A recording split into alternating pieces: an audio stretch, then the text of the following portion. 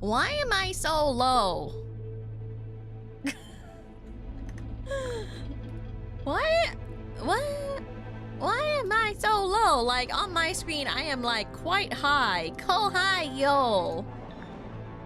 Give me a second. I'm being the dumb.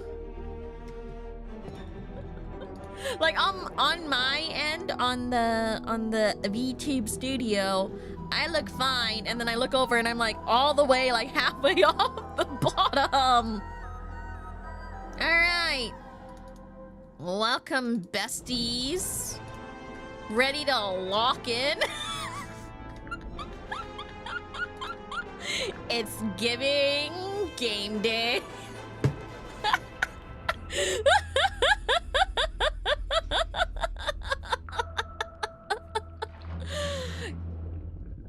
Cole, high, low, shut up. Anyways, oh, what was I gonna say? I have been, talking to the besties, like the IRL besties.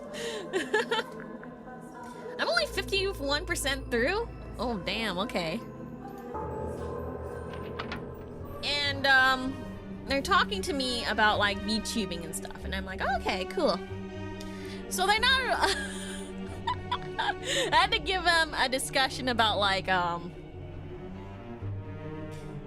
like, my like, values and stuff. So, where am I? We're good. It's the ladder leading back up to the foredeck. So, it looks like the girls, you're gonna find them anyway, so I feel like I can say this. I think most of the girls are gonna be 2.5 tubers.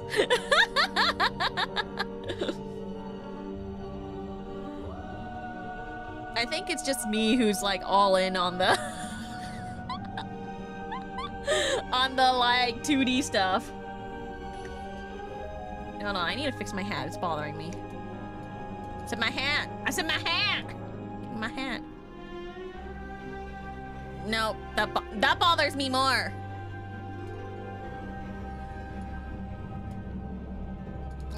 Sure, you can be tilted. You guys know what I mean by like a 2.5D tuber? So they like mix, it's like mixed reality.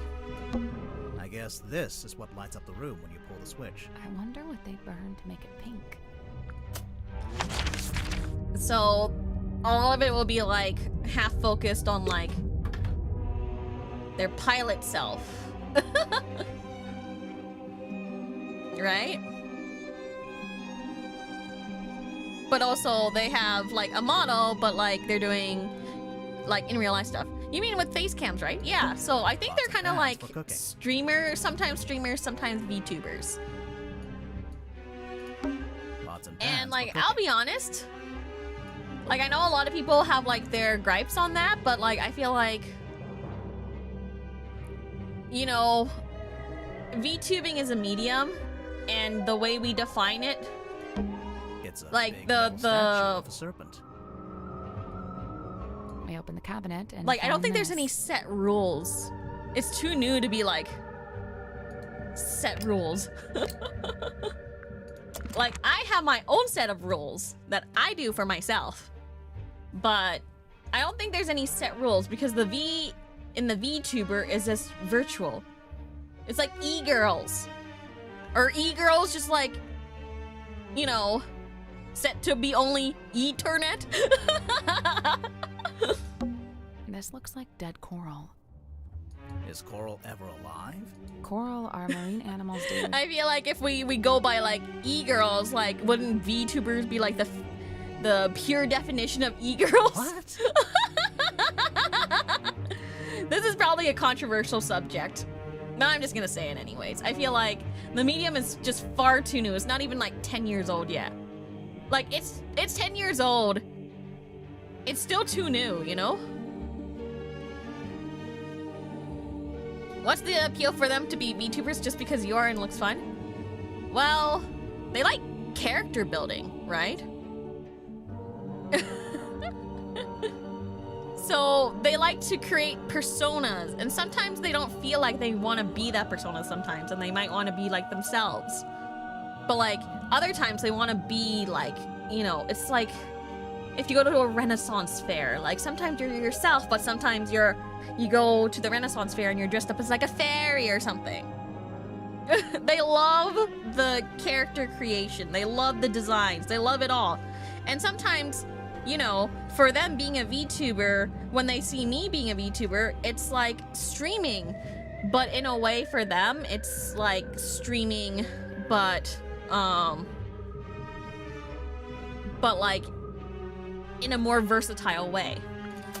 It's like how like a lot of Kai Guy idols right now are like 2.5. So they do lives in person, and then they do like VTubing, which is just like them, but a VTuber.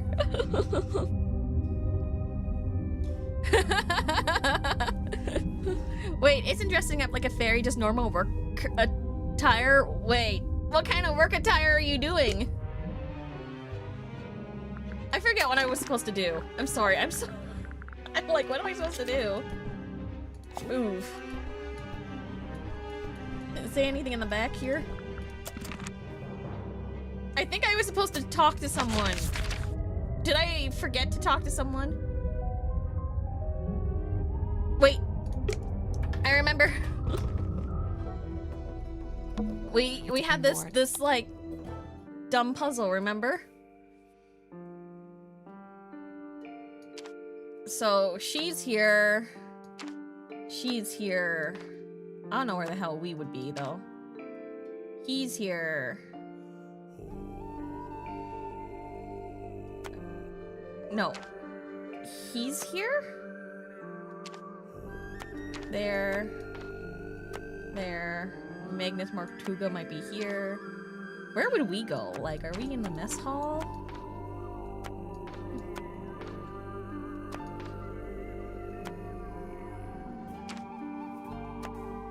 Wait, hold on. I'll do this later.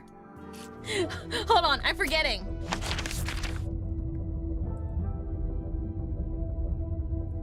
Okay, she's up here. Okay, she's up here. I guess Mortuga is up here too. Because this is his office. Are we like detectives because we're in here, or are we gonna be in here too?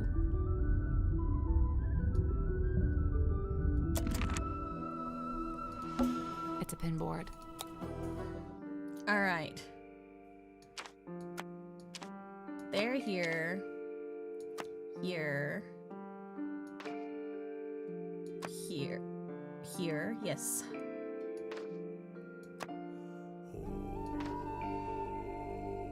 Yes.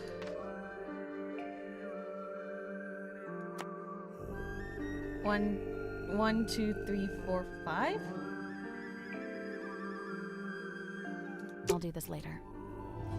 Wait, how many is there here? 1, 2, 3, 4. Sorry. It's a pin board. Like, we haven't done this one yet. It looked like this was supposed to be the rooms.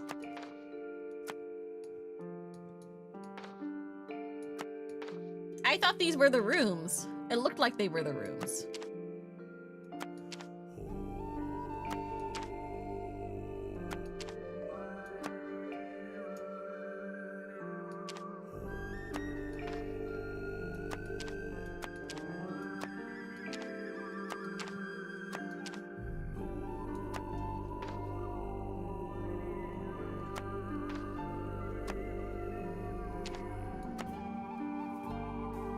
I thought these were the rooms.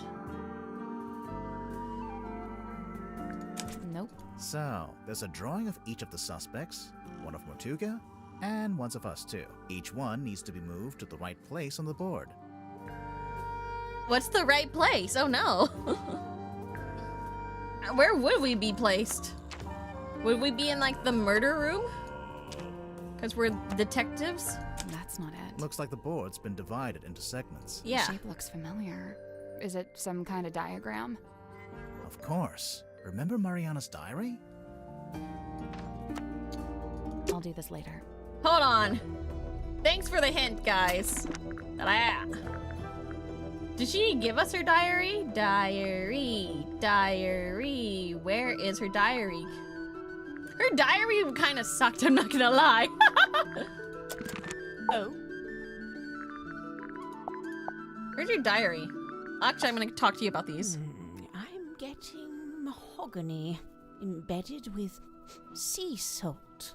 Maybe from when Grip Mahogany. crashed his balloon into the ocean. No, the basket is made from wicker and carbon fiber.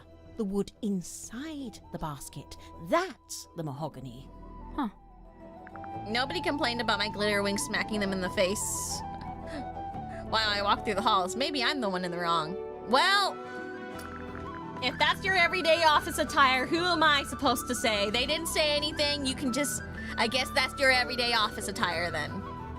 Mortuga might need to be in the murder room. I'd heard Mortuga wasn't one for writing things down, so I'd given up hope of finding a diary, but this might be the next best thing. He made a record of every time a new person joined the submarine. Except for when you joined, Mariana. Well, I suppose he'd never had the chance. Let's see. The thicker She's like a wood is dog, like, mahogany, sniff, very sniff. old mahogany. The thinner wood, though I don't know, some kind of cheap timber, perhaps. Somebody skimped on the repairs, huh?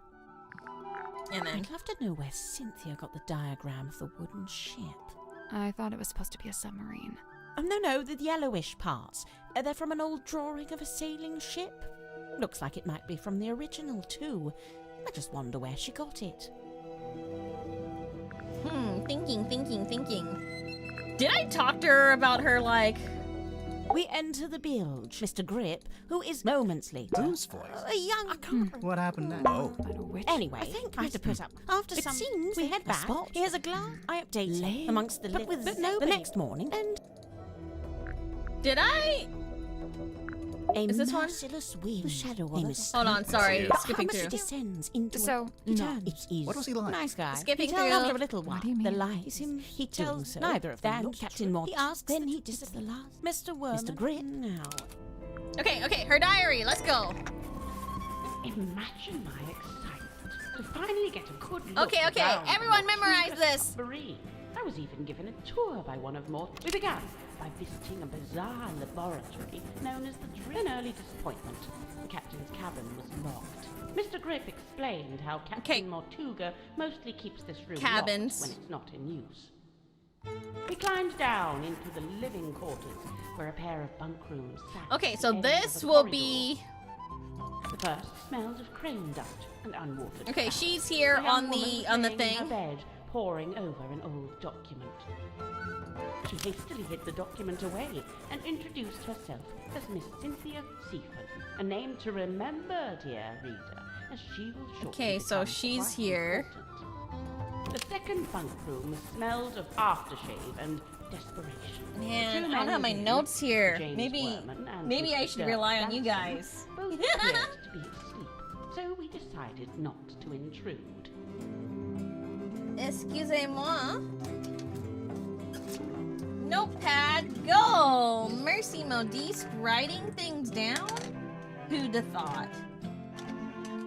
I don't know, I think I put a lot of thought in this. I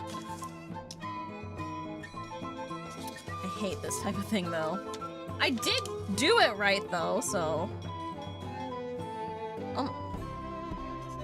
Oh my gosh, this is dry! Toss.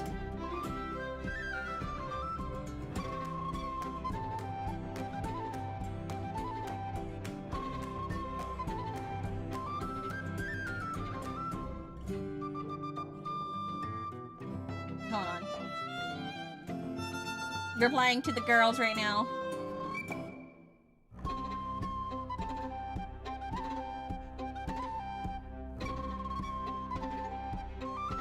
Hey, where's my other mark? Where the hell is the lid for this one? This one's dried now too, damn it. Ah, damn it, 2 pens. 2 pens gone.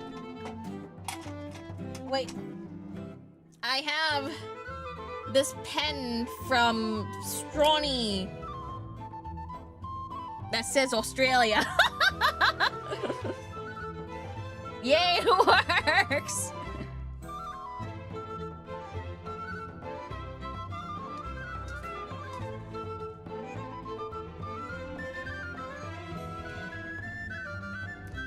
Yippee! So this one is Sin, Dirk, and JW. Next on the tour, a room inhabited, by the looks of things, by a young child who is also a stage magician. Sadly, this mythical child magician is nowhere to be seen. And that's Symmetry. She really does have like Luna Lovegood. The room at the very end of the hallway was sealed with a heavy bulkhead door. Mr. Grip dismissed it as a storeroom that only Captain Mortuga makes use of. Really has like Luna Lovegood like vibes. I got really. Did I tell you guys I got really sick of Harry Potter? You guys want to know why I got really sick of Harry Potter? Perhaps you'll agree with me, dear reader, when I I was really suggest mad. the peculiarity of a simple storeroom Because such a significant door. I kept on getting Slytherin for like every house that I was like getting, even randomly, it would always be Slytherin. I was really mad. Smells of damp wood, charred growth. Yes, I describe it in the present tense, for it is here I sit as I write this very diary.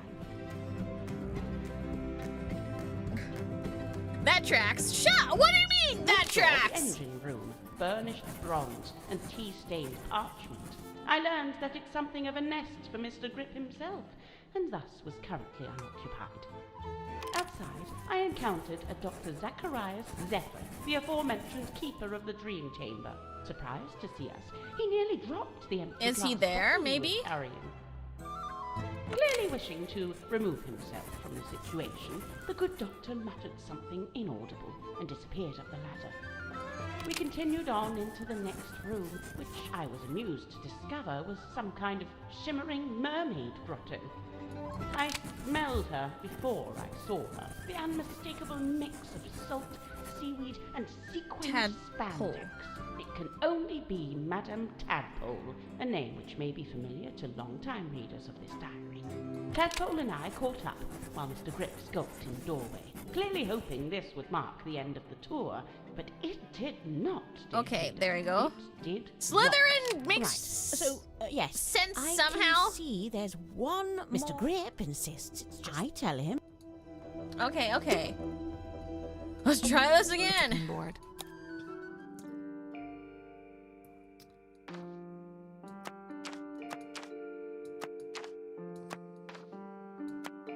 Okay. Dirk. And then I think they're supposed to be on this thing. I did see him here. I don't know if he should go there. Or Tuga might be there. I thought he would be like in the murder room or something. Maybe all of us need to be lined up here.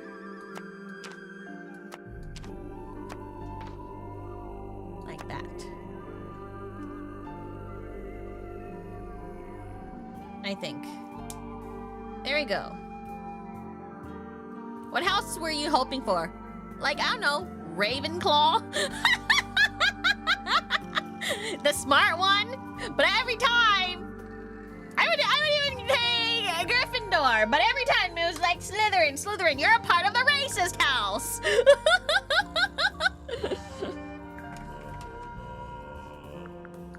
Nope. So, there's a drawing of each of the suspects. Each one needs to be moved to the right place on the board. Maybe. That's not it. Looks like the The board's... shape looks familiar. Of course. Remember Mariana's diary? Maybe he was here? Nothing. Oh my gosh. I'd say me, you, and Mariana all need to be in the same segment. Are we not in the same segment? Oh, and Mortuga probably shouldn't be in any of the segments. Oh, it's because he's dead? Nothing. I'd say me, you, and Mortuga probably shouldn't be in any of the segments. Well, where is he gonna be then? Is he just like over here? Do I have to put him in a specific place? Is she here now instead? Nothing. I'd say me, and Yeah. Mortuga probably should.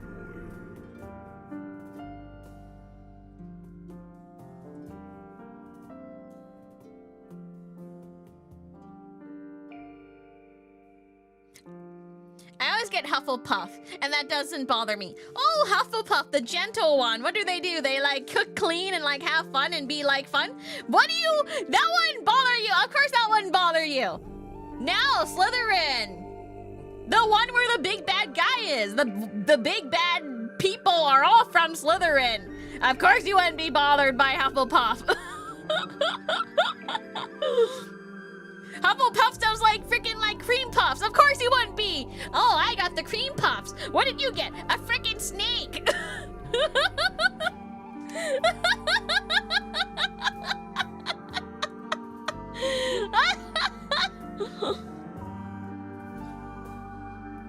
I think this is like her, but are we doing like their room?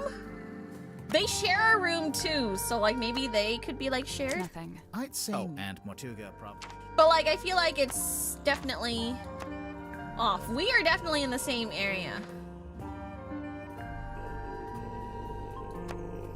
This is the hallway. This is the mess room. They said this is the hallway.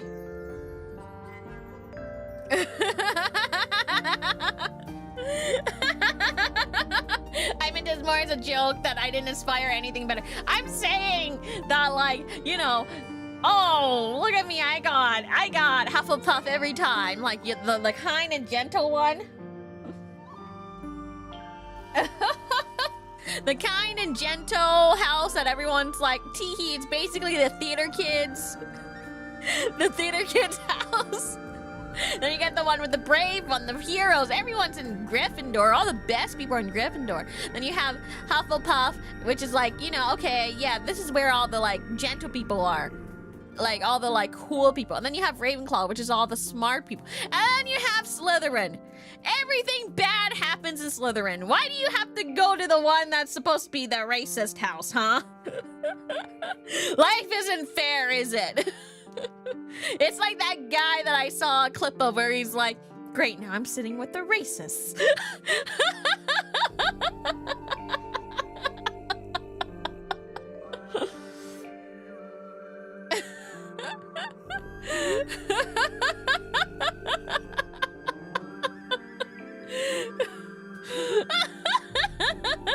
Just pretend it's the fan Slytherin that ignores the canon. No, I can't forget that. And like, I would get it even at random. You know, like those ones where they're like randomly to go, okay, now tap the screen.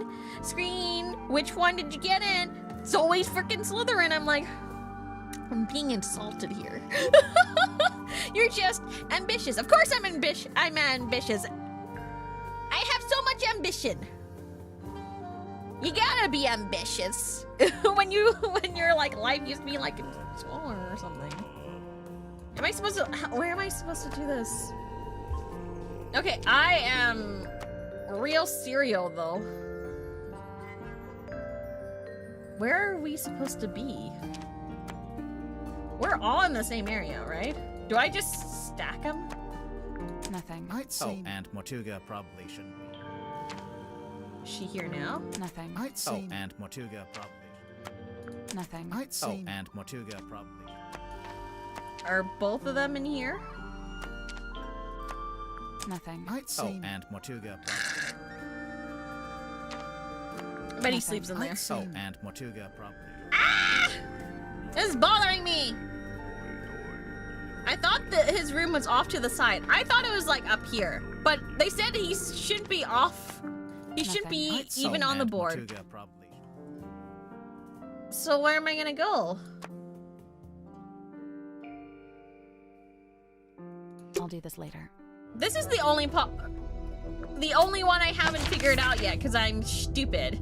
Or maybe I'm not stupid.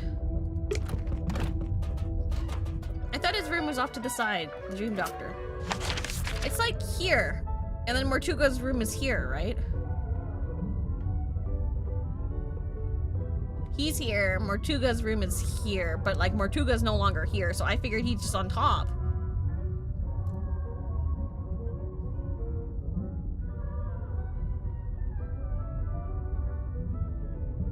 That's my head thought. There was like an extra space here, but I'm assuming that's the hallway. Unless we move him over slightly. Because there is 5. I guess this would count as like a space. You know what? I'm going back. I'm going back! the pin board. Get out of here. Dun. Dong. Dong. Da. There. Do. Do. Do. Like slightly over here? That was right. Woo! Wow, okay. Hey, look at me. I'm impressed. Nothing happened. What were you expecting? Expecting something to unlock? Normally, when we complete a puzzle, something unlocks and we get a new clue. I'm so smart. Everybody phrase me right now. That was like a big brain moment. Yeah, we've been conditioned to expect it. If it's a clue you want, take a look on the back of the pinboard. What's this? Night of the Full... What the... Wayland Wolf? Is this some sort of show? That's a really muscular man. An instant photo depicting a muscular man. It was found in the cargo hold. WW, Wayland Wolf. Oh. Well, I'll ask her about what that is then. What is that? When did you take this photo? Says it right there. On the night of a full moon. How come that guy has glowing red eyes? Perhaps it's because of his demonic essence. Oh, or shut up. you used a flash. Perhaps it's because I used a flash. Who's the woman in the ball? Well, that's Isn't no that- woman. That's a mermaid slumbering in an ethereal bubble. You're not gonna tell us, huh? It's Tadpole. It's Madam Tadpole. I'm gonna ask everyone about it. In order. Ooh. Night of a full moon. There we My go. mom taught me how you can use the moon to work out where you are. Like, if you're sailing on the ocean and you can see the moon, you can work out which way's north, I think. Isn't that What if like... it's too cloudy? Then you'd use a compass. Isn't that like Like a fake normal now? person. Because like the planets move so much. And so like directional maps would be like completely off nowadays. Just out of curiosity. Oh, I can ask him about all these stuff. I remember the first time I laid Ooh, eyes he's so on loud Godric now. Grip. He was dragging this through the parlor. Man and basket both soaked to the core. It had just been pulled from the ocean. This is after he crashed his hot air balloon. Apparently so. I wonder why he bothered to bring the basket into the submarine. Maybe he wanted to fix up his balloon and try Maybe it's flying his it again. comfort basket. If that was Don't his judge that. intention, he showed no signs of acting upon it. What if it's just his just comfort basket, you know? You know how like I used to I used to be so stressed.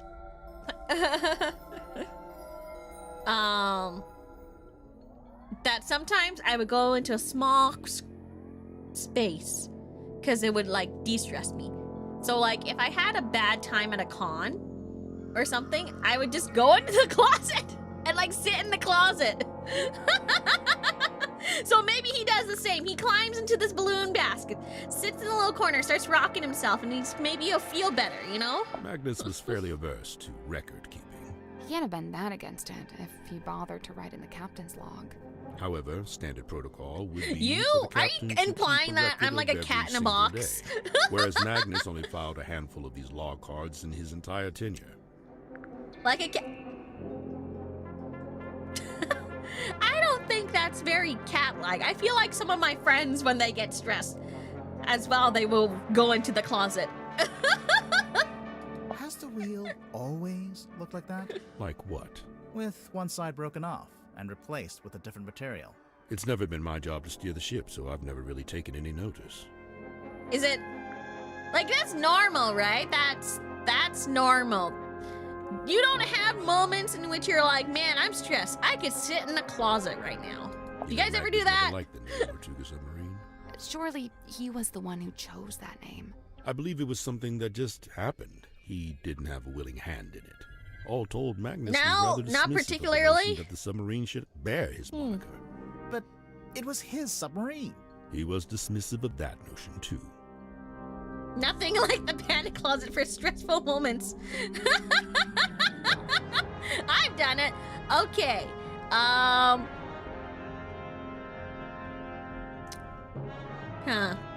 I feel like maybe it's just like the feminine urge to sit in a closet when you're stressed. I sometimes just lie on the floor. Mal does that too. Mouse lies on the floor too. A photograph of a divine moon ritual. The man holds the orb aloft, and the being within is imbued with rays of mystic light, granting eternal moon wisdom. Eternal moon wisdom, huh? I have that. I skipped the ritual though. I was just born with it. Impressive. Also, I can shoot moon lasers out of my eyes. Now you're just being ridiculous. Okay, so moon wisdom is fine, but moon lasers is not fine. Okay. I can understand it being a sensory overload reaction. You're telling me that like hiding in a closet is like an autistic reaction? Oh. It's fine. It's fine. Apparently, Grip ended up on the fine. submarine because he crashed his balloon over the ocean. I mean, it's a great story, but You don't think it's true? Grip's pretty smart. In fact, he might even be the smartest guy on the submarine. I just don't see him crashing his balloon like that. Maybe he just got caught in a storm. Oh yeah, I didn't think about that.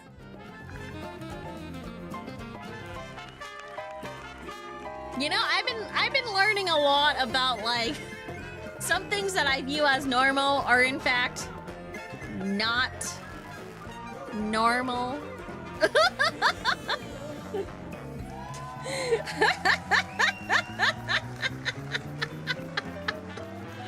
Like when people point it out, I'm like, is that not normal?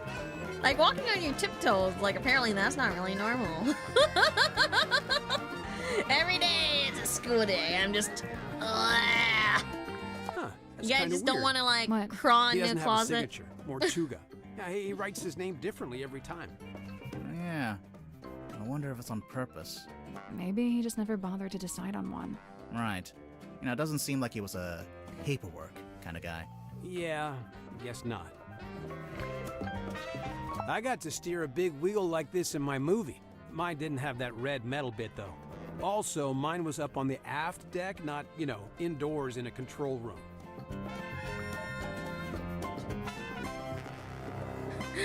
I'm every day more acoustic. I'm just like kind of like sitting here like nobody else gets that urge to like go in a closet yet. And then am I being weird for that? No, like what's wrong with like going in the closet? How come like it's socially acceptable that like men get the sudden urge to just dig a hole out of nowhere, huh? I feel like this is sad. I feel like this is sexist. Nobody gets to go into like no, being in the closet is autistic. But meanwhile, the men go to dig their hole. What is that? Just a man thing to do?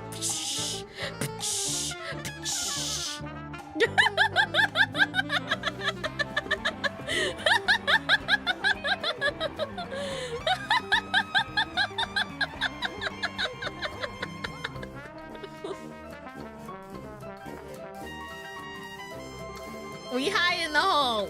You get to make your own hole closet. I don't own a shovel. Well, do you own a trowel? It's an ancient call. Yeah, you know what? It's also an ancient call, the closet.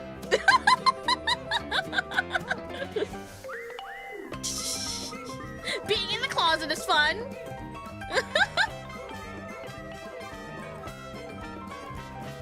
I'm glad Cynthia Sorry, took I'm my making it advice. sound. What advice? She was looking super tense, so I told her to pick up a hobby. Arts and crafts is a good choice. You know, Dirk's very, very sound of mind here. It's like, a hobby, do arts and crafts. Actually, you're right. We yearn for the mines. All right. All right. Okay. How tall are you guys? Because if you're like above like 5'6", I don't think you should yearn for the mines, because I think back in the day you had to be a short king in order to work in the mines. I thought that was the children. I know the children yearns for the mines. Holy That's moly, why look at children that. were I like know. going to Yeah, mines well, because they were guys short and really- Is that tiny. tadpole with long hair? Yeah, maybe. She never told me about that. It's a strong look. Why does Dirk know what an act deck is if he's an actor? Well, how come I know a lot about business stuff if I'm just a VTuber, huh? You end up collecting like random tad bits of facts and information over your life. Surprising amounts too. You didn't have to be short, just poor. Then what the heck did the mine... I went on like mine tours before and they all had to be like short because those places are tiny. Because you were corporal once. Okay, well, how about my fun facts about like how I know a lot about movies, huh? I know a lot about movies. Oh, you're just a VTuber. You should know anything about movies.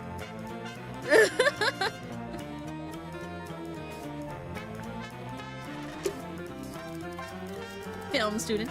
Oh, okay. Well, what about my vast amounts of random facts about random historical bits? Seen any movies lately? I traveled far to watch the Odyssey.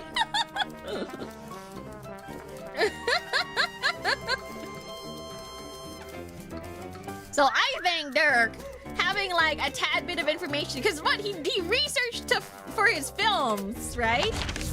Oh wait, I wanted to talk to this guy. Piles of books. They're all classic fantasy adventure novels. Oh, I've read this one. The Sapphire. It's about a boy who learns how to travel between dimensions. How was it? Everyone told me it was loud, so I brought earplugs. And I think it was... I'm really pissed off. I think I missed like 6 minutes of the film because they started actually on time. You know how like you go into the film and usually there's like trailers and stuff. They didn't have any trailers. They just played it and I was kind of pissed. No trailers! They just played it and I was like, what the hell? I'm still in the middle of this.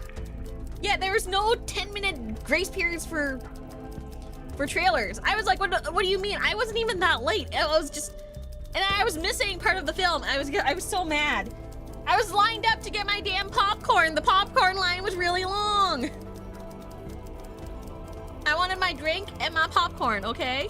If I was gonna be there for like, what, nearly 3 hours, I'm gonna have my fake butter popcorn and my drink.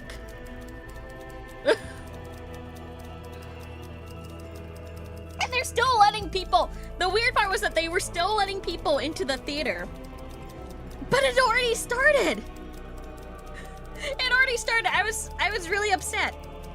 Anyways, I was wearing earplugs and I was like, oh, that wasn't bad.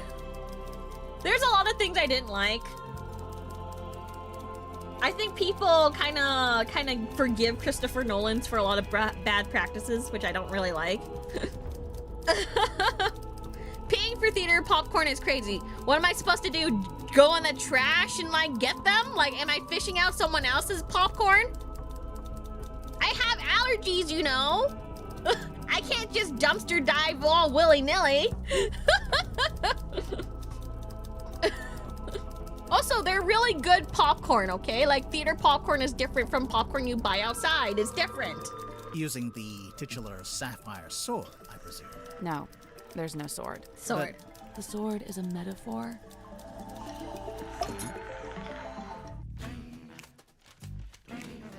Put a hoodie and stack food aside. No. I will have my theater popcorn. Their proprietary popcorn. Quite literally, Cineplex has their own proprietary popcorn that tastes different. And I will enjoy it. If they're making me pay so much, like $50 for a ticket or something, I am experiencing it as if I'm going to like Disneyland or an amusement park. I'm gonna buy all the souvenirs. I'm gonna eat the food there, even though it's too expensive. I'm not gonna go to Disneyland and be like, I'm gonna get my little sandwich. No, I'm gonna get the full experience. $50. I got to see it in the 75mm IMAX.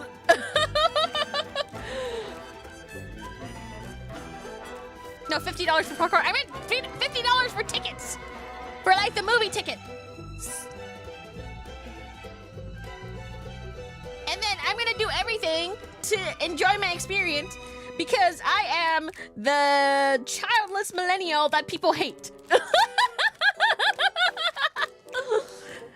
If I go to like a museum, I'm gonna get myself. I spent this much money on like the museum. I'm enjoying every single part of the museum. I'm gonna get myself a souvenir t-shirt. Which, by the way, these tickets were really expensive and 75mm, and it was tight. It was tight. Like, really tight. I felt like my knees were like almost to my chest. It was really tight. I don't know. I just don't think it's worth it. I don't think it's worth it. But then I wanted to watch it in 75mm because that's otherwise, like, how am I gonna see Odysseus getting mogged by Agamemnon? Like, come on. Like, spacing of the chairs, yeah, it's like really tight.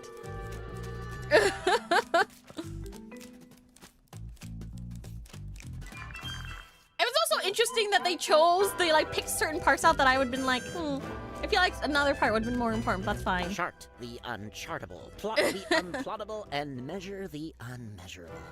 Nice tagline. He likes it. It's a little much. Nah, I think For it's a fine. shop that sells compasses? Oh, he does map stuff It's too. not about the compasses. The thing he's really selling is wanderlust. Wonder what? The desire to explore the world and experience the unknown. I was about to answer that, Sally. Thank you.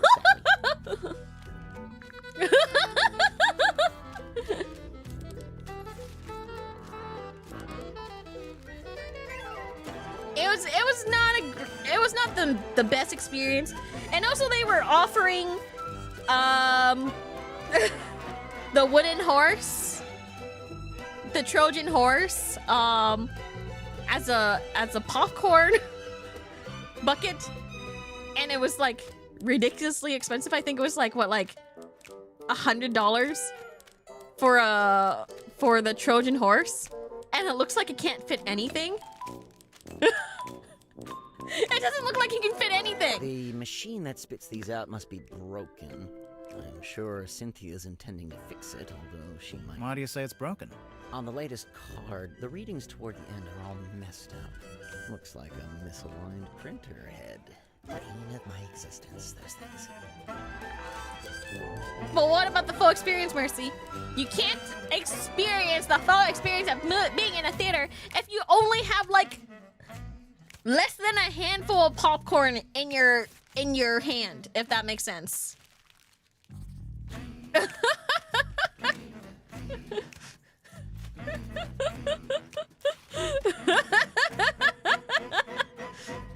That's not the experience of going to a theater. You want like your whole popcorn bucket. You want to just eat it through the entire thing. I don't want to eat all of my popcorn in like the tiny like 2 fistful. That's the first 2 minutes.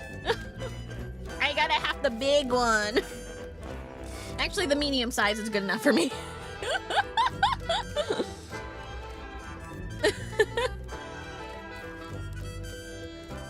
Spending $100 on the Trojan horse popcorn sounds like a good way to get a bunch of tiny little Greek soldiers in your stomach. Yeah. But like, at the same time, I'm just like, I just think about it and I'm like, okay, and then think about this logically now. the Trojan horse, even though normally I would buy it. One, it was kind of expensive. Let's be real. I'm kind of unemployed. But good news though. My girlies are getting employed again, so maybe I have hope out for me. But I'll be honest, I haven't been really looking. I've been a little lazy POS.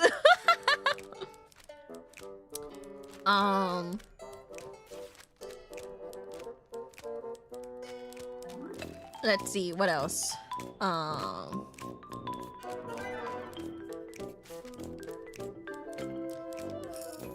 thought about it and I'm like,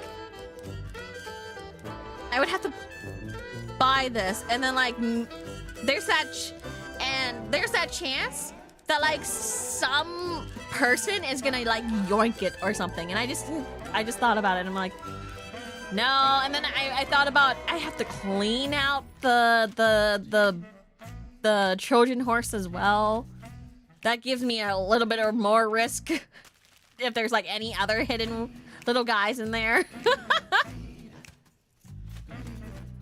And then I was just like, you know what? It's just not worth it. Like, I'm gonna have to clean this out by myself. It's food, right?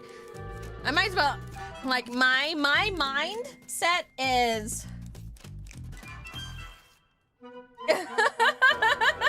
my mindset is going, how much of a pain in the ass is this for me? Because, like, I can finish my popcorn in the theater and then I won't have any garbage because I can throw out the like, paper basket they have. And then I also, like, calculated the popcorn to, like, movie ratio. And I was like, this popcorn is not gonna last me through 3 hours long of movies, okay? So in my mind, I was like, the value of having this Trojan horse popcorn bucket versus my experience in the theater. Now, here's the difference. Back when the Mario movie came out, they had the question mark bucket. That looked like it could hold a lot of popcorn. And so I went to go buy it on opening day. They didn't have it for opening day. They said, we'll have it tomorrow. And I said, okay. And they said, bring your ticket. We'll have one for you. Okay, so I go in the next day. Oops, we ran out. We're sold out of the question mark block popcorn basket. I was so pissed. I wanted my souvenir popcorn basket bucket then, because in my mind I was like, the ratio of popcorn to, like, it's a big cube. It can hold a lot of popcorn. It will be like at least the same size of popcorn that normally you get if you get like a medium. So in my mind I was like, that's worth it. But then I couldn't get it.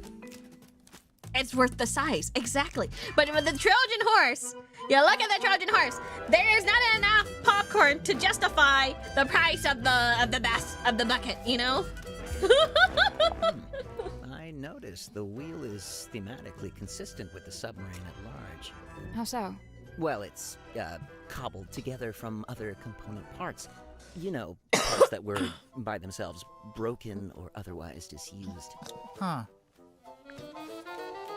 I just checked. People are selling those question mark buckets on eBay for $200. Freaking scalpers. I'm really mad because I went opening night. And I was hoping to get one of those baskets because they weren't expensive either. I think at that time they were only $20, so I wanted one. Like 20 to 30. How much are they selling the Trojan horses for? Like, in the theater, it was like $100. How much are they selling the Trojan horse bucket for on eBay? Like, can someone Google that up? We used to keep records like this in the town hall. The blue parts from an original blueprint of a submarine, and the yellowish parts are from a technical drawing of a ship. Still a blueprint of sorts, but a bit older. Where did Cynthia get them from? I don't know. Maybe she took them from Mortuga's desk. What's this? A little painting? It's a photo. A photo. A photo. Of a mermaid floating in a crystalline orb. Held aloft by a muscular demon werewolf. Yeah. Demon If werewolf you say sounds cool. so. That sounds like a great BL novel. They said it was like $100 or something USD. I don't know.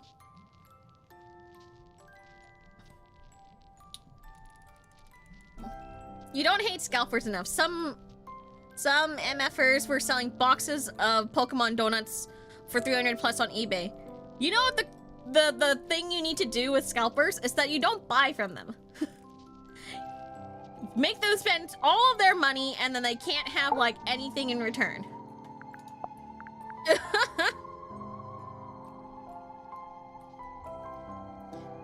I'm seeing it for like almost 200 Canadian. Okay, so it's actually like they're not scalping it for that much more. Just scalp the scalpers. Like literally just don't buy it. They don't buy, if you don't buy it, they throw a little fit about them buying 600 donuts or something. Then you're good. Ah, there lies the picture of the cane, perched upon by Little Hat. I used to be perched upon by Little Hat. 'Tis quaint indeed. But wait, is it of a one with that in current Godric's grasp? I'm afraid of scalpers when the Steam frame comes up. Well, do not be afraid. I'm going to teach you how to sit and camp online for something you want. I've done this many times for a drop of something.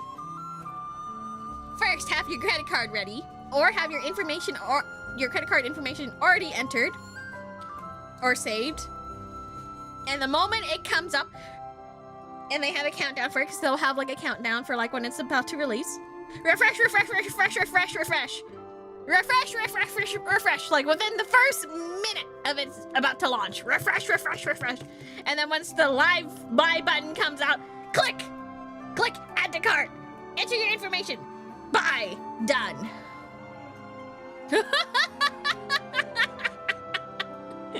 I have eluded many scalpers before.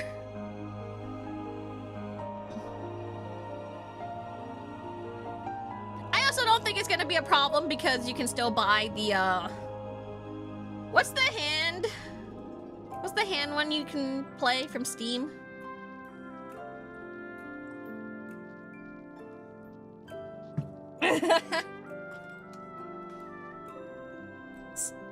Steam Deck. Yeah, can you still buy the Steam Deck? If scalpers were really, like, going for the Steam Deck, I think they would all be, like, sold out immediately, like, every time. So I think you're gonna be fine.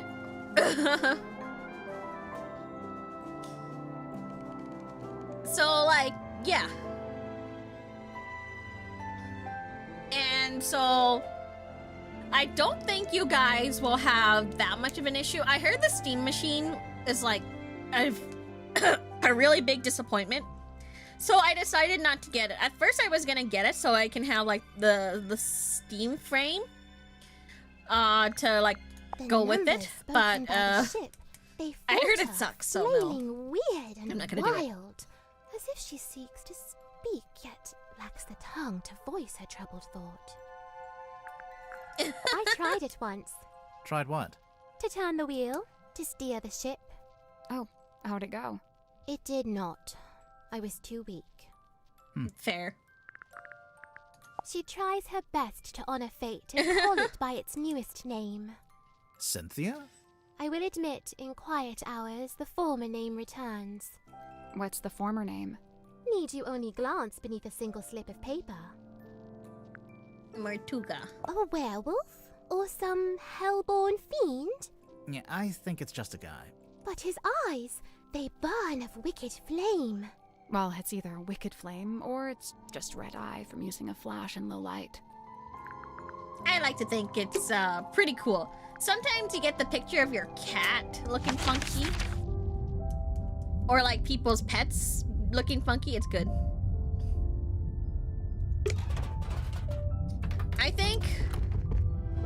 I heard it was like a really big disappointment though. Did I already talk to her? I did, right? Yeah. I heard it was a big disappointment, so I would rather like just save my money and then maybe I'll get this Steam frame. Talk to me. This must be where Madame Tadpole got her stage name. You think? She's not called Madame Mermaid Orb. Maybe she's a tadpole in there. Let's go talk to her. Talk to me. That teacup looks so tiny in her, like, massive arms. Magnus really wasn't one for record keeping. Well, he did make a few entries, though. Looks like it's just each time someone new arrives in the submarine. That makes sense. He was always people-focused. Human interactions, relationships. It's what he considered most important. Alright. Magnus used to let me steer. He even taught me how to do it. Sounds She's pretty like he was strong setting you then, up huh? to be the next captain. I don't know about that. Oh wait, I didn't show her this. It's a radio, dressed up like a little doll. Do you know who it's supposed to be? Is it not Cynthia? I don't think so. Okay. Oh, I can't believe I missed that part. I guess now that Cynthia's captain, she wants an up-to-date blueprint of the submarine. Why was there an out-of-date blueprint? The ship has kind of a complex history. She's been through a few different phases, lived through a few rough patches. Is that you in the photo, Miss Tadpole? No, I'm not that buff, and my beard isn't that thick. The woman in the glass ball. She looks just like you. Except she has long hair. And a mermaid tail. It's a fake tail. I don't wear it anymore. It actually Oh, it slowed is me her. down. Not that I could really swim in that little ball anyway. So who's the guy? But just some guy, not important. Hmm.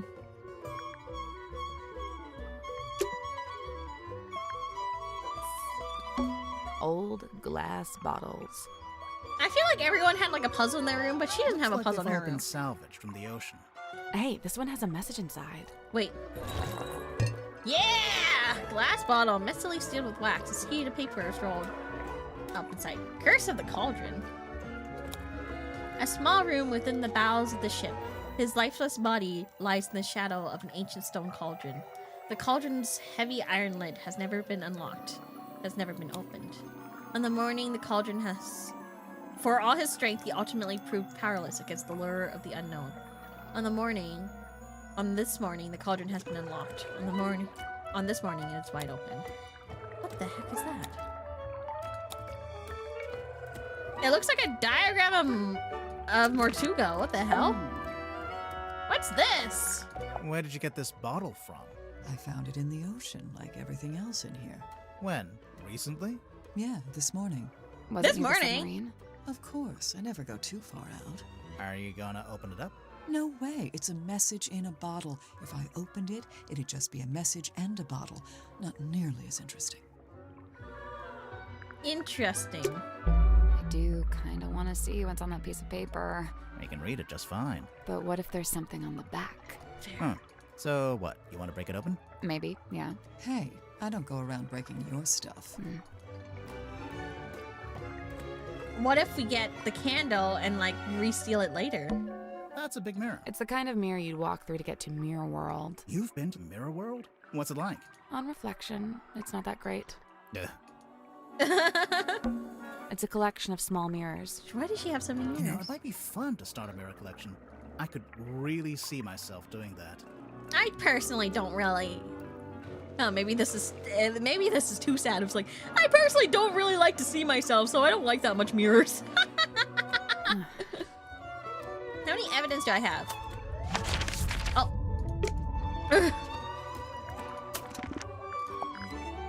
A lot. I think I'm missing 2 more, so I gotta look around a bit more. I think it's the lid that fits over the airlock. Kinda It's comfy been now. taken off the hinge. So there's no lid? What if it floods? Then we drown. As long as we're aligned on that. It's a ladder. It doesn't go anywhere, though. I imagine it's for lowering into the hole so you can climb down. Oh. Or, you know, you could use it to display your collection of rusty jewelry. Oh, wait, we need to see It's this a one. diving helmet. One of those old heavy ones. You think it's a safe? Nah, looks pretty dangerous. A safe. Oh. Yeah, baby. I love puzzles. Ooh, what is this? Oh, they're all aligned somewhere?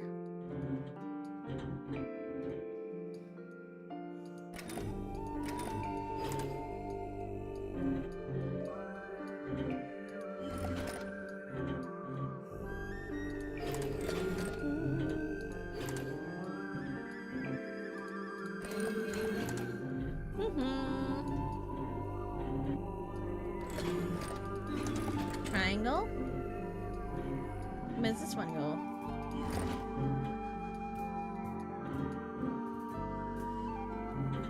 Like, it should go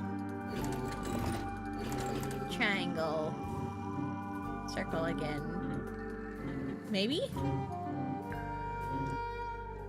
Hey, I did it.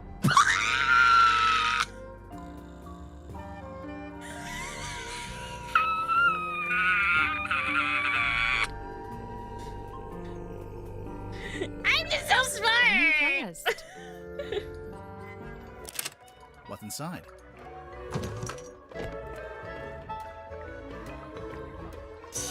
Ooh, it's shaking. Yeah, a rugged blood-stained pocketbook was hidden in the airlock.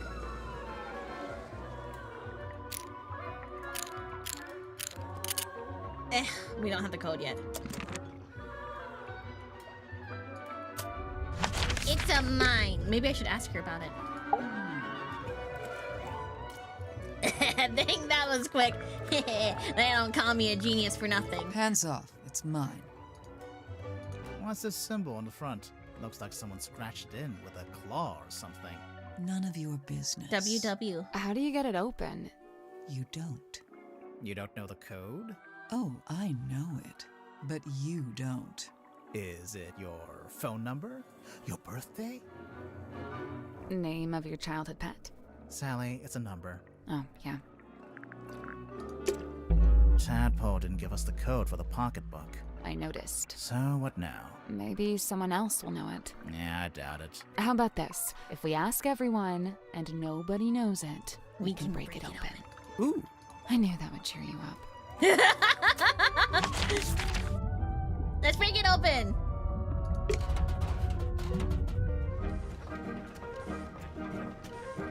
Yes? Ew. What do you make of this? A message in a bottle? There's a little drawing, too. Some kind of symbol? To me, it looks like a diagram. Where did this bottle come from? I'm pretty sure Tadpole fished it out of the ocean. That's how she got all the stuff in her room, I think. Well, that's a delightful little habit, isn't it? He's Who does suspicious. this belong to? Wilfred Winterbottom? Who's that? Who's that? I just made him up. Oh, Oh. then no.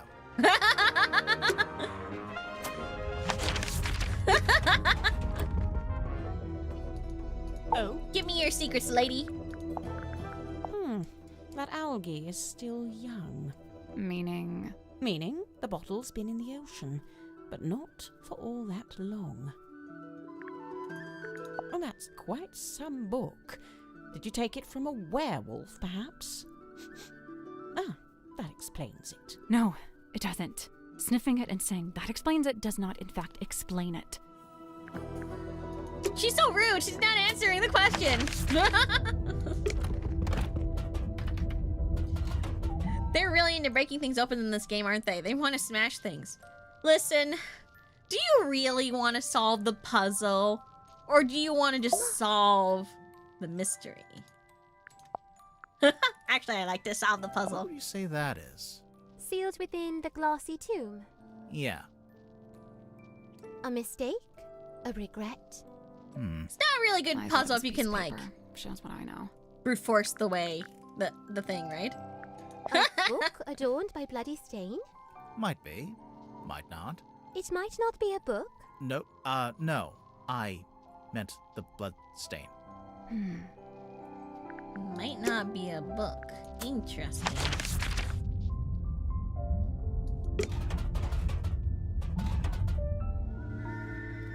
Ah. I'm always interrupting him. Do you know what this is? Do you know what it is? Well, it's a bottle, isn't it? Where did you find it? Madame Tadpole's room. She likes to collect stuff she finds in the ocean. Does she now? What fun, what fun. Mr. Warman, do you know what this bottle is?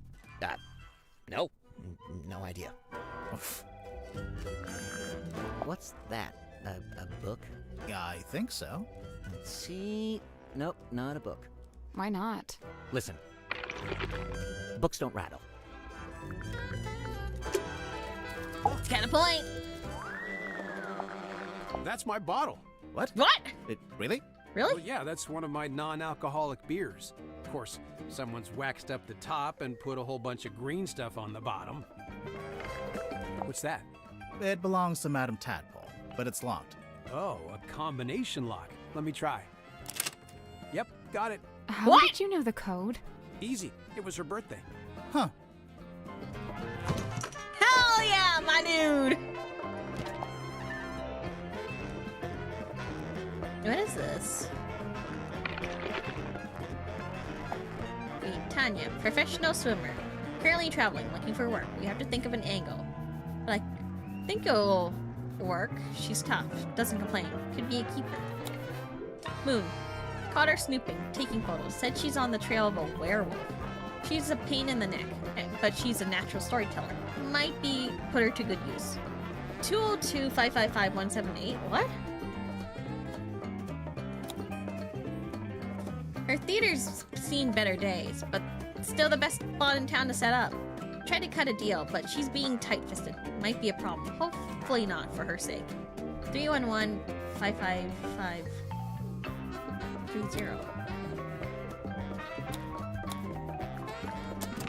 There's something suspicious about Mariana. Let's go talk to her. Later. There's something suspicious about Tadpole. Let's go talk to her. Later. Also later. I just want to go to everyone now and be like, what's this? What's this? What's this?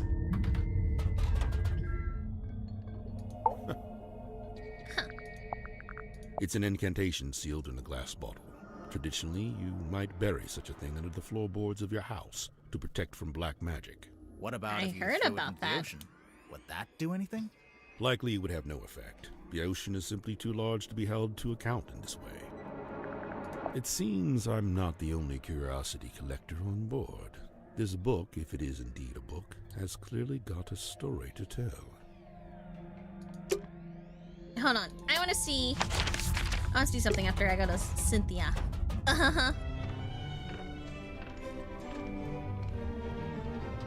Is it really a point and click if you don't throw every item at every person's face? You have to. It's like a rule.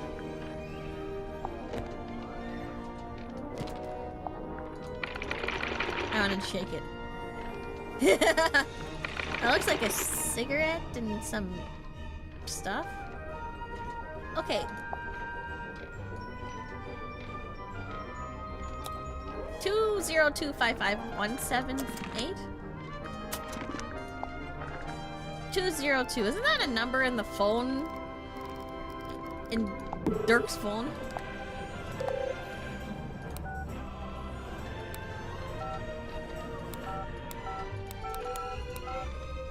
Lawyer. Woodrow.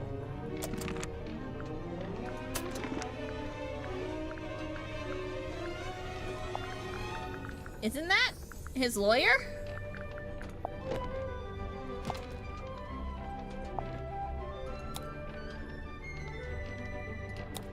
Three 11555-930. 311-555. Oopsies.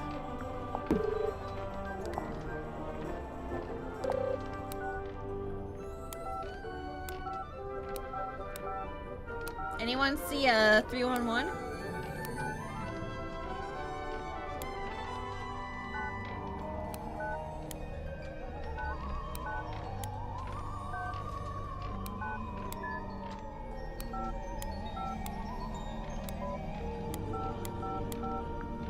No. We're good. No, the last 3 digits are different. Never mind then. Hey, there's a document in there. It's a piece of paper. I don't know if I'd call it a document. It's been typed. A Apart from the title, which is drawn by hand. Oh, yeah. It almost looks like a logo for something. That's one creepy book. Wait, are those initials? M? Or You're looking at it WW? upside down. Do we have anyone who's MM? Magnus Martuga?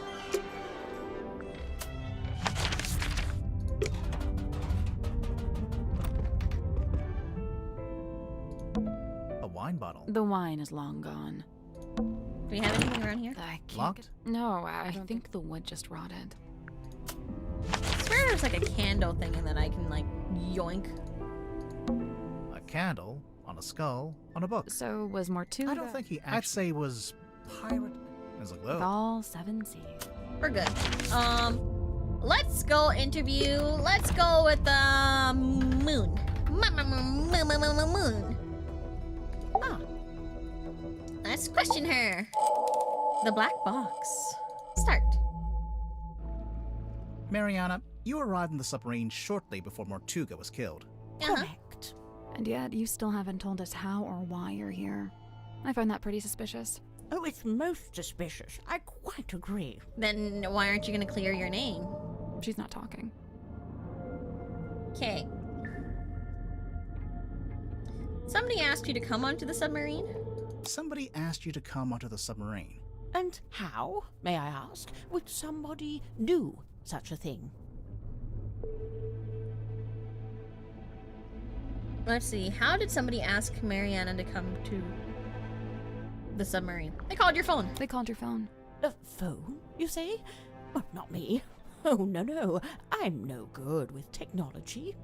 Huh. I'm not sure that's entirely true, is it? She's actually got a really good handle on technology because of this wooden pipe. It didn't escape our notice that your pipe is a fairly sophisticated dictaphone. I'm pretty sure that counts as technology. A dictaphone, yes, but not a telephone. But you do have a phone. Or at least you did at one point. What suggested that Mariana Moon had a telephone at some point? I remember someone saying that they saw her with a phone.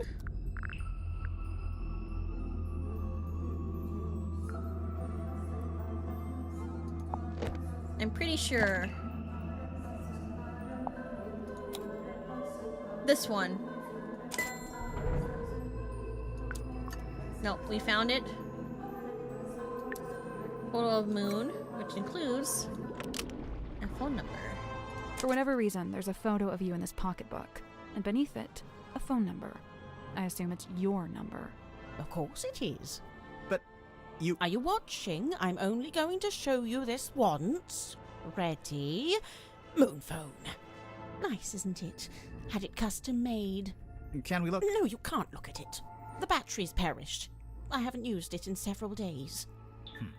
But if your number is written down in the pocketbook, then anyone on the submarine could have called you, back when you still had battery.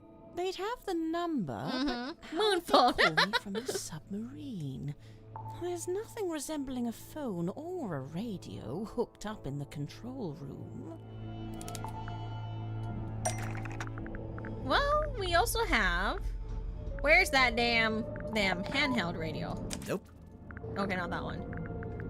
The strange device. That almost works, but it's not what I was thinking. Well, Dirk has a cell phone. Dirk wouldn't need to use the ship's phone. Much like you, he's got his own. What's more, there were 2 outgoing calls to your number. Oh, dear me, someone doesn't know how to clear their call record. So, you admit it was Dirk who called you? Absolutely not. But we just... It wasn't Dirk.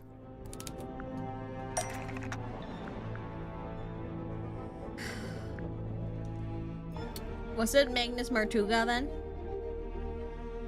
I'm willing to bet it was Mortuga. Do you deny it? No. I just need to be careful what I say next. Well, with this in mind, I think I can say why you're here on the submarine. Alright, we'll think about it. Brought something into, killed somebody from, took something, nope. What about the actual moon? A wooden pipe. Mariana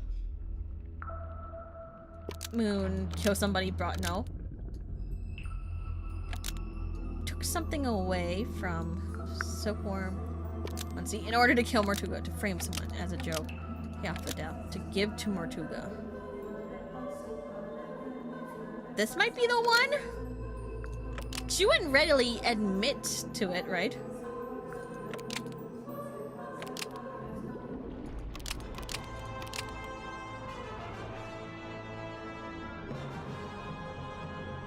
Mariana Moon took something away from Silkworm on Sea to give to Mortuga. That's not right. Okay. Hold on. In the clue? Hold on. Not sure about this one. Me neither. The pocketbook, it says. Caught her snooping, taking photos. She said she's on the trail of a werewolf. She's a pain in the neck, but she's a natural storyteller.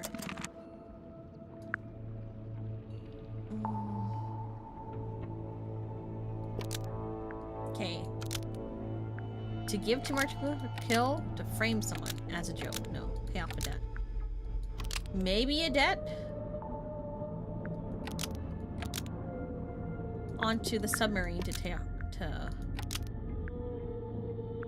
Mariana Moon there we go. brought something onto the submarine submarine to give to Mortuga. You brought something onto the submarine. What was it, Mariana? I can't say. I made a deal with Mortuga, and I intend to stick to it. I can't talk about any of this. Oh yeah? The black box, right? We found this box in Mortuga's quarters. You don't happen to know how to open it, do you? I can't say. Sorry. Thus confirming that this is what you brought on board for Mortuga. Otherwise, you'd be free to talk about it. Damn. So, you're only on the submarine because Mortuga asked you to bring him this box. What did you get in return? Money? The answer was right there in your question.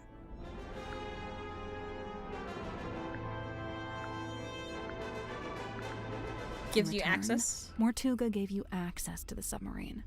Couldn't believe my luck. I'd been looking for the Mortuga submarine for some time. Unsuccessfully, of course. I know, I can't believe they got her without For a lifelong purveyor of local legends and urban folklore, this place is the Holy Grail. So, I'm guessing you won't tell us what's in the box? Correct. I shan't be doing that. Or where it came from? Or that. No. So don't even ask. Actually, just by looking at it, I think we could work out where the box came from. We need a clue to compare with the black box. Something we can use to work out where it came from. Oh yeah! The freaking... Where's the list that she did? The Silkworm map. Open.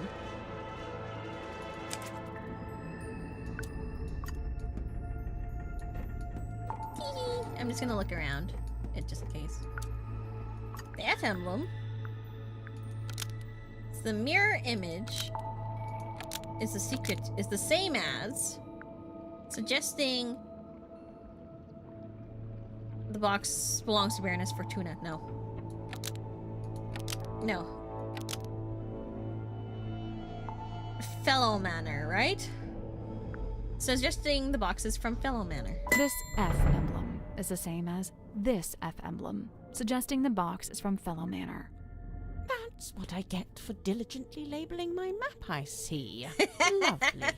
Wait, so Mortuga called you up and asked you to get this box from Fellow Manor. What did he... No, he didn't mention the box. Then what... He did ask me to go to Fellow Manor, but what he wanted was information. Oh wait, why couldn't he go himself? An excellent question. I'm still pondering that one myself. So what kind of information did he ask you to get? Can't tell you. Sorry. But the information Mortuga wanted, whatever it was in the box.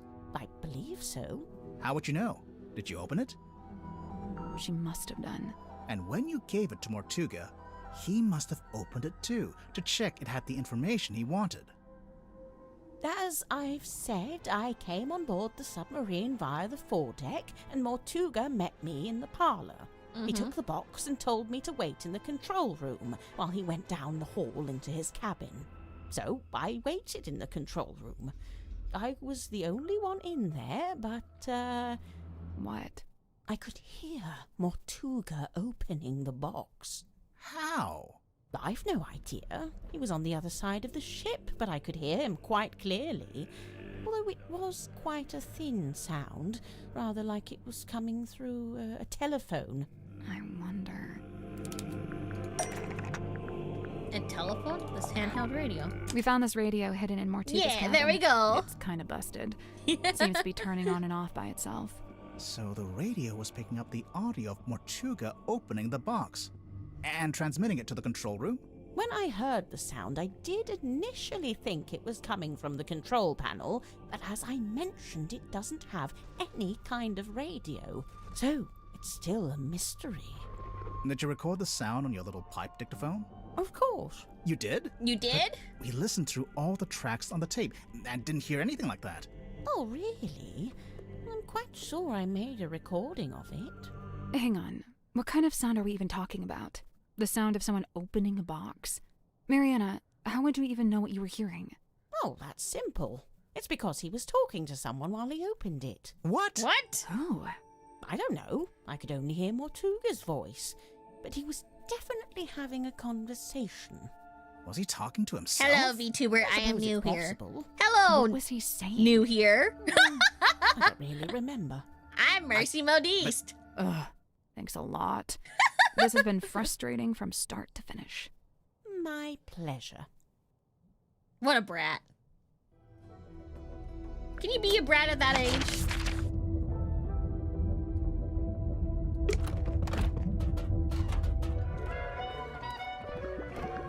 Speaking of brats, that means the wooden pipe, right?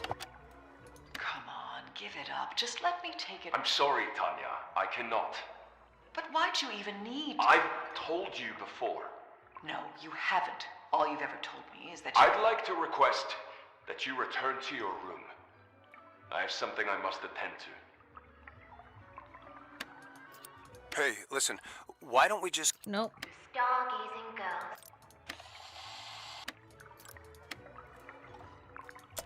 He was talking to Madam Tadpole then. Tadpole, what would you say your relationship with Mortuga was like? We got on great. Where's this going? Did you ever disagree with him? Argue with him? Nope. Let's get to the point, hmm? Okay, you had a disagreement. Hello.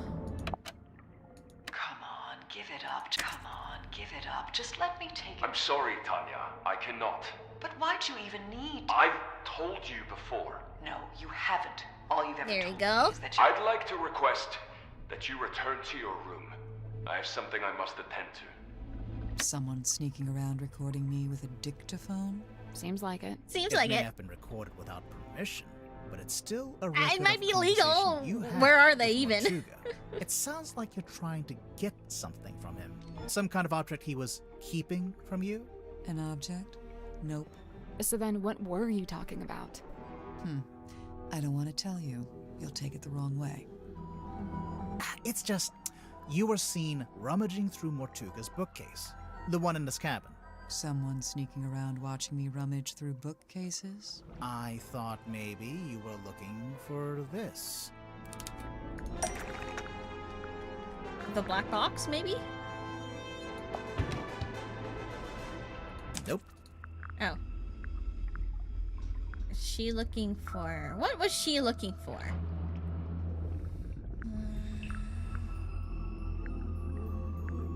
Message in a bottle? Nope. That's not right. Weird book that might have belonged to Mortuga. Right, pocketbook. There we go. That all you got? I mean, it would. I came because I love this game, and argument was I'm about. here to sit. argument. How do you like it so far? And I love it. obviously I noticed that Do you know there's who some did it dried so far? blood stain on No, the but front I'm of the book. suspicious. Nosebleed. Very common among divers. Oh, really? I assumed it was Mortuga's book because of the MM initials? Nope, it's nothing to do with him. It's just some old book. It's not important. Now, that's not quite true, is it? It's not even a book. It's not even a book. It opens up into a little box. Mental note. Don't tell your birth date to Dirk Dansom. Well, even if you didn't take the book from Mortuga, there's something in there I wanted to ask you about.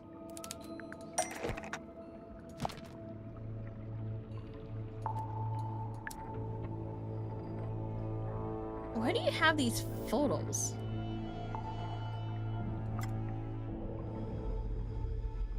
This is the correct clue, but we need to choose. Do you know who this is? Sure, Tanya. Says it right there on the back. I think that's you! I think that's you! Tanya Tadpole. We heard you used to be a rescue diver. Mental note. Don't share any personal information with Dirk Dansom. Hey, they spelled your name wrong. It says Tapdole. Oh, unless... Yeah, that's my real surname. Tadpole begun as a stage name, but now I just wear it as my name. Right, sorry. Where's the musical? A stage name, huh? So the book contains photos of these three. There it is. One I'm of scared. whom established is you, Tadpole, since it has your old name written on the back. What of it? Back there's a record of Tadpole in the book.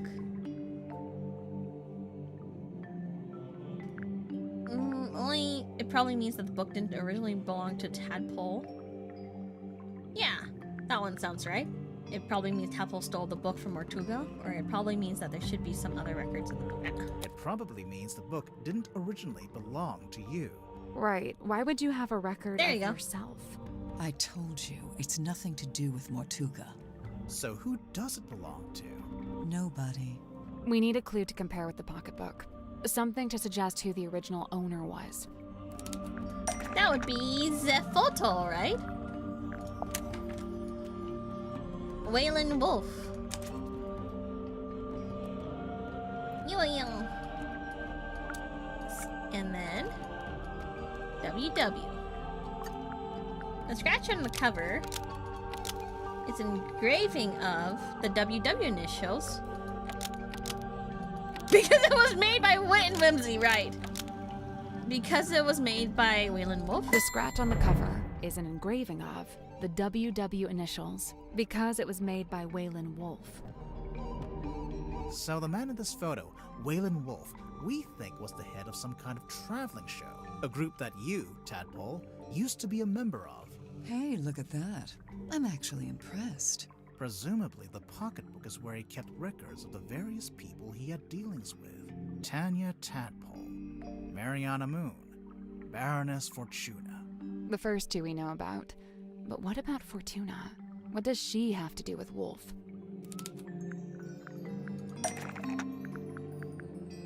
What does she have to do with Wolf? Do we have any context for Baroness Fortuna? Well, we do have the illusion poster. Back here. She does, like, shows and stuff. Baroness Fortuna owns the Fortuna Hall Theater in Silkworm on Sea. Yeah. We actually passed it on the way to the Stonetop Inn. It's all boarded up now. Perhaps Wolf's traveling performers came through Silkworm on Sea at one point, and perhaps some of them never left. It might be why Madame Tadpole's in this part of the world in the first place. So, if the pocketbook originally belonged to Waylon Wolf, Tadpole, how did you end up with it? I took it from him. What? I assure you, he doesn't need it anymore. Is he dead? So it really doesn't have anything to do with Mortuga. But in that case, what was that argument about? Not an argument. Come on, give it up. Just let me take it. I'm sorry, Tanya. I cannot. But why'd you even need to? I've told you before. No, you haven't. All you've ever told me is that you're... Right, fine, I'll tell you. But you better not get all excited. I'm excited. I was trying to convince him to leave the submarine and give up the captaincy to me. What? Not because I wanted to be captain, but because I could tell Magnus didn't.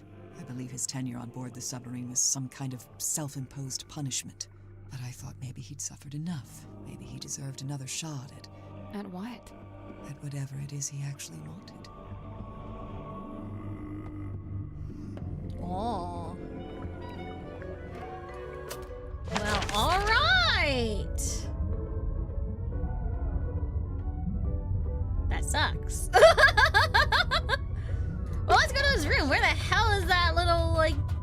island. It's a treasure chest. Someone's. Hello? Wait, that's the radio. Wait, that means we have to go to the captain thing to find that radio. Gimme. Where's the radio? What does this do? Nothing. So she basically just confirmed it does something. Oh yeah, big time. It does something. Can we look at the control If you panel? promise not to press. I will make no such promise. We're gonna... It's a kind of wave. I think this is for What listening. are they expecting of me? Looks like something's missed. Something with 3 small... Bowling ball? Coconut? Hold on, let me check the radio. Oops! I didn't mean to do that. I was gonna click the clue stuff. Can we open her up? I wanna... Does she have like 3 little prongs somewhere?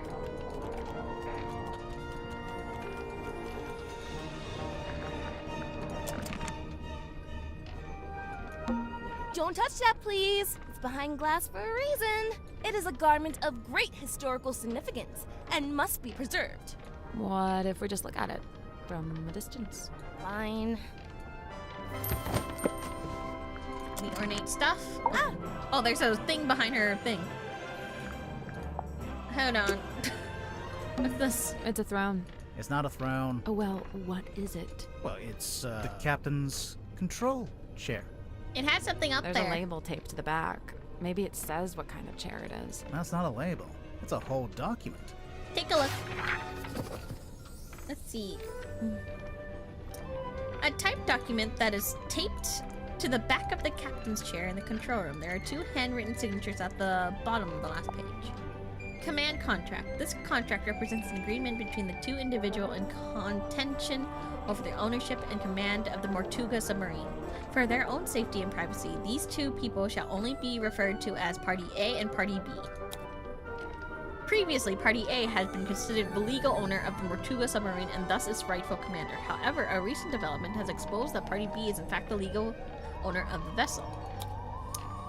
This proves Party B is the rightful commander of this vessel and all its operations. Signed, Magnus Tortuga, Party A. Signed, Cynthia Seafoam, Party B. Did she plagiarize the stuff? Huh? There it is, in black and white.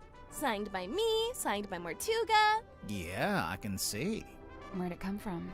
Tortuga wrote it. I think he used a typewriter. And what? He presented it to you? When? Well, no, because he died. So. But we've both signed it, so yep, it's binding. Any further questions? Yeah. How did you... No? Great, let's move on. How'd you get him to sign it? I'm gonna go ask other people. She plagiarized it. 100%. It rather seems that Cynthia is using the contract as a talisman. A talisman? Like, as protection? I did notice she taped it to the back of the chair in the control room, so it's like you can't go in there unless you acknowledge it. Correct. The contract is a shield behind which Cynthia hides. Interesting. I'm taking around to everyone. Tee.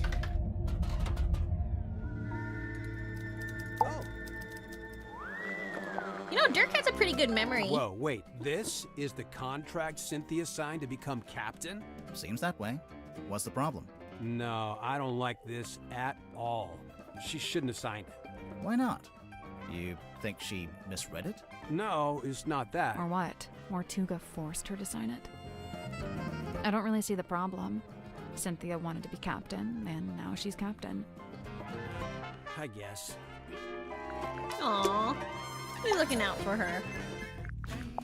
So, I noticed Tortuga's contract has been typed. Yeah, he clearly used my typewriter to make it. Did you give him permission? No. So, how did he know how to use it? It's a typewriter. Tortuga might have been, you know, outdoorsy, but he wasn't an idiot. Okay, that's There's the something issue, though. suspicious about Cynthia. Let's go talk to her. Later. There's something suspicious about Mormon. I'll talk to them both later. after I interrogate everyone about this new one. Do you remember when Cynthia first got hold of this? I saw her running from the bridge, all pages clasped in hand. Where was she taking it? In a hurried haste, she was bedchamber bound. Wait, all pages clasped in hand? Yeah. Both pages, surely. But mere semantics, sir. Semantics, sir. Semantics are important, especially in a detective thing.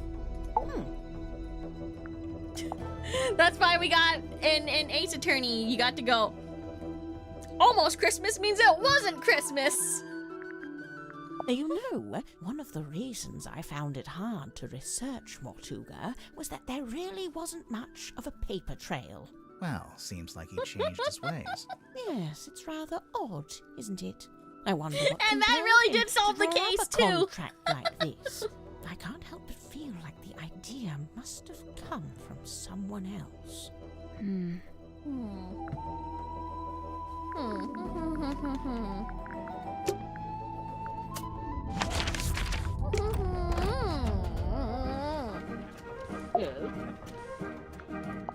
Everyone's so suspicious. Two individuals in contention of the ownership, however, recent developments exploded. No, I don't like it. Now, what's wrong with it?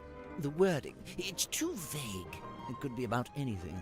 But if it's not about Cynthia and Mortuga, what would it be about? I couldn't say, but I stand by it. There's a chance Cynthia's got the wrong end of the stick. Perhaps she oughtn't be captain after all. Oh, sorry, Cornelius. He doesn't like it when I say wrong end of the stick. Okay. Sorry, Cornelius. Looks like Mortuga chose to use a typewriter for this. To make it more official, maybe? It's more that he didn't like writing by hand. He'd even sometimes ask me to write things for him. Like what? Oh, just little notes, you know.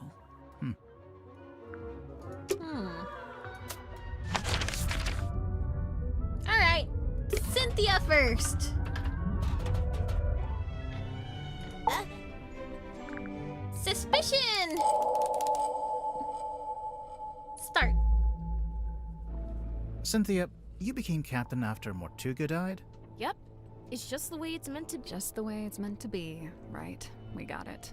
But, there was something you used to claim the captaincy? A document? Claim the captaincy? That must have been that one. The Indeed? Indeed. It was the deed. Nope. Oh, this one? Correct. Okay, but you have to admit, Cornelius the must wording be in a this real thing is stickler kind of for vague. wording.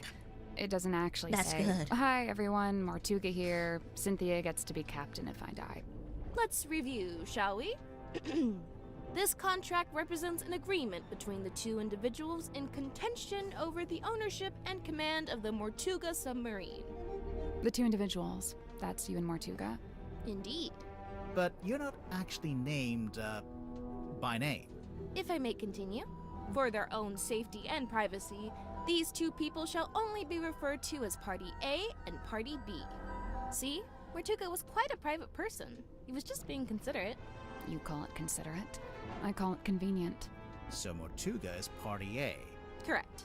Previously, Party A has been considered the legal owner of the Mortuga submarine, and thus its rightful commander.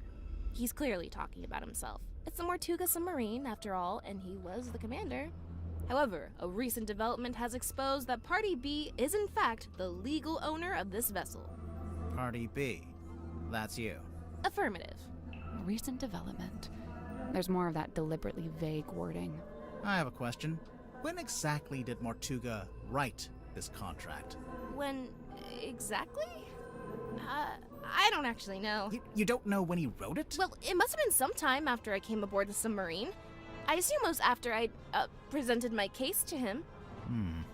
Cynthia might not know, but we actually have some insight on this. For one, we know how the contract was written.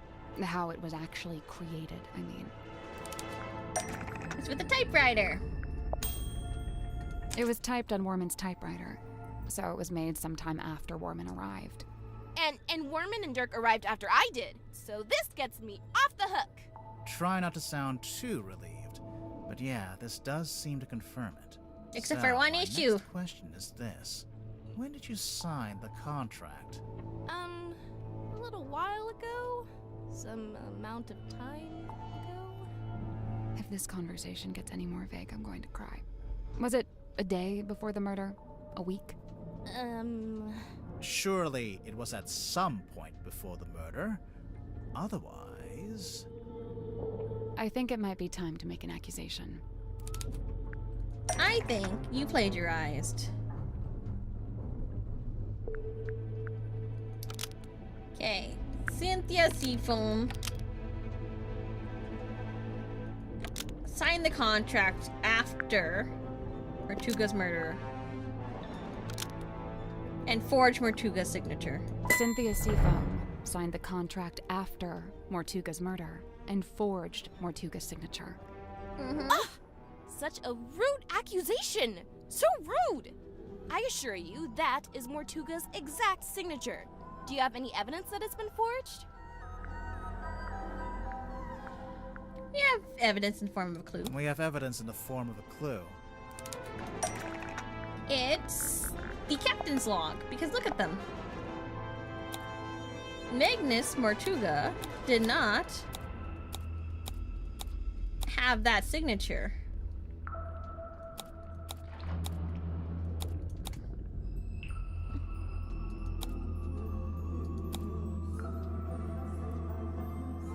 The captain's log.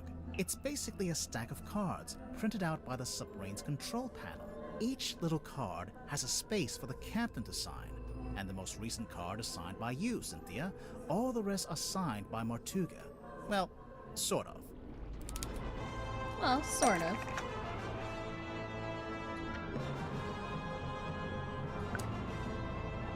Mortuga's signature in the contract.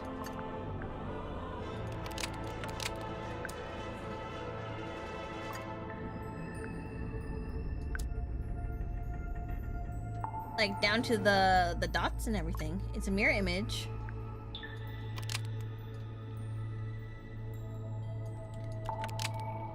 Let's see.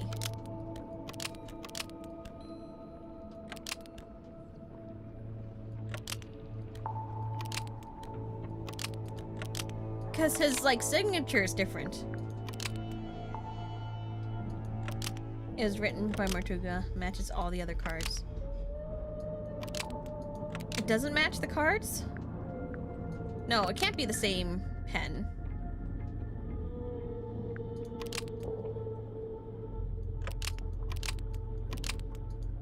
It's fairly an exact match of... Mortuga's signature on the contract is an exact match of Mortuga's signature on this card, but it doesn't match any of the other cards. Yeah? It's a perfect match. What's the problem? The perfect match is the problem. You were too accurate. If you'd done a worse job, you might have gotten away with it. What do you mean? If you look through the cards, Mortuga never signs his name the same way twice. But the signature on the contract matches one of them exactly, which seems to be proof that you copied it, or traced it, or whatever it was. Oh. Whoops. Didn't notice that. I thought it was his signature. Why doesn't he have a signature? So, if Cynthia forged the signature, that means Mortuga had the contract typed up, but then never signed it? Right after Mortuga was killed, I went looking to see if he'd written a will. That's when I found it, laying inside the little hatch in the control panel. I grabbed it and hurried back to my room to read it. After reading it, I could come to only one conclusion, that he wrote it about me, but never got a chance to show it to me. Remind me why you were so sure it was written about you?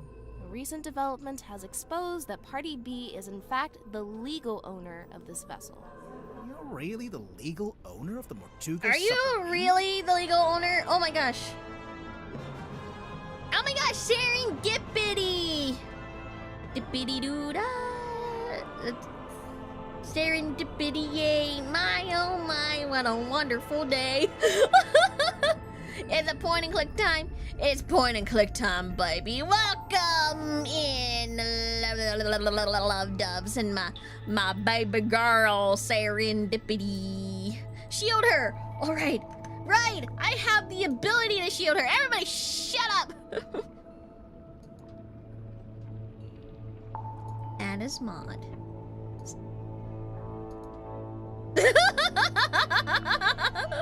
There we go. Okay, now you may speak again. Okay, now you may speak again. Speak! Speak! She gets the shield that kind of looks like an ice cube. She is now blue. But welcome in. Welcome in, baby girl. How you doing? What were you doing? Come in.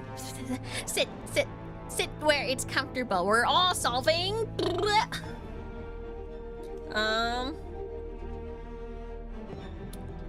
We're solving mysteries. I played an old game called Ploke. Ploke.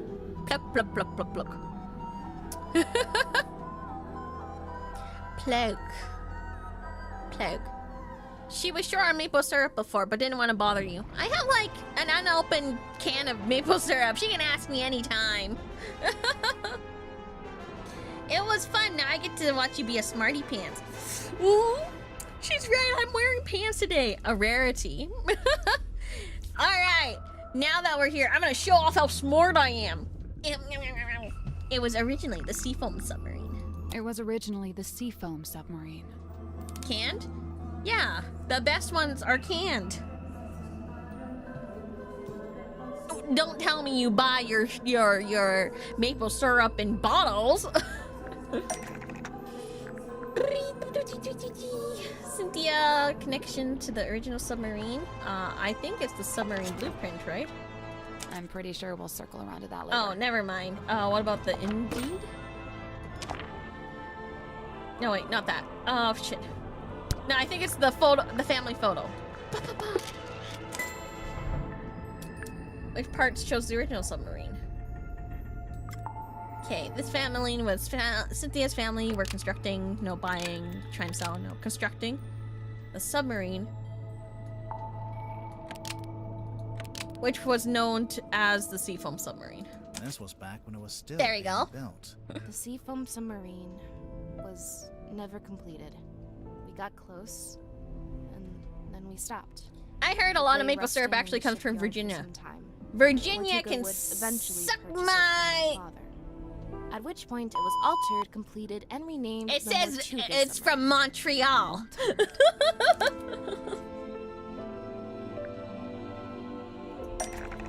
Something that shows the original design has been altered. Yeah, the blueprints from my mother's original design. But as I said, that version was never completed. I've been trying to update it to show how the submarine looks now. The design changed a bit after Mortuga bought it. Wait, if Mortuga bought it, then he did own it. It wasn't a legitimate purchase. It wasn't my father's to sell. So, the recent development mentioned in the contract, that was me, informing Mortuga that his ownership of the submarine was based on an illegitimate purchase. My intention was to refund his payment and undo the transaction, placing the submarine back into my ownership. Wow, I bet he loved that. Refund the payment? You tried to give him his money back? Not money, something else. The inn. The deeds to the Stonetop Inn. There you go. Originally owned by the Stonetop family until it was passed into the ownership of Magnus Mortuga. And then...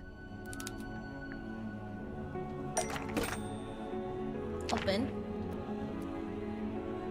This is the correct clue, but we need to choose them. Oh, right.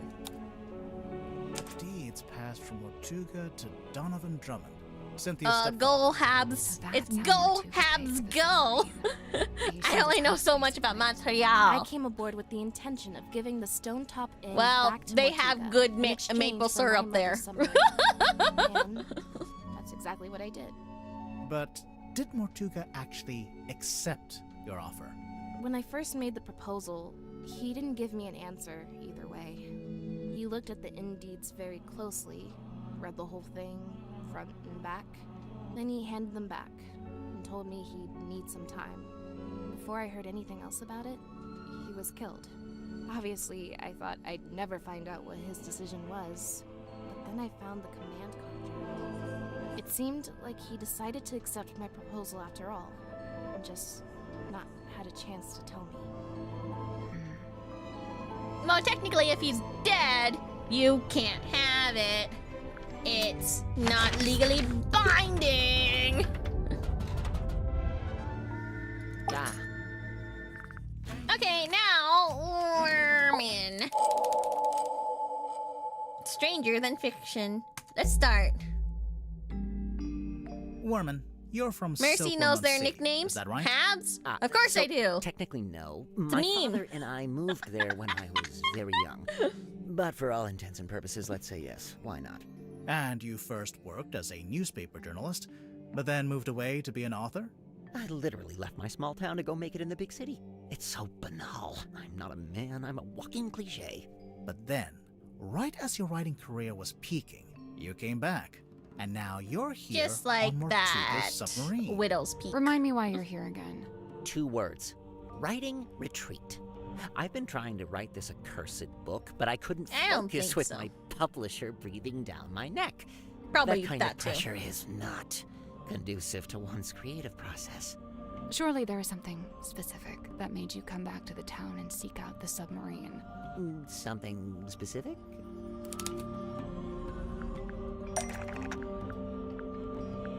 What made Wormin choose to return? The handwritten letter, right? So you got this letter from someone called T.W. Ibis, who says... Ibis? Never heard of him. Oh, it's a him.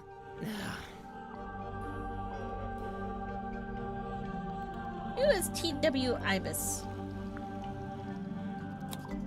Hold on. Was that Wormin's father? Hold on, I gotta check again. James Dusk.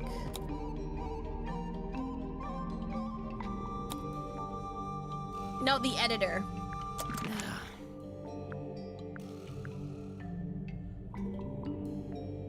T.W. Ibis is Worman's old boss. And, what gives you that idea? Oh, it's the one that I was just looking at, huh? Editor.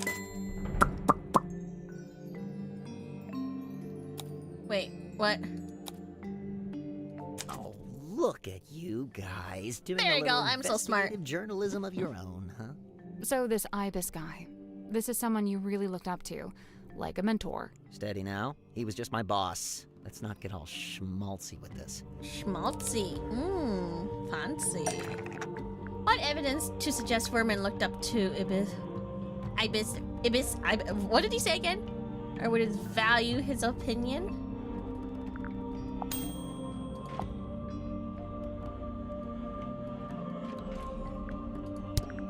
Whoa. You came pretty fast there, so... where was it? Oh wait, in his book. It has to be in his book, right?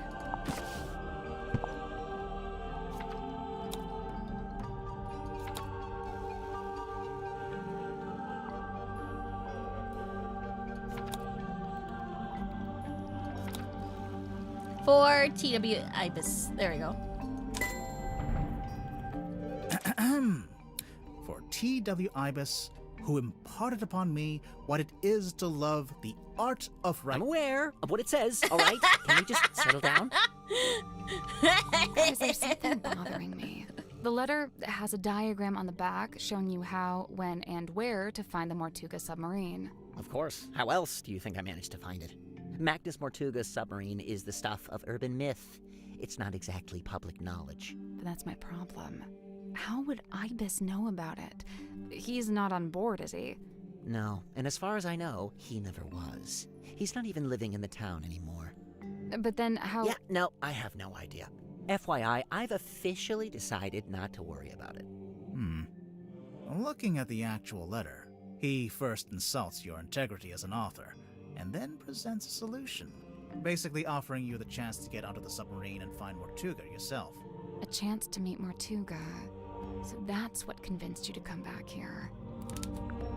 Okay, let's see. Okay. Mordoom's catchphrase, Magnus Mortuga, Dirk Danson. Mordoom's hair care routine. Wait a second. That looks like Ordinary and that one new brand.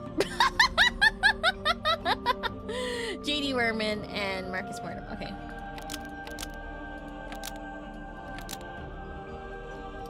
JD Werman. Needed to steal or originally created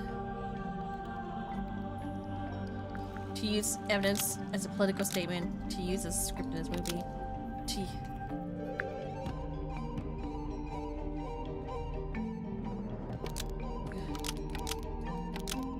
Needed to steal Mortuga's real life story to use for the plot of his next book.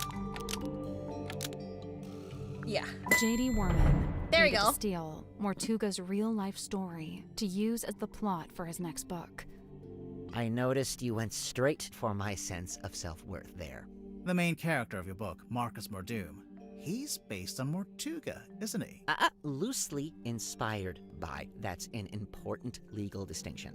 And you're currently in the process of writing a sequel. I've said as much.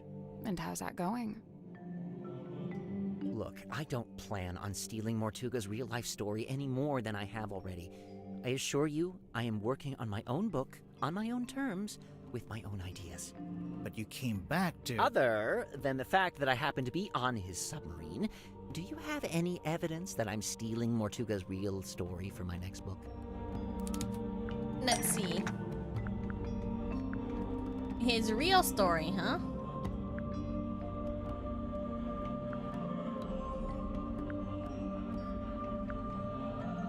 Oh, the message in the bottle. There's a piece of paper in this bottle with something written on it. In fact, it's a little typed story that details the circumstances of Mortuga's real life, death. A story? I don't know. It reads more like an arcane incantation. Why don't you ask Symmetry about it, or Zephyr? Just look at that symbol. What is that? Some kind of sacred geometry? Really Nope. not my wheelhouse at all. It's a drawing of Sally laying an egg. Isn't that a fetish, guys? It's a drawing of a room in the submarine. It's a drawing of a room on the submarine. Isn't that a fetish? Illusion It's a Theater. diagram of the crime scene.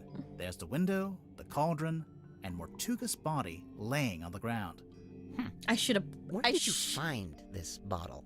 Madame Tadpole had it. I She found it should have floating in the ocean. selected Sealed in a bottle. the egg and thing found in just the for ocean. But you think I typed it. funsy. They call it OV positioning. Really? Oh, you know a lot about this fetish, huh?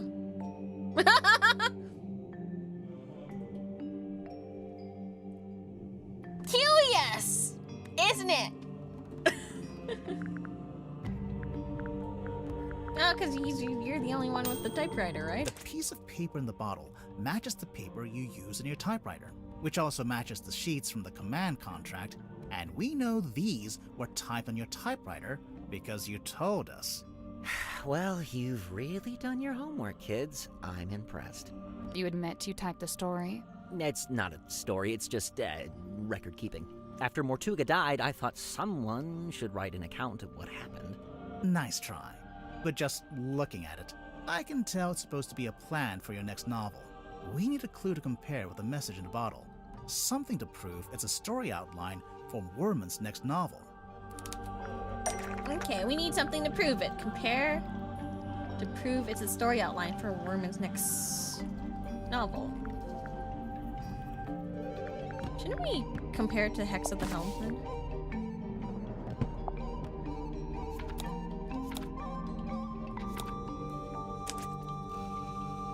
Okay, let's see.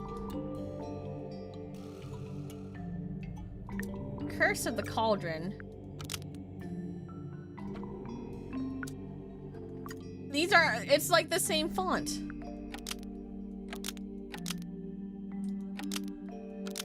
Drawn in the same style as the Hex of the Helmsman style.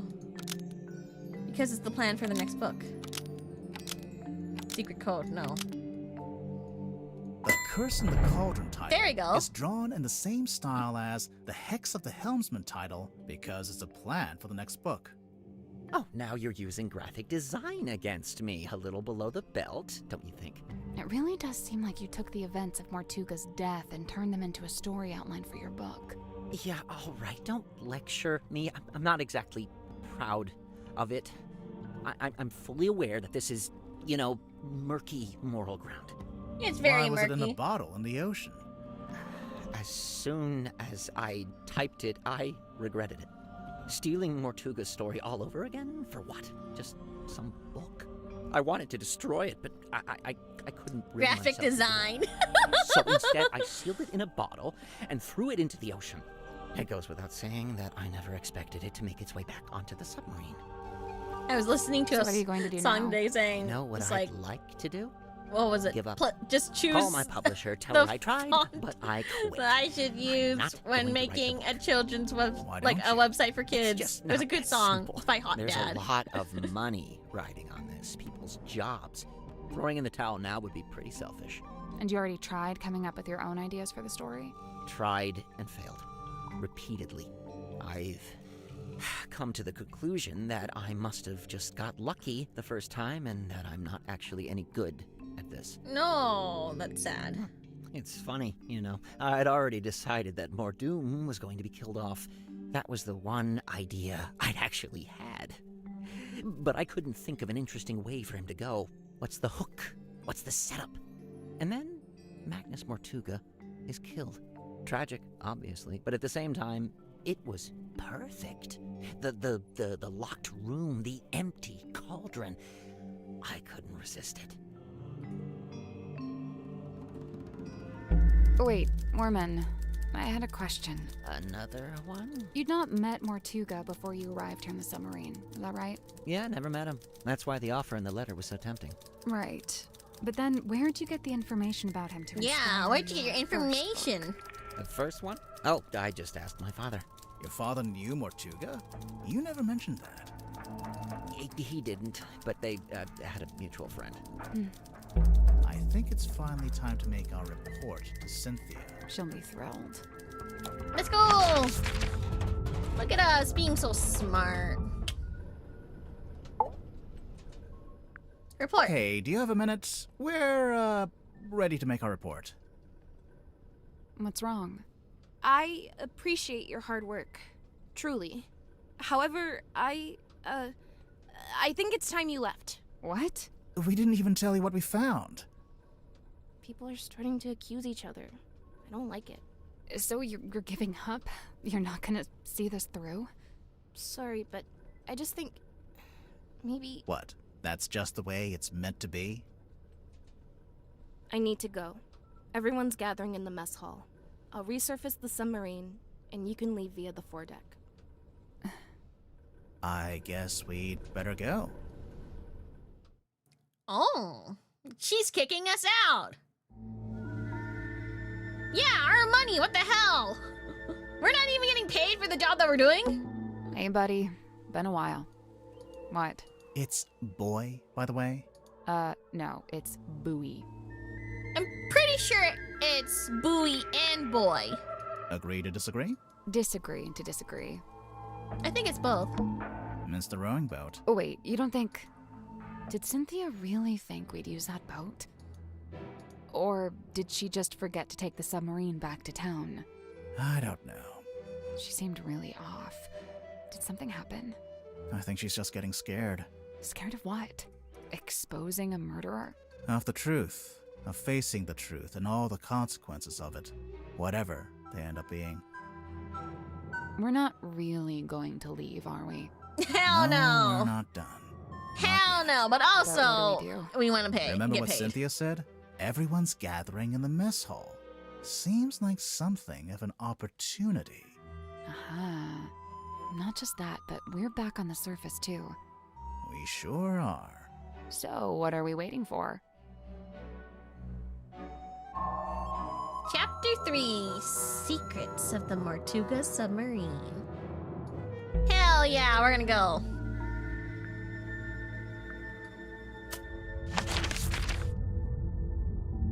Checklist. Can we go here yet?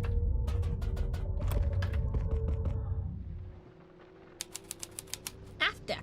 Oh yeah, we can go here now. Teehee. What's here? It's the door leading back into the captain's quarters. The one part that actually looks like it belongs on a submarine. There's a big metal latch, but What? it just seems odd that you'd be able to latch the door from the outside. Huh. What's this? Are those... They can't be. Wouldn't they get washed away? Fingerprints? It almost looks like they're burned into the wood. They're permanent. Oh, like here too. It's the mast. It's been snapped in half, and it's leaning to one side. A bad storm, maybe? And then here. Holy... Grimoire, there's a giant wooden woman tied to the back of the submarine.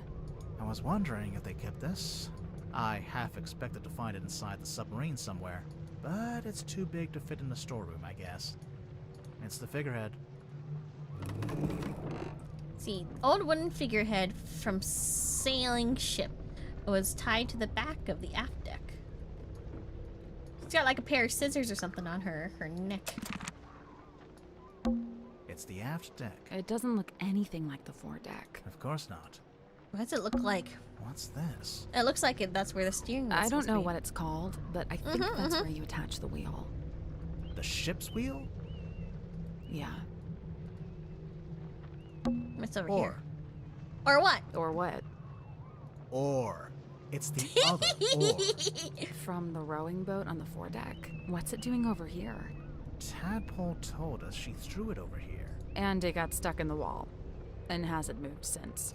Seems like it. It's the aft deck. It doesn't look... Okay, we get it. It's the aft It doesn't deck. look... Of course not. We arrived at And the... now it's sunset.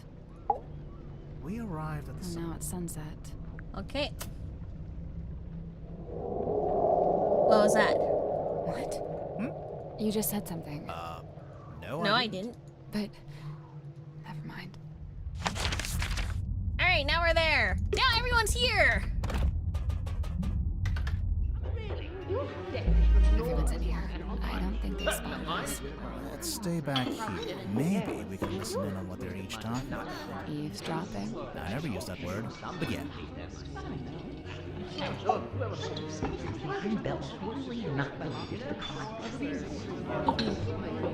Tadpole wouldn't let me swim in her pool. Anyway, He's just eating. the aft deck. There's nothing this problem.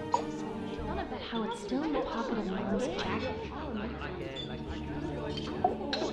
I was talking to Hex? Who's Hex? Before I recorded more tubers opening the black box. I just can't. Safely concealed by both cases. Well, let us suppose... Maybe I should start locking my door when I'm not in it. Let's move. Let's move, baby. She's not now here. Cynthia's not here, we can finally take a closer look at that jacket. We could, but it's still locked behind glass. There must be some way to get at it. Well, there's an electronic panel over here. Some kind of switch, maybe? Okay.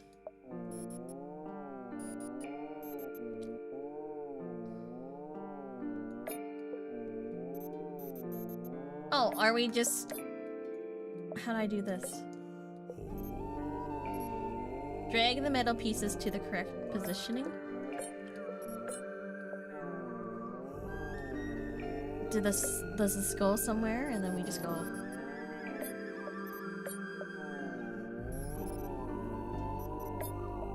Or does it go somewhere like this?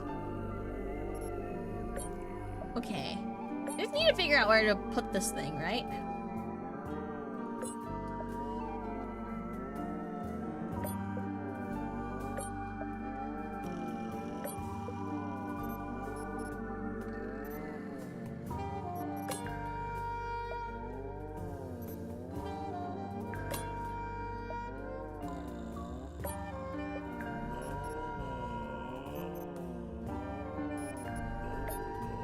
up.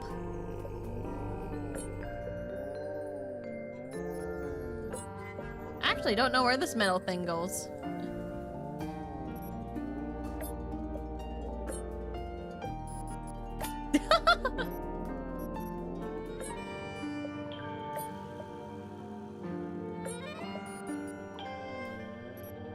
I would think it would go here.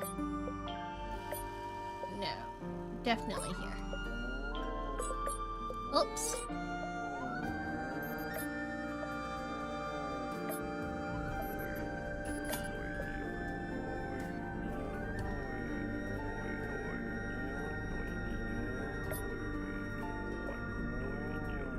Nope. Whee! I don't know where the purple thing goes.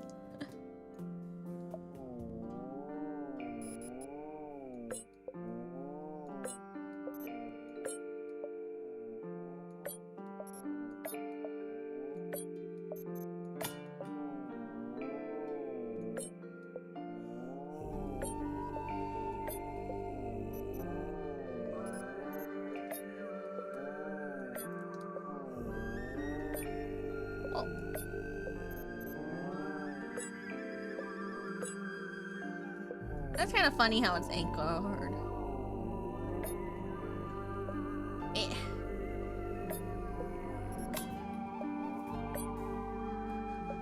This one has to be anchored around.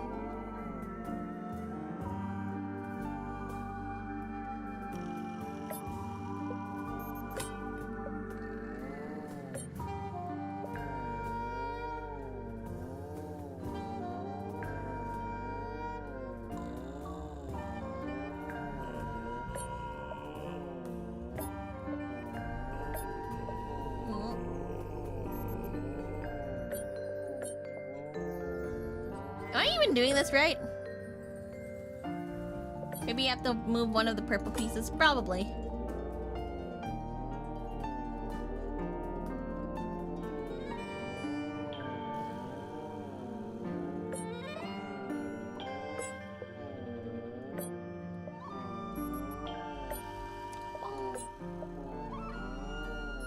Might have to be like a pseudo position.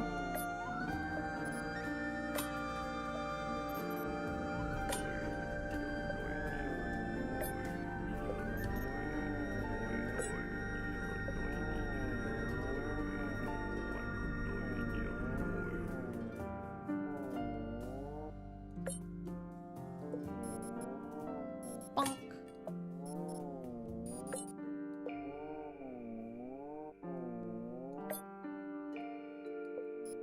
I don't know where the circles go.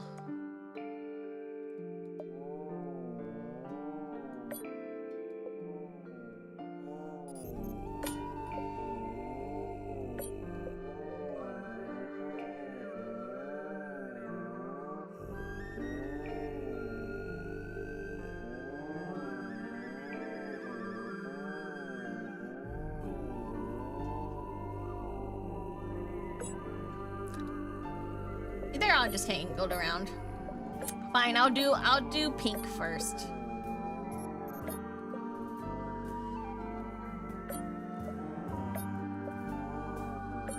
Because it might be easier to do.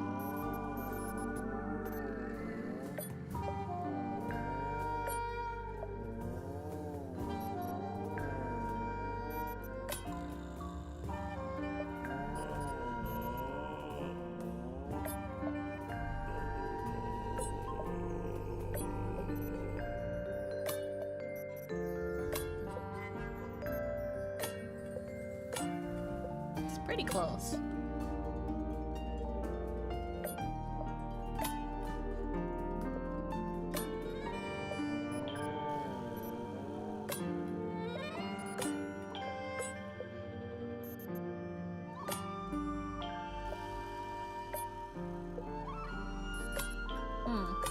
Is this correct? It's too a little off.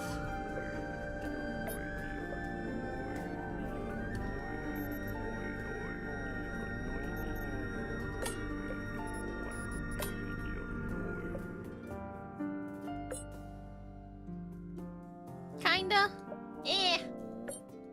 It's close enough for me.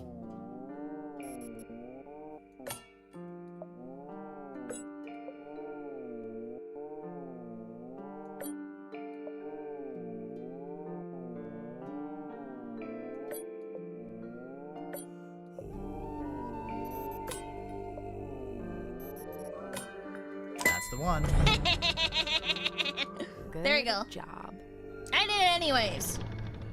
Open up. I've been dying to check in the pockets of this thing. Oh, hey, there's something bulky in here. Ooh, it's a radio. It's just like that one we found in the captain's cabin. Well, almost. Oh, it's the matching one.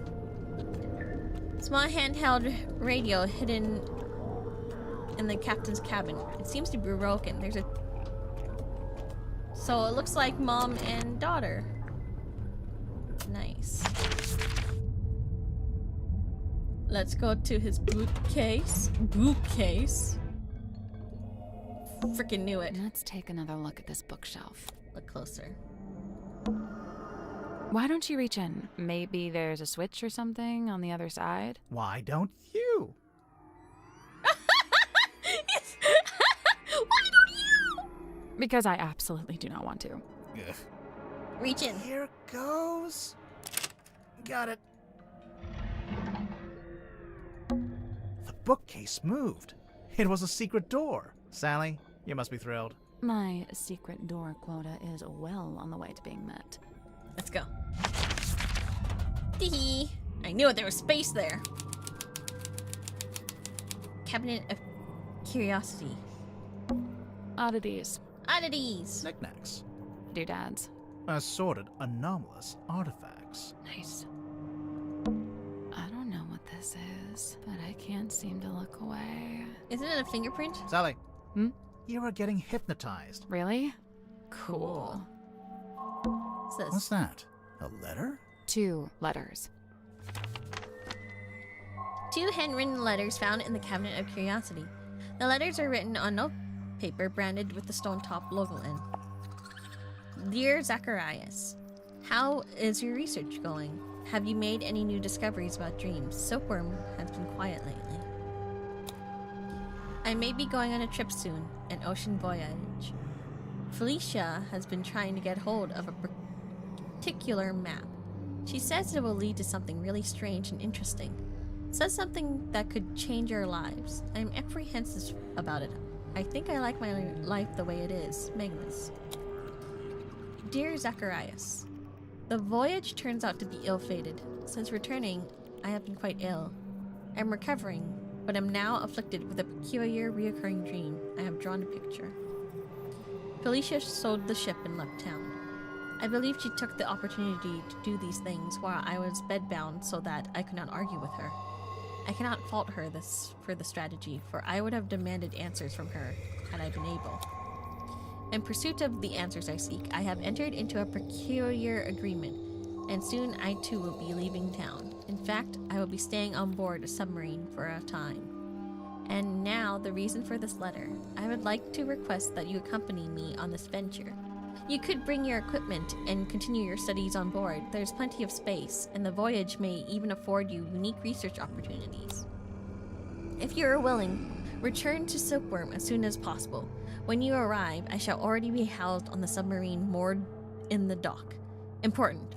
Go to Stone Top Inn and retrieve the giant stone cauldron from the cellar. Conceal it amongst your supplies and bring them all on board at the same time. I will meet you on board. You can set up in what is currently the infirmary, and I shall take the cauldron from you a little later on. Interesting. Is that what I think it is? I want to take a closer look at it, but it's locked behind glass. This looks like one of those metal masks they used to make prisoners wear. When did they do that? You know, the olden times. Right. The man in the iron mask? Hey, it's a crystal ball. On a normal day, that'd be worth a look. But I think we've already hit our crystal ball capacity. What? No! Give me Is my it a crystal mask? balls. I'm not sure. But if you laid it down flat, you could use it as a sundial. It's an armillary sphere. Usually the rings are set around the Earth or the Sun. It's around a But coral. this one has a little claw Maybe? in the center. I don't have the mental capacity to consider the implications of that. There's a bunch of little skulls down here. What's this? Eyeballs and shakes? Moon and shakes.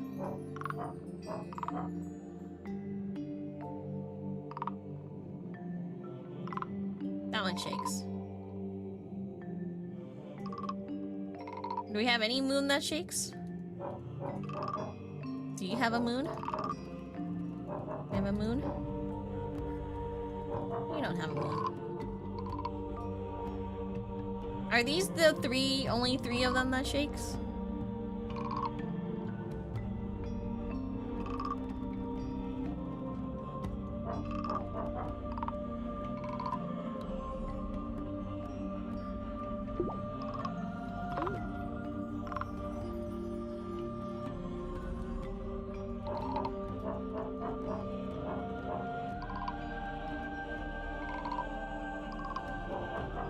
I don't see like a moon on this one.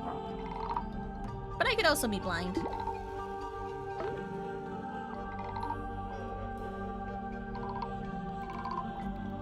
I can only see 3 of them shaking though.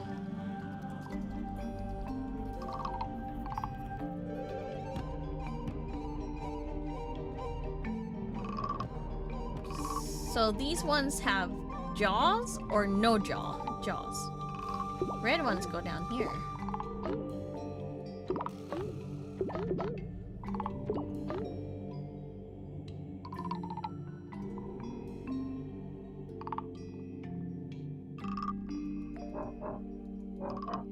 Oh, this one's an eyeball too.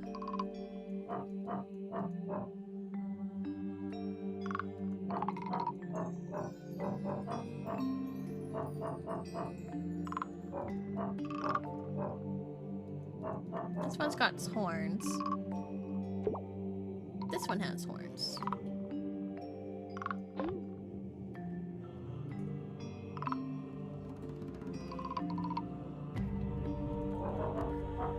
Are they like painted red somewhere?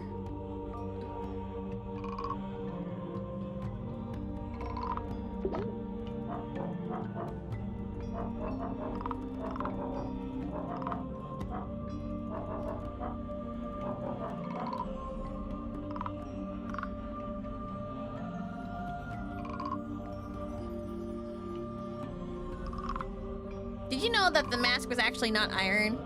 In The Man in the Iron Mask? It's a really old movie that I haven't seen in a long time.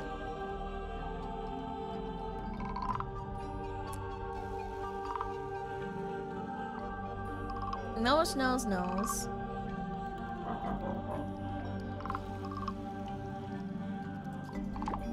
Oh! I can remove the label to- What the heck? Oh, I can remove the label too! Okay, so then 3...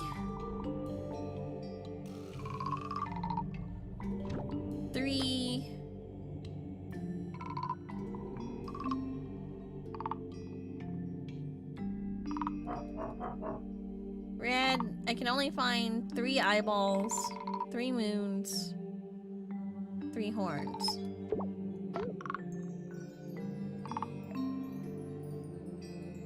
But I think only 3 of them also had...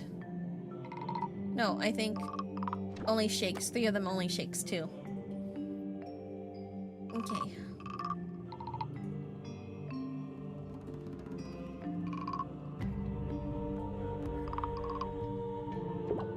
Eyeball.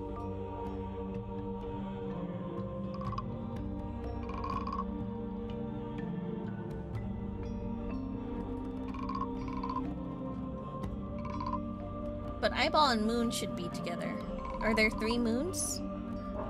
Wait, this one's also a moon. 1, 2, 3.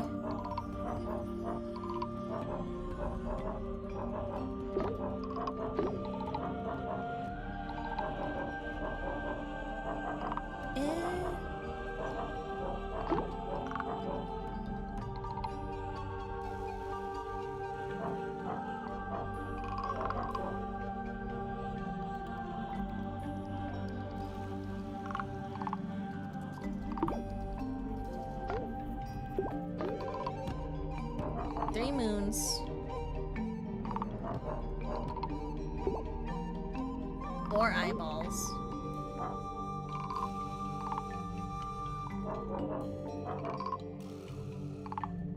This one has a jaw.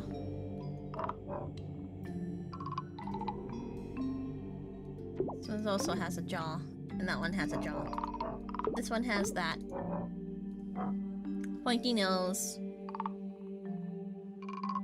That one shakes. Yep. That one has a jaw. Uh-huh. Moon. Moon. Check. And then horns. Yep, I think that's correct. That's the one. Good job. Now what? Take the mask. Take it. Leather mask known as the mermaid's tongue. Found in the cabinet of curiosity. Yay. Is there anything else? So, it's a unicorn skull? Slow down. Could just be a narwhal. A narwhal's horn is on the end of its nose. Oh yeah. Unicorn it is. Trinkets. Keepsakes. Curios. Ephemera. Yeah, good one. Oddities. Knickknacks. Doodads. Assorted. Nice. What's down here? Hang on. Is that? Yeah, it's Boggy. The swamp monster from Boggy's Bog. Don't panic, it's just a wax model. We can't seem to get away from this guy. Oddities. Knickknacks. Doodads. Assorted. Dr. Zephyr's Cabinet of Curiosity. It's not a cabinet. It's a whole dang room. I think that's from Tango Tower. Well, almost. It's more like a walk-in pantry. A walk-in pantry is a room. Did we discover everything in there? Yeah.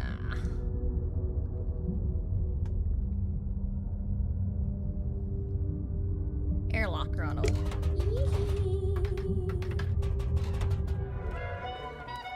Get in there. Huh. It's been drained of water. I thought it was a diving airlock, but maybe it's just a ballast tank? Only one way to find out. Climb down! Yippee! Looks like treasure and stuff. It's a real, actual treasure chest. Let's open it. Hold on. I'm just savoring the moment. And done. Okay, let's open it.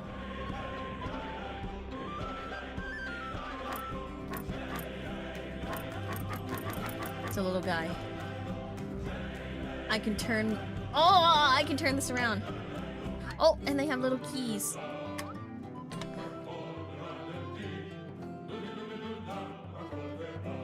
Is this like a sea shanty?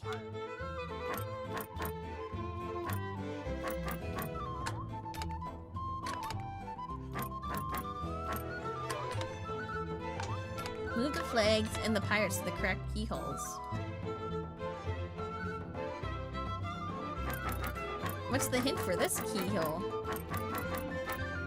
Does it have anything that says anything on the bottom? So, there's 12 big, and each pirate key is itself a keyhole for the smaller flag keys. I noticed the pirates can rotate, too.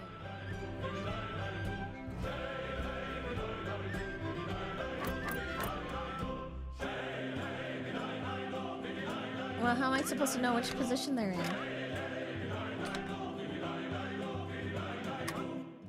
One of them has a mustache.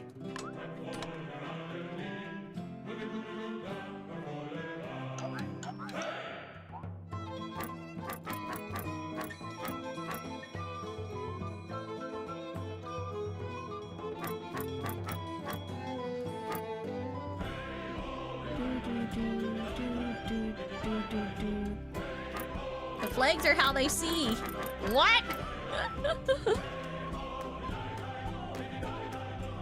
I mean, it's cute, but I'm just like, one's got an eye patch like me. These can like go away. Do they like match anything?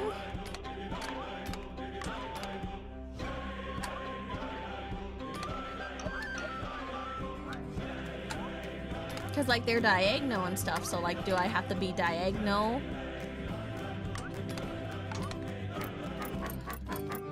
Or like looking at a thing? I'll do this later. There's a drain here. That must be how the room fills and empties itself with water. Just gonna look around Rocks, first. complete with their own barnacles, seaweed, and starfish. I assume they're decorative, but they're real. Rocks, complete with I assume they're decorative, but they're real. There's coral growing down here, too. And don't touch that door. I doubt you could open it. It's probably pressure locked while the room is drained of water. But if the room was full of water... Then yeah, you could use it to go outside. It's a leak. Let's open it. Hold on. And done. Okay, we'll try this again now.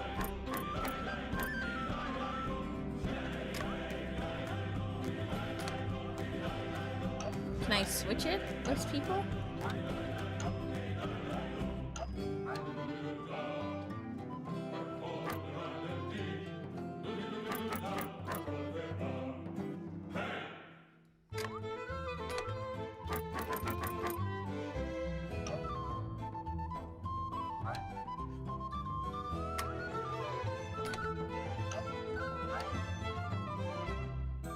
I think. Okay. Now we need to move them in position.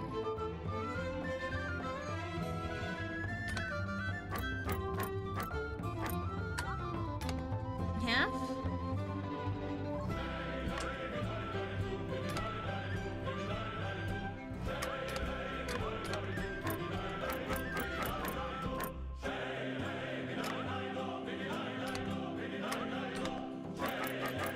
Do I need to look directly at them? There we go. Oh! Nice. What's inside? Ouch. What happened? I cut my finger. There's something sharp in there. Oh! Ocean treasure. There you go. Mercy's smart.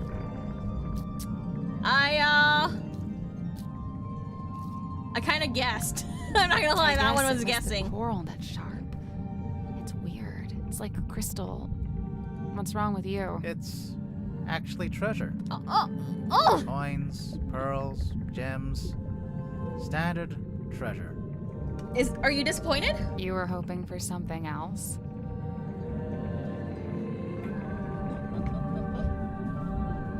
I assumed to be something weird. Something confusing. I just matched, like, the flags to their vision. Something to turn the case on its And then I head. guessed Nope. on, like, where they would position. Sorry, next to maybe them. we should go back to the mess hall. I thought we were avoiding it. Everyone's in there right now. Yeah, well, that's exactly why it might be useful. Not yet. I haven't finished my list yet. Hex bottle.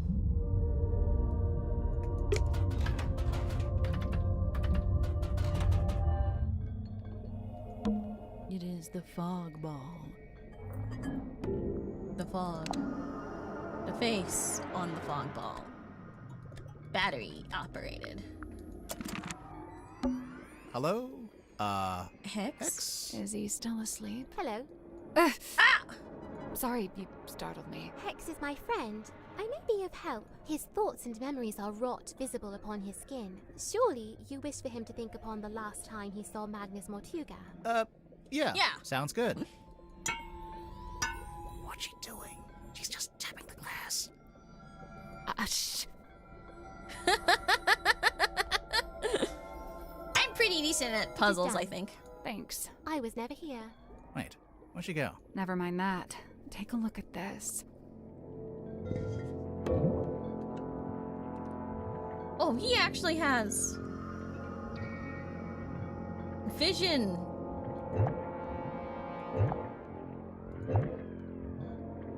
Of Mortuga putting the bell on the thing. Word?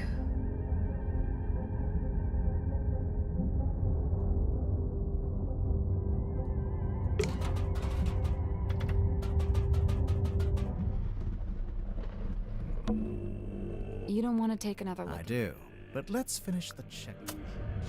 Okay, checklist. Black box?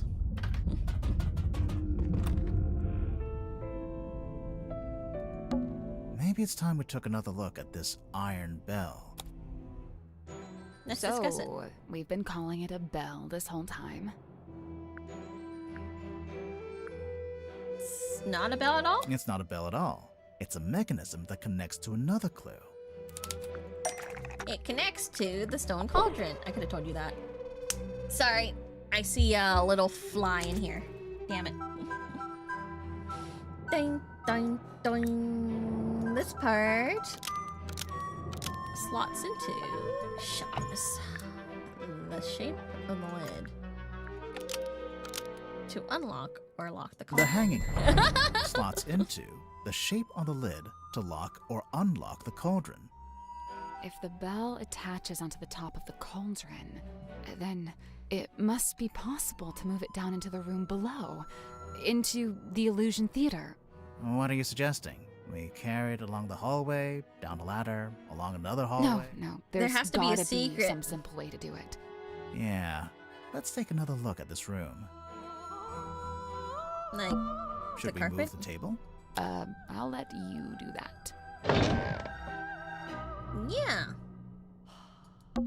Should we move the rug? Move the rug. Me again, huh? And then? Should we move the lid? I can Good. take this one. Wow, thanks. I hate bugs. It's open. Looks like it's exactly the right size for the bell to go through. So, what now?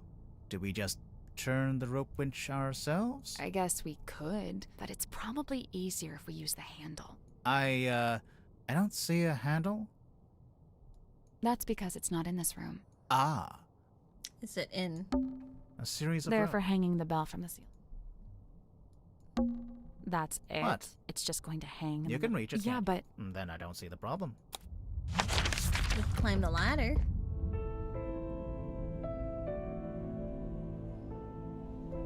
Wait, not yet. there must be a way. We'll just have I to. wonder if there was something we missed in Mariana's room. You know, the cargo hold? Leave it for a second. A lantern. It's been a while since it was lit. Where's the...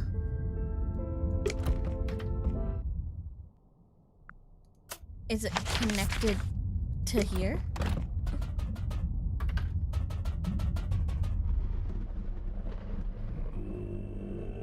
Here? You don't want to take another I look. do, but let's finish the. Wait, where's the handle for it? Am I stupid? Did I miss that? Where'd the handle go?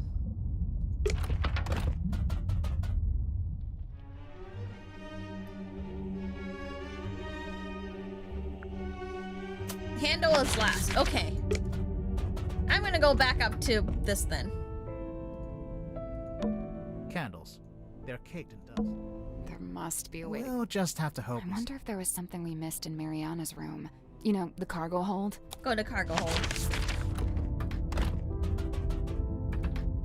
We'll get him later. Since she's not here, we can look at the It's tent now. Mariana's tent. And she's not here to stop us looking inside. So, is there anything in there? Yep. A mushroom puzzle box. A what? Mushrooms! What is this?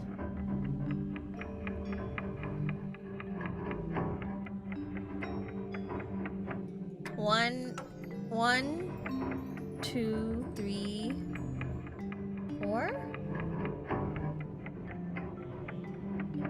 Are we counting how many there are? That glow?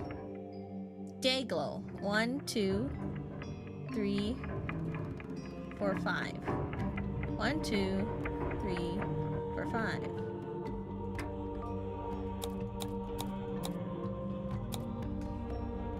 Evergleam. They always are. No matter what. 1 are always glowing. 2.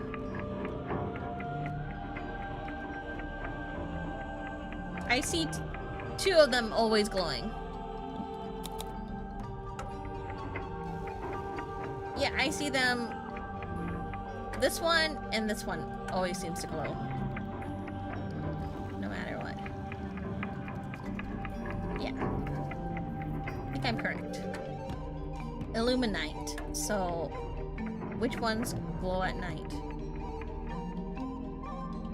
Wait, would day glow and evergleams work? 1, 2, 3. 1, 2, 3.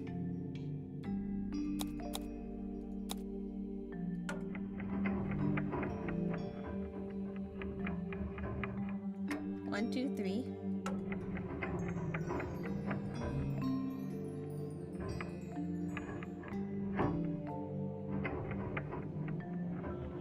One, two, three, 4.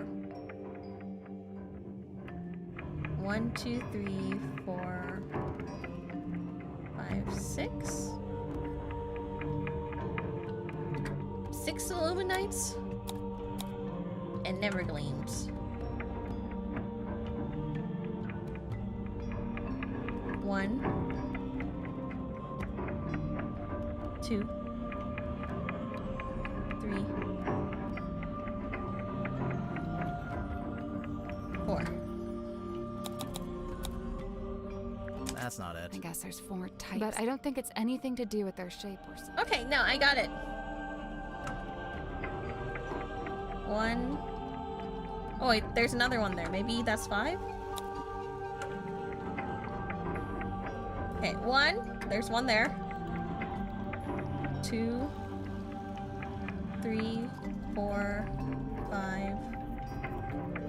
Pretty sure that's 5. I guess that's wrong. Some of the mushrooms glow all the time, and some... Am I counting the evergleams as 1? Cause then like that makes everything like different.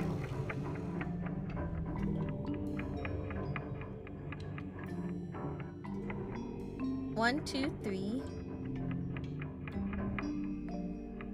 1, 2, 3.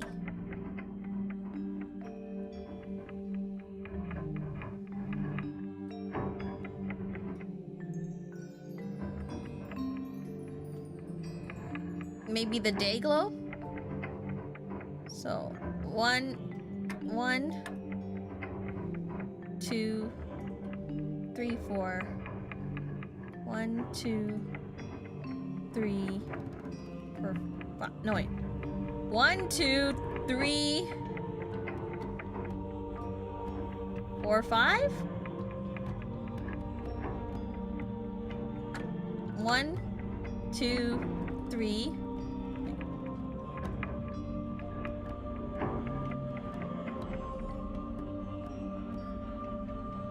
Oh, mushrooms can only be in their own category, so 4. Just remove those. Nothing. Pick a mushroom and watch what it does. Then there's 14 mushrooms total. So if your answers don't add up to 14... Thank you for answering that. There are 14 mushrooms. Okay.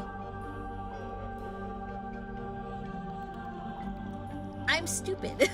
I can't count that, yes. Okay. That's 1 mushroom. These are Nevergleams. 1 mushroom. This is the second mushroom we're looking at. It glows at night. So that's 1. Let's look at that one at the end. That one also doesn't glow. Wait, that one also doesn't glow. So there should be 2 Nevergleams. Okay. Then we'll look at this one.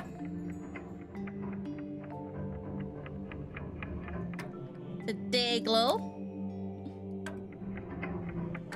And this guy over here, beside it, is a night glower. Then let's look at this side. This one's an everglow. This one's a day glow. Okay, now we got those guys. check out this one. This one's night glow. And let's look at that one. That one's never glow. So look at that one. Day glow. Yep. Let's look at this one. Never gleam. And this one. Day glow. Night glow. Okay, now let's check out this one. Nope.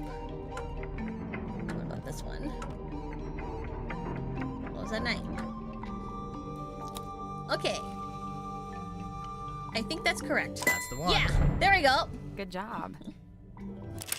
It opened. What's in there? It's a little plastic thing. Oh, wait, I know what this is. It's a tape from Mariana's dictaphone. Take it. Yes.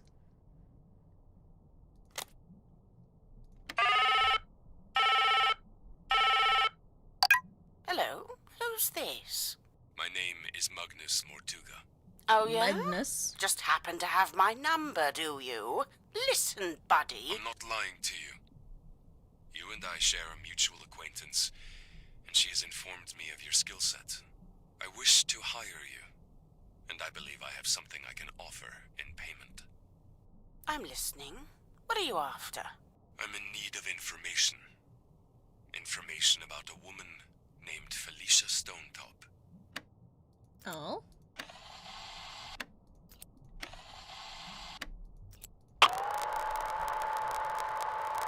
I really don't know why you're here. This doesn't concern you.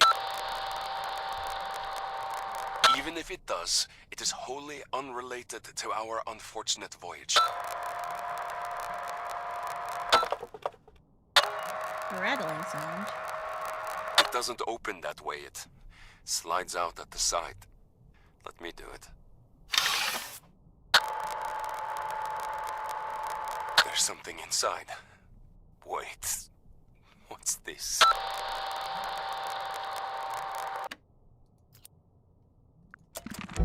That recording. It's Mortuga opening the black box. It's what Mariana said she recorded while she was in the control room. And just like she said, Mortuga's having a one-sided conversation. Interesting. I think it's missing half the audio. If only we could hear the whole thing. Even as it is, I'd say this is a pretty important discovery. Oh? We finally know how to open the black box. It opens from the side. Yep. It's no wonder we couldn't get the lid open. Let's go. Tee-hee.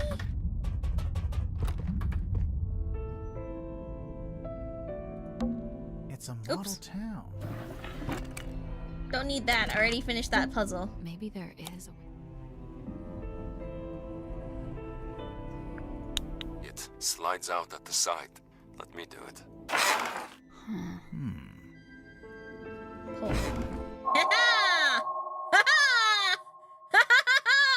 The box that was actually really easy to open. Damn it! It's a film reel. Use. The rain is incessant, but it's oddly localized, like a local biome. Fluid. What I believe to be amniotic fluid is being Amniotic? transmitted. I'm curious to see what happens. We believe it was born here long ago. How long, I cannot say. We found traces of its pilgrimage to the south. It's barren for some miles until, of course, you near the coast. Follow the line and you'd come to a small settlement known as Silkworm. It may be endangered, or it may hold a position of insight. I'm not sure.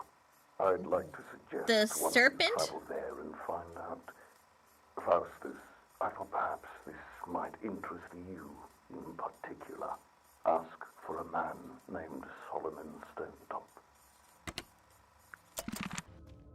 Oh my gosh. Stupid fruit fly. Ugh. It's a scroll. Let's read it. It's the other half. I know you wanted the coordinates, so I don't know, but I don't know them. So this is all you get. If you don't know how to make use of it, that's your problem, not mine. You put it all back where we found it, with the exception of the key, which you're well aware has been it's been safely around my neck ever since. Remember to destroy my father. It destroyed my father within a few short years. He was a man of sturdy constitution too, or he had been, before we found it. She spoke to us. A wise man would simply put the entire thing out of his mind. SS.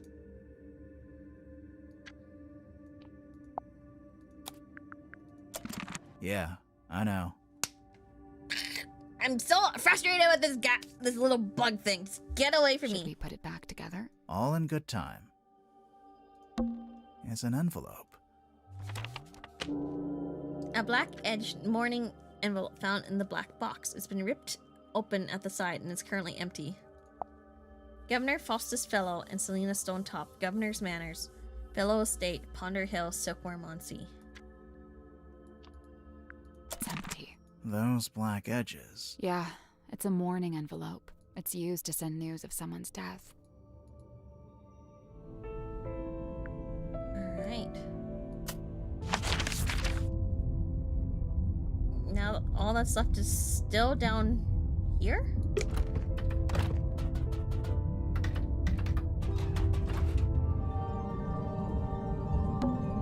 Don't touch that door. I doubt you could. It's probably pressure. Then yeah, you could use it to go outside. Rocks.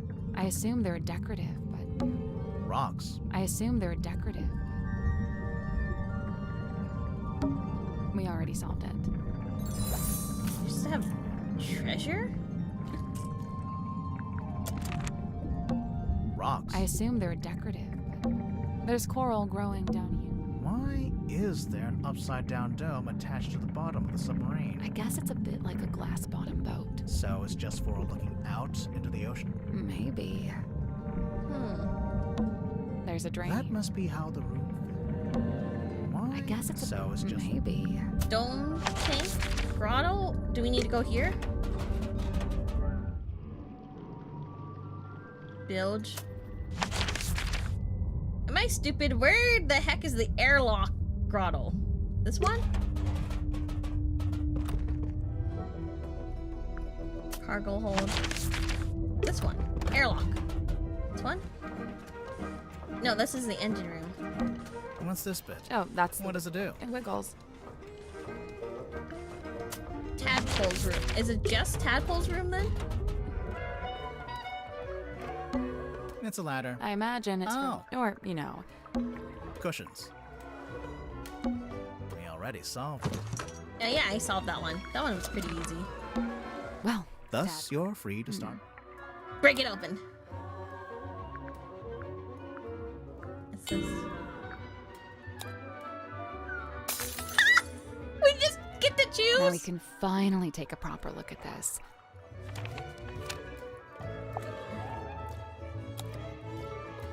A small room within the bowels of the ship, blah blah blah.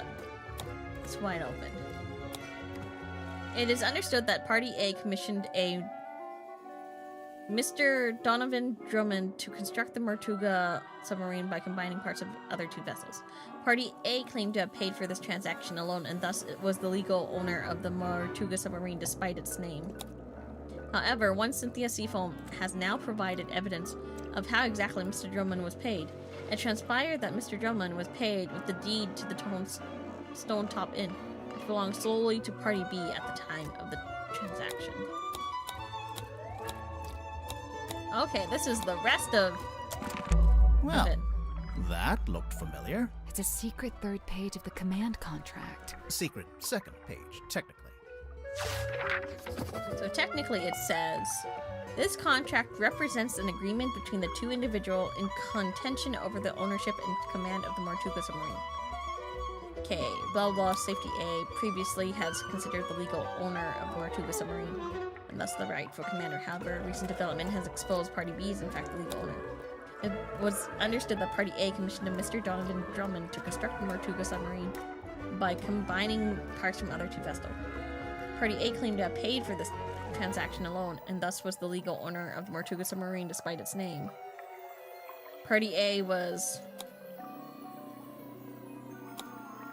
However, one Cynthia Seafoam has now provided evidence of how exactly Mr. Drummond was paid. It transpired that Mr. Drummond was paid with the deed to the Stone Top Inn, which belonged solely to Party B at the time of the transaction. This proves that Party B is the rightful commander. So, it was supposed to be for Mr. Drummond, being Party A. Wait.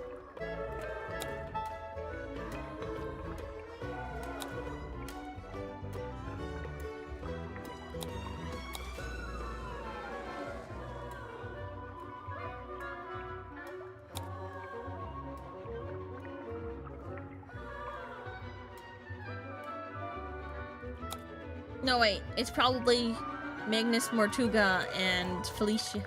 Felicia, then. Is that everything? Nearly. There's one more room we need to revisit. Let's go!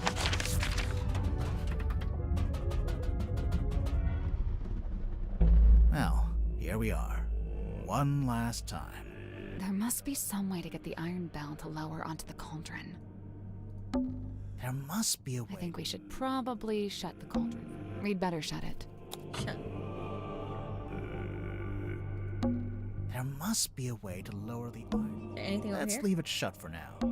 There must be a way to lower the. There must be a way. Is this wheel? There must be a way to lower the. There must be a way to lower the. There must be a way. I'm trying to find it! That poster. It's taped to a pipe on The pipe looks a little loose. Do you think it's supposed to move?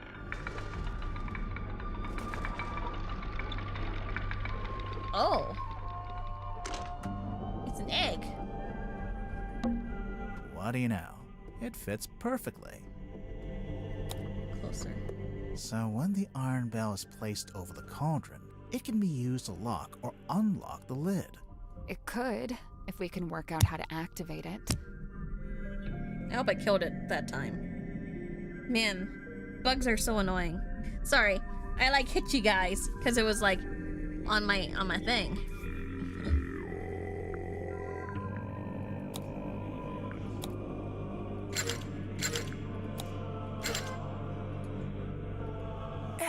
I can't quite reach both handles at the same time. Maybe if my arms were a little longer. You know, you don't have to stand there with your face pressed into it.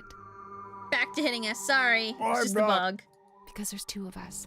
We can take one handle each. Oh, right. Turn both handles. That little metal part isn't supposed to be there, huh? I wonder.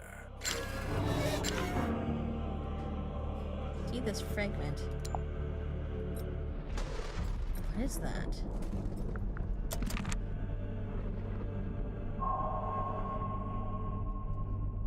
The unveiling of the Illusion Theater.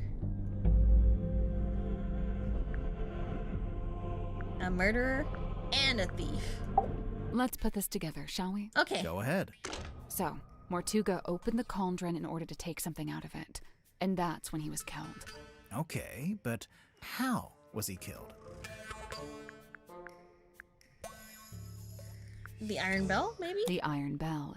We know that the cauldron lid is unlocked by that screwdriver kind of thing on the iron bell.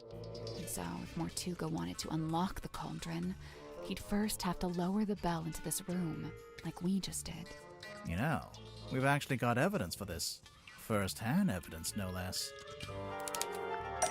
We have first-hand evidence from... Where is he? Where's Hex?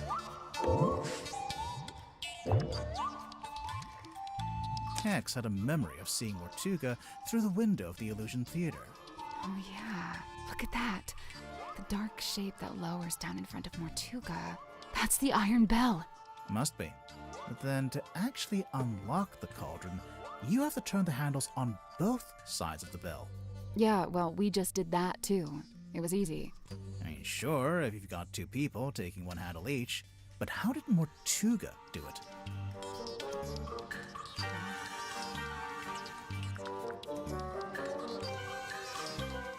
Do you think he used a special tool? I mean, he looks like a big guy who could technically do it by himself. He used a special tool. Wait, really? You know what? Let's try that again. But then to actually unlock the cauldron, you have Yeah, well, we just did that I mean, too. sure, but how did Mortuga Maybe he had some help from someone else? He had help from someone else. But then to On actually second, yeah, well, we Okay, just maybe he did did it by Sure, himself. how did Mortuga do He it? did it big by guy. himself. You think? I'm pretty sure, yeah. There's even a record of him trying to do this once before. Is there? What kind of record? Magnus put his arms around it to turn the things. Oops. He can just about reach, but I told him not to do it like that. Might not be safe, since we don't know exactly what'll happen. So I said we could do it together, one each. Right, only just. In order to reach both sides, he had to place his body directly up against the bell. Just And like that's what got him killed? we saw how fast it goes, and it's really heavy. It must have a whole load of force behind it. The little metal thing. It's not actually part of the iron bell. Someone must have put it there. Right, the culprit, presumably, knowing it would kill Mortuga if and when he tried to unlock the cauldron. Only it's, kind of small. Even if you did press up against the bell, I'm not sure it's long enough or sharp enough to cut you.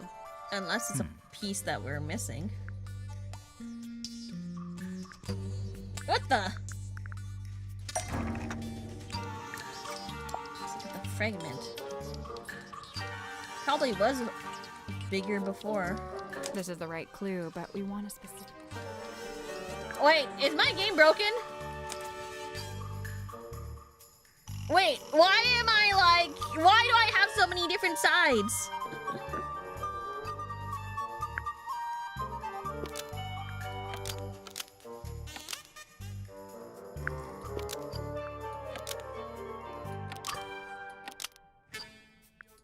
It was designed to fit... Was glued into? I think it was wedged into the bell. To kill Mortuga when it rotated around. The metal thing was wedged into the iron I bell. think it's To kill broken! Mortuga when it rotated around. It was longer if it's been broken in half, or sharper than looked. Didn't actually kill Mortuga? It was longer, but it's been broken in half. The part sticking out of the bell isn't the complete murder weapon. It's a fragment left behind when it was broken, presumably when the culprit took it back out. A fragment of what? A knife?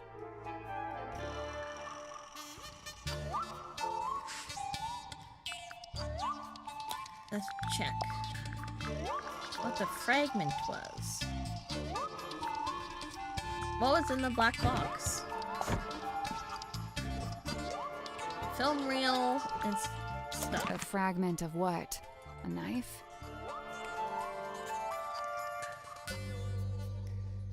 Something that belonged to the culprit? Something that belonged to the culprit. Is because the part sticking out of the bell. It's a fragment left A behind. fragment of what? Something A that knife? belonged to him? Something that belonged to Mortuga. Yeah, The part that's sticking okay, out. fine, It's a fine. fragment A that- fragment of what? Something knife? taken out of the black Something box, I taken out of guess. the black box. What was taken out of the black box? Wait, ocean treasure? That's not it.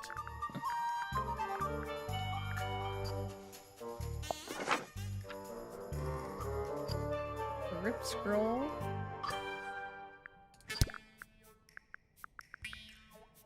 Well, that's not right. This? Morning envelope. It's empty.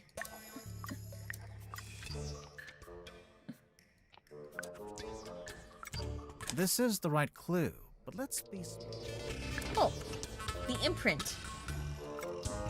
The envelope's empty now, but there's an imprint of what was in there when Mortuga first opened the box.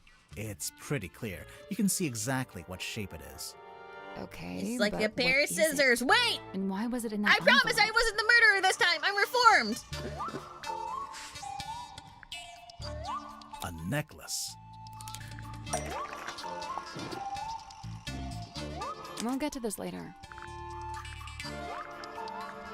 Painting of someone wearing a necklace. It once belonged to Felicia Stonetop. I didn't She's do it. I didn't wearing do it. and I didn't do painted. it. I didn't do it. I I'm didn't pretty do sure it. it is anyway. I don't know. It doesn't show the necklace very clearly. It's half hidden in her dress.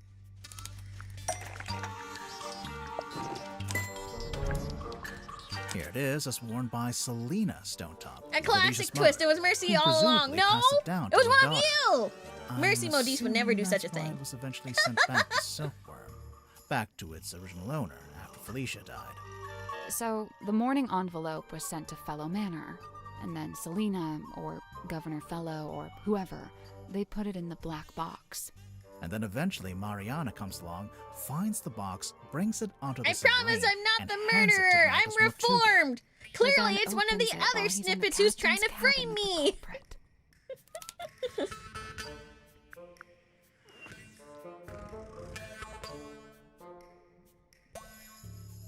Who then opens it while he's in with the culprit? Okay, he was opening it in with this thing.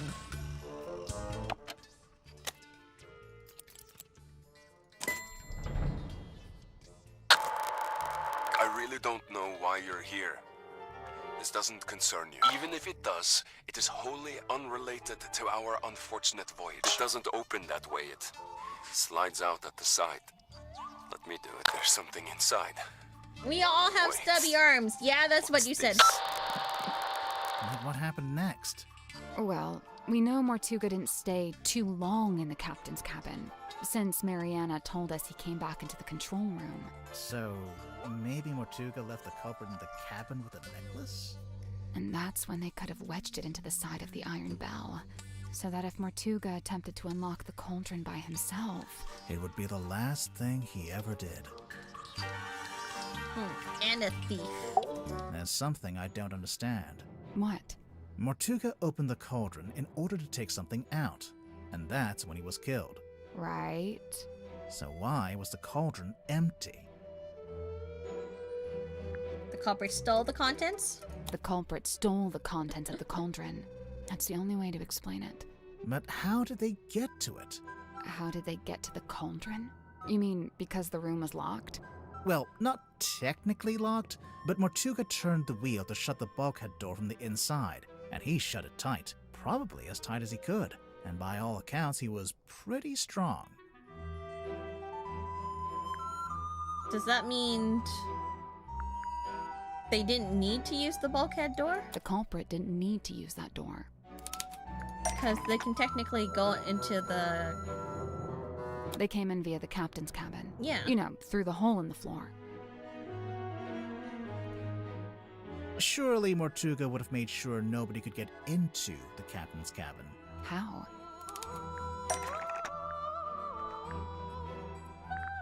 Oh. The eyeball key, right?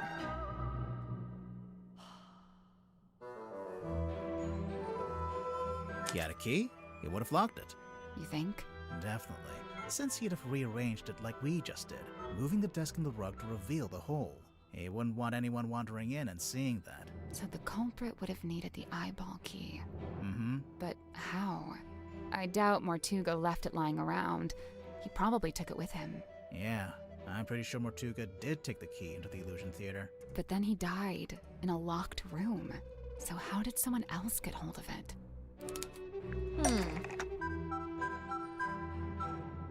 Yeah, there's a vent under the cauldron.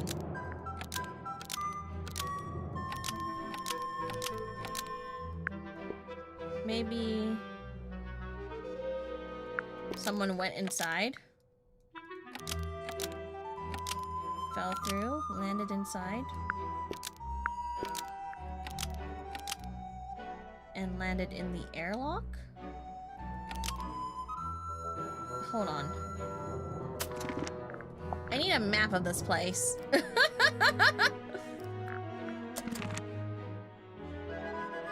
What's under? It's maybe the bilge? The eyeball key No, landed it's not in the inside bilge then. the What's vent underneath? under the cauldron and landed in the bilge. Almost. Maybe just change. And then in the airlock? The eyeball key landed. That's not right.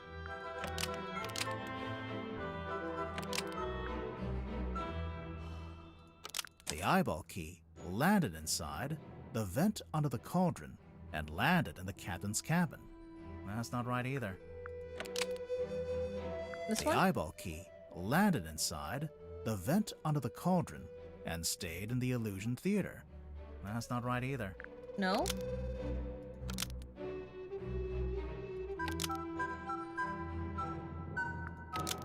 What about got stuck in? I think it's the bilge. The eyeball key got stuck in the vent under the cauldron and landed in the bilge. Almost. Maybe just change one thing. This one? The eyeball key landed inside the vent under the cauldron and landed in the bilge. Almost. Maybe just change. Knocked over? No. The eyeball key. No, that doesn't knocked sound over right. The vent under the cauldron and landed in the bilge. Am I Almost. stupid? Maybe just change.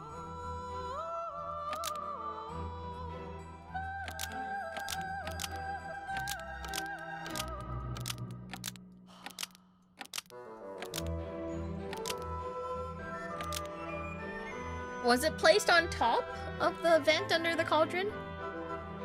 The eyeball key was placed on top of the vent under the cauldron and landed in the bilge. Almost. Maybe just change. Moon vial. No.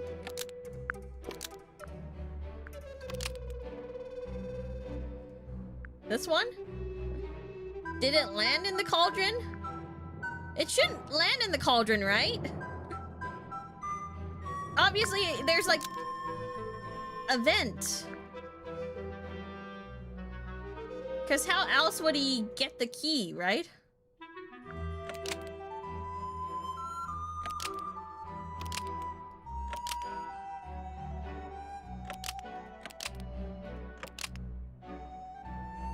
The moon vial fell No. through the vent under the cauldron and landed in the bilge.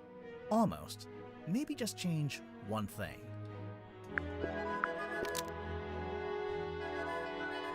Maybe it fell through the vent? That's what I thought. The eyeball key fell through the vent Wait, under did the I not cauldron use that? and landed I'm in so the bilge. stupid. It fell into the bilge. Remember how it smelled kind of weird? That's the bilge water smell. So the eyeball key just happened to roll across the floor and into the vent? No, it didn't happen by accident. The culprit tilted the submarine, culprit right? Tilted the submarine. Because everyone tilted it. Everyone was like, oh, it like tilted. Is that the valve wheel? Original wood? Maybe the valve wheel? Making the submarine surface. There we tilts go. The front end up and the back end down. They moved the whole submarine just for that? Yep. Did we have any evidence for that? Aside from most of the suspects mentioning it in their statements. Oh yeah. Anything Yeah. else? I could have sworn you did that. I swear I did too.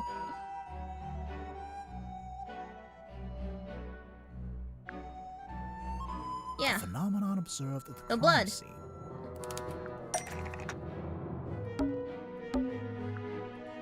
Mortuga's blood. It pulled out first, but then started running down towards the bilge vent. Anything else?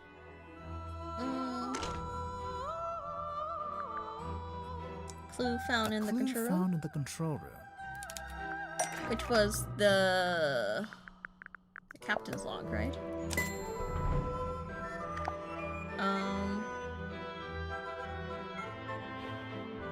Was it this one? A log card from the day of the murder.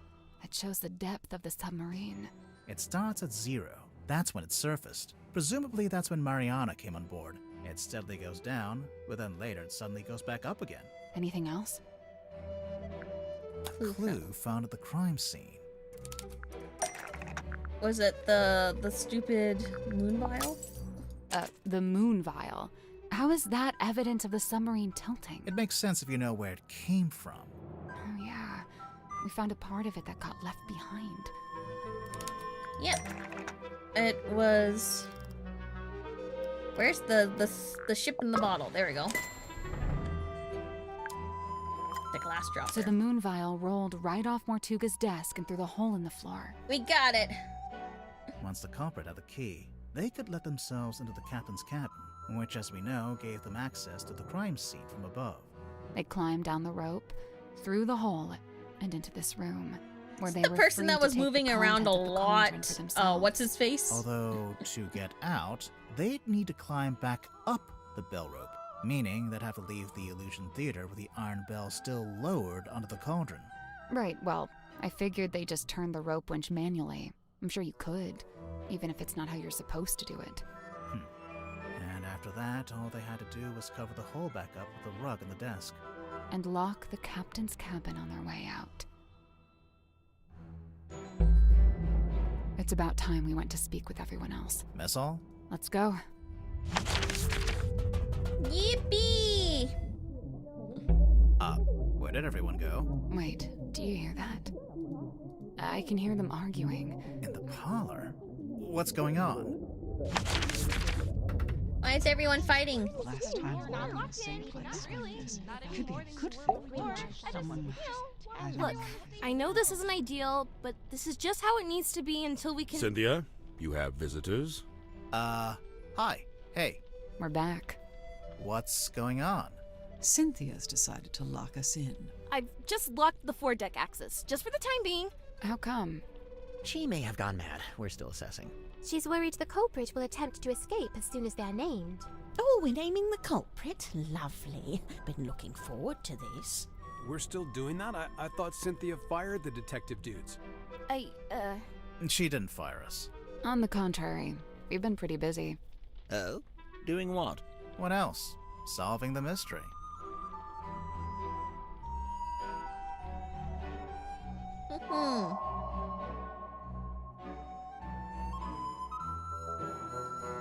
I'm pretty speedy, I think.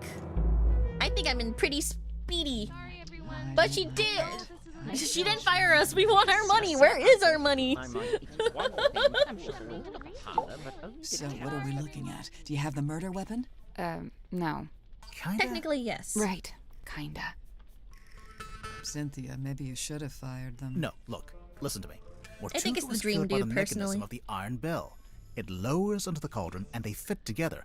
It's a big mechanical lock. Right. And there's this little metal thing wedged in the side. It's not part of the iron bell itself, but it was. Why did it fade out? Got in and out without ever opening or closing the bulkhead We're door. just skipping the explanation. So, the murder weapon. It's a necklace? Felicia Stonetop's necklace. And it's still missing? Right. Apart from a small fragment that snapped off and was left in the iron bell. And Mortuga was killed because he tried to take something out of the cauldron? Take what out of the cauldron? It can only really be one thing. The one thing that all of this has been about. Is it money?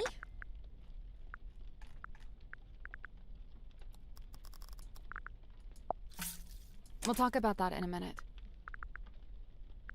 This thing? The mermaid's tongue. I knew it!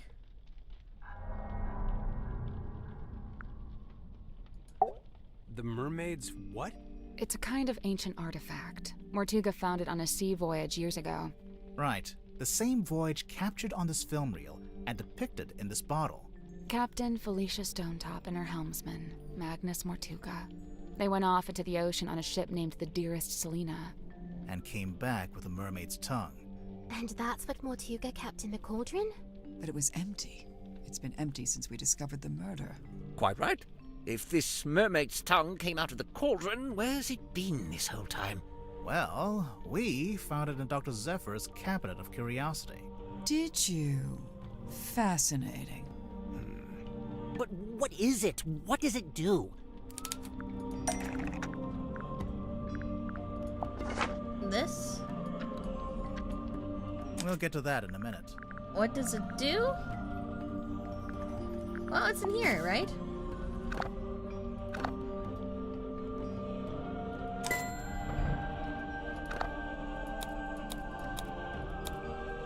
The mermaid's tongue, said to facilitate communication with she who lies beyond the veil. requires a special key to operate. Huh. A key? What kind of key? Wait, facilitate communication? What does that actually mean? It's a translator. When worn over one's head, the mermaid's tongue allows you to commune with the mermaid. Thus the name tongue, referring not to an appendage, but to the language spoken by the mermaid. How nice. Anyone gonna tell me who the mermaid is, or...? The mermaid? This thing? So there's a painting, painted by Selena Stonetop, we think. And a photograph taken with the submarine's underwater imaging system. There we go. And, why would you need a translator to talk to her? She's not local, or what? She speaks a language none of us could understand. It is said that attempting to commune with her without harnessing the mermaid's tongue would drive one mad. But how does it work? Nobody knows. Nice. Convenient. It is a powerful and priceless artifact. Oh, it's powerful, all right. Look what it's doing to all of you. I don't know, guys. I'm not sure if I'm buying into this thing. Kinda just looks like some grody old leather mask. Because it's a fake? Is this one a fake? Or it's not complete? That's because it's not complete. How do you know? So this image here, it's a photograph of a Yeah, drawing. it's got like the crop diamonds. photograph too. The good news is, we've got the real thing.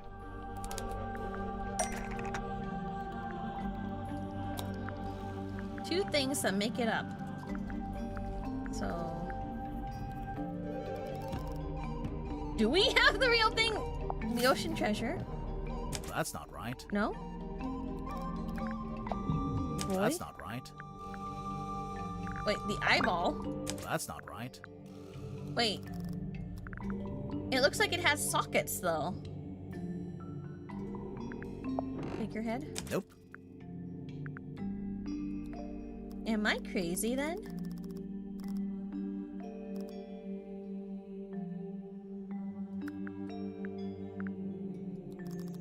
Do we do the mask That's first? not it. Wait, what?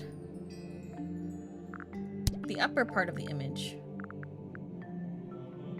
Isn't it the treasure?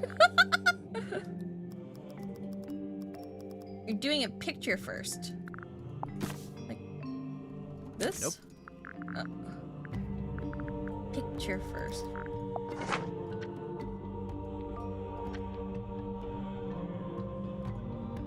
That's not it. Wait, the upper part of the picture.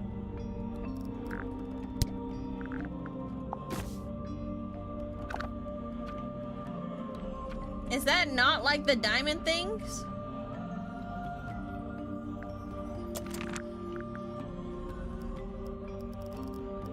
I think I know.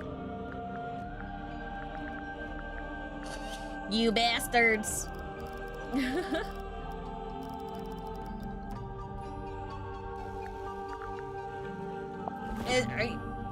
Nope. It's not part of that? That's not right. Are we talking about... I thought it was the figurehead then. There was something on top of the head. That's not right. Like a rope? Didn't I put the boy? Nope.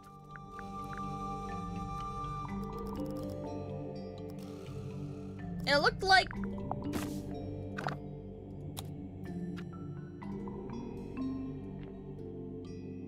something pointing out? Nope. Oh. Cornelius Kane? That's not it.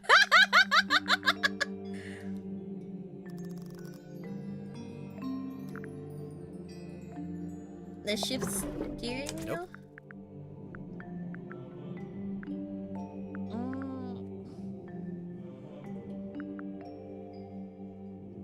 Something sticking out on top. Can't be this wooden pipe. Nope. The hex bottle? That's not it. The dream helmet? That's not it.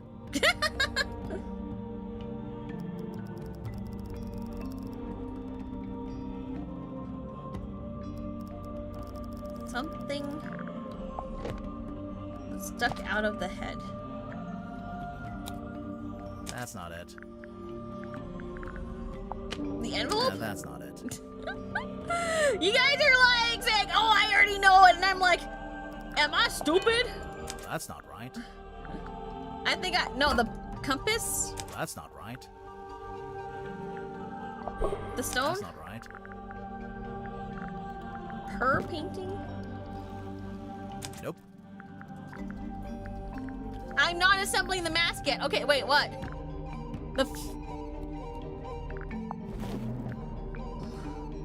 That's not it. Think 2D for now. The map? Oh! I'm stupid. Got it, got it. It turns out the ocean map shows what it's supposed to look like. Oh, got it. I was like, what are you... Okay.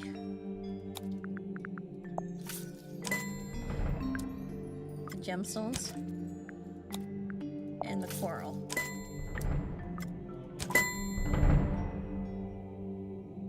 I think we're done. Sure, just help yourself to the stuff in my personal treasure chest. I don't mind. That antenna, is that coral?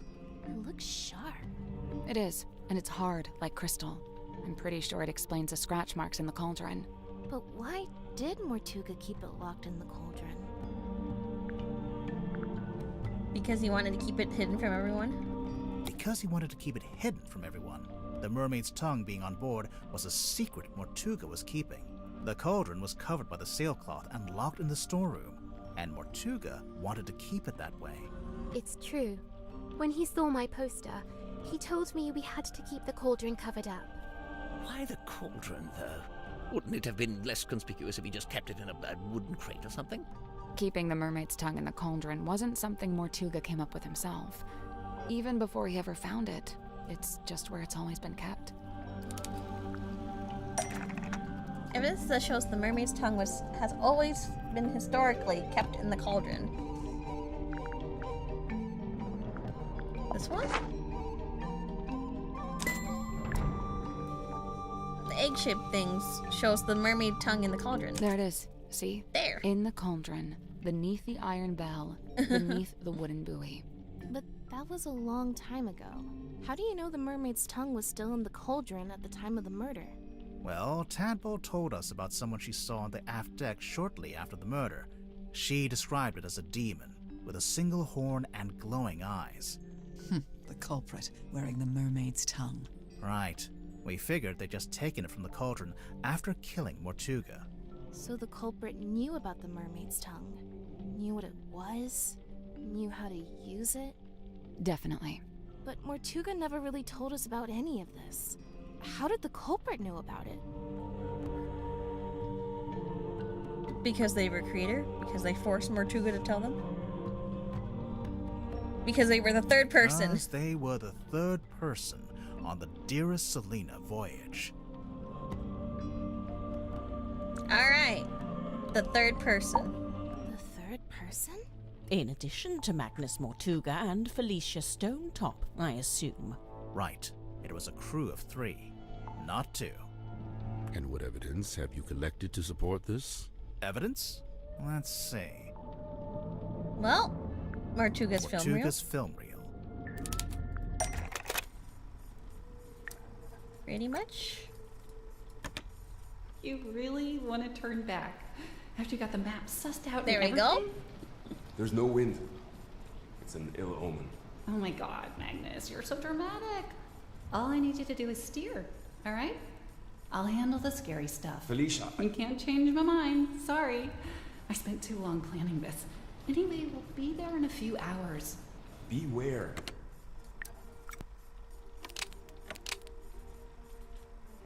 The opening of the door reveals there is someone other than Mortuga and Felicia on board the ship. Oh yeah, look at that. Spooky. Let's see. Audio recording of Mortuga opening. The audio recording of Mortuga opening the black box. What recording is this? I really don't know why you're here. This doesn't concern you. Even if it does, it is wholly unrelated to our unfortunate voyage.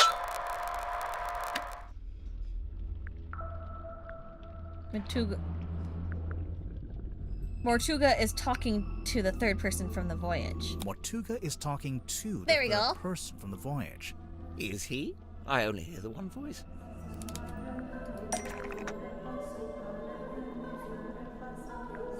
Handheld radio. Before it reached Mariana's pipe, the audio was transmitted from the cabin to the control room by these radios. Only they're faulty, or one of them is, at least. It turns itself on and off every few seconds. The cadence happened to line up with the conversation, so you only get Mortuga's half. Huh. That's quite the coincidence.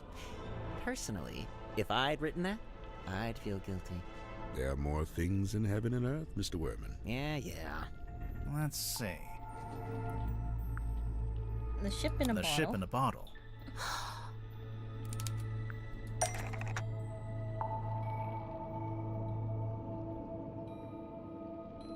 Wait.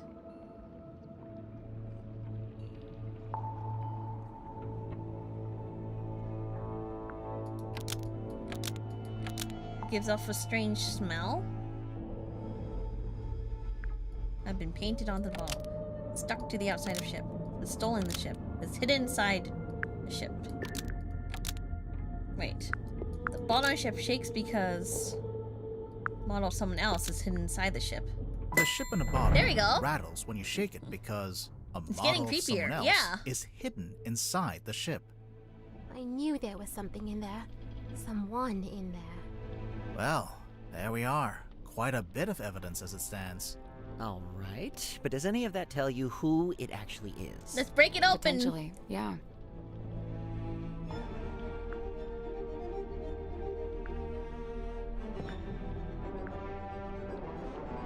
The ship in a bottle rattling when you shake it. Wait, the model person inside the ship? There's a way to work out who it is? I can think of a way. Let's do it with logic and reasoning, shall we? First, we'll compare the ship in a bottle with Mortuga's other wooden model. Here's another wooden model. Oh, right. The towns. The model town. What about it?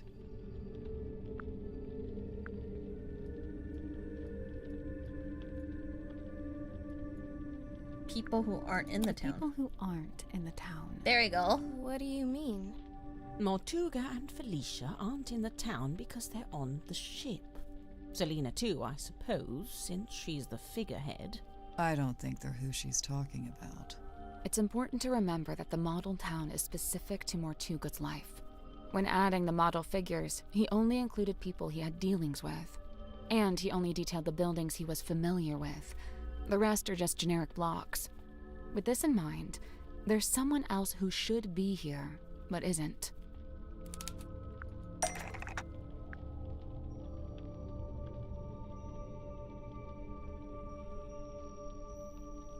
Godric? Am I stupid? Hold on.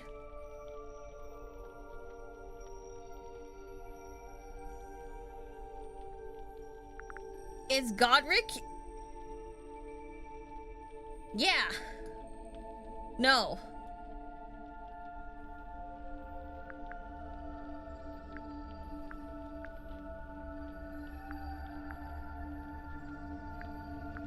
I have my guess. So Dirk can't be in it. He's not here. JD Werman said he was gone.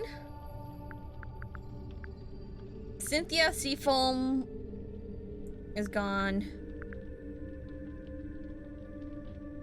Symmetry was gone. She's a vagrant. Madam Tadpole was apparently on a tour. So that leaves Dr. Zephyr and Godric Grip. Right? Mortuga made a detailed model of Grip's shop. It's not a generic cube like everything else, which means there should be a model of Grip himself. But it's not there. But why would Mortuga include Grip in his model town? Did they know each other? And if they did, how did Grip end up going along on Mortuga's No, am I ship? getting it wrong?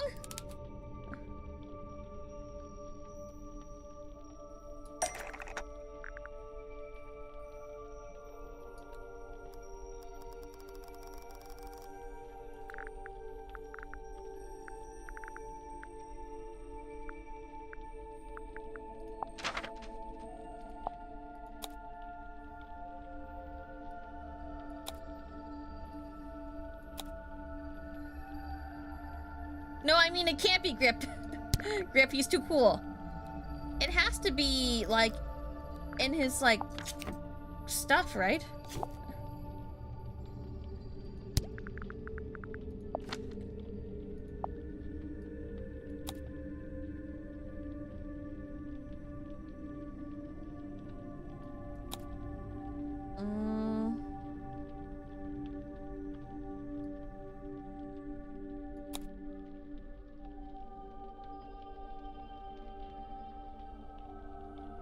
That's not right. Okay, that's not right.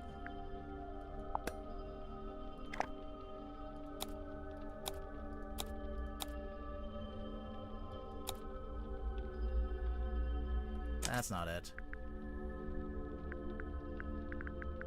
I'm crazy, right? No, wait. Is this the back?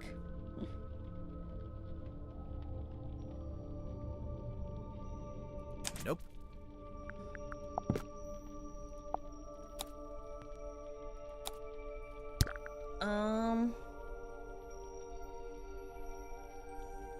Yeah. He did say something in the bell was. Wait, is it in the morning? Nope. Business transaction with Grip that led him to coming on the voyage. Oh, it's the map! Service records, right? There's a sticker on the back of the map. It's a service record from Grip's shop. Mortuga hired Grip to interpret the ocean map, which he did. But Grip didn't ask for payment in money. Instead, he asked to come on the voyage. This isn't proof. Not really. Well, there is one thing we could... Do it. If you don't, I will. Open it! Break it! Oh, what am I gonna do? I'm gonna use... typewriter. Look. Open. Ta-da!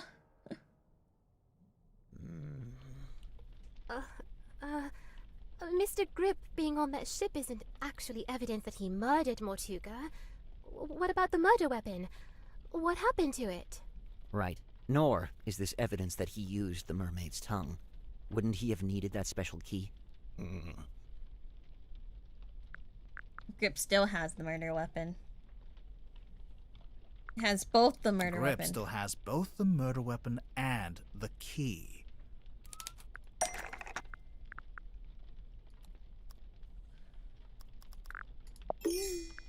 That's not it. I was gonna put it there. He had it in the engine room for all to see.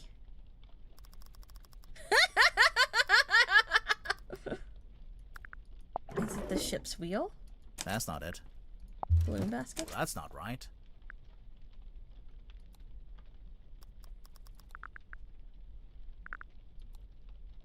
I thought it was gonna be the cane for sure.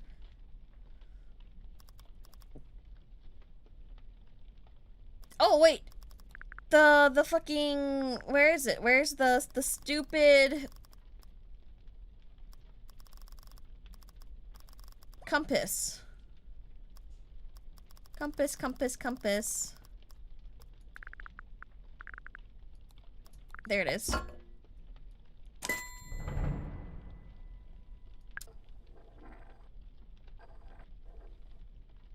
Okay.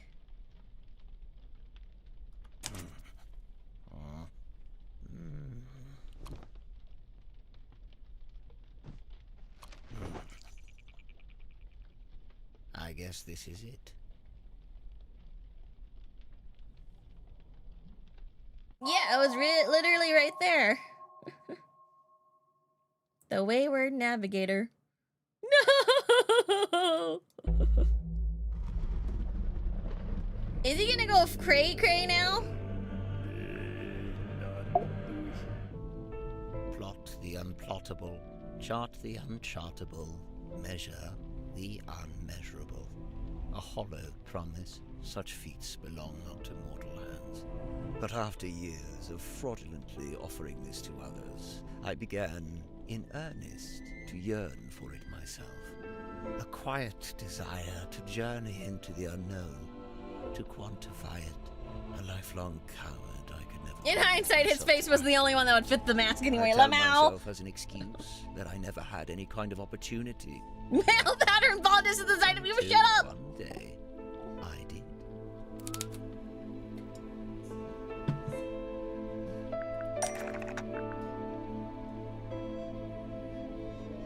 What presented Grip with an opportunity to act the journey to the unknown?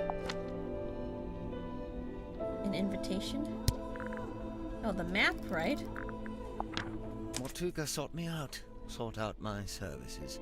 Not because we were friends, but simply I don't know, because he was Zephyr's the face one could with be there the skills too, to yeah. interpret that inscrutable map of his. Sensing an opportunity at long last, I refused financial payment for the work.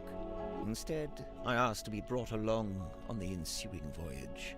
Mortuga was surprised by the request, but he ultimately agreed to my terms. Such was his desire to interpret the map. The work was done, and so we went. Despite my bold intentions, I mostly found myself sheltering within Felicia's cabin during the voyage. All the while, she and Mortuga stood around on deck looking windswept and heroic, far more at home on the sea than I. Regret reared its head. Regret over inviting myself into their world. From within the cabin, I sat and listened to their conversation. Felicia was telling Mortuga what they were looking for, what they were hoping to find. Hoping to find in her voyage? What was she looking to find?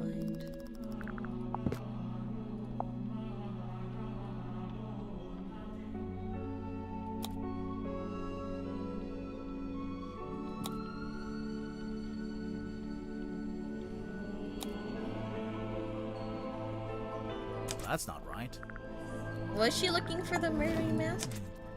Did Felicia know what it was before she found it? Somehow she did.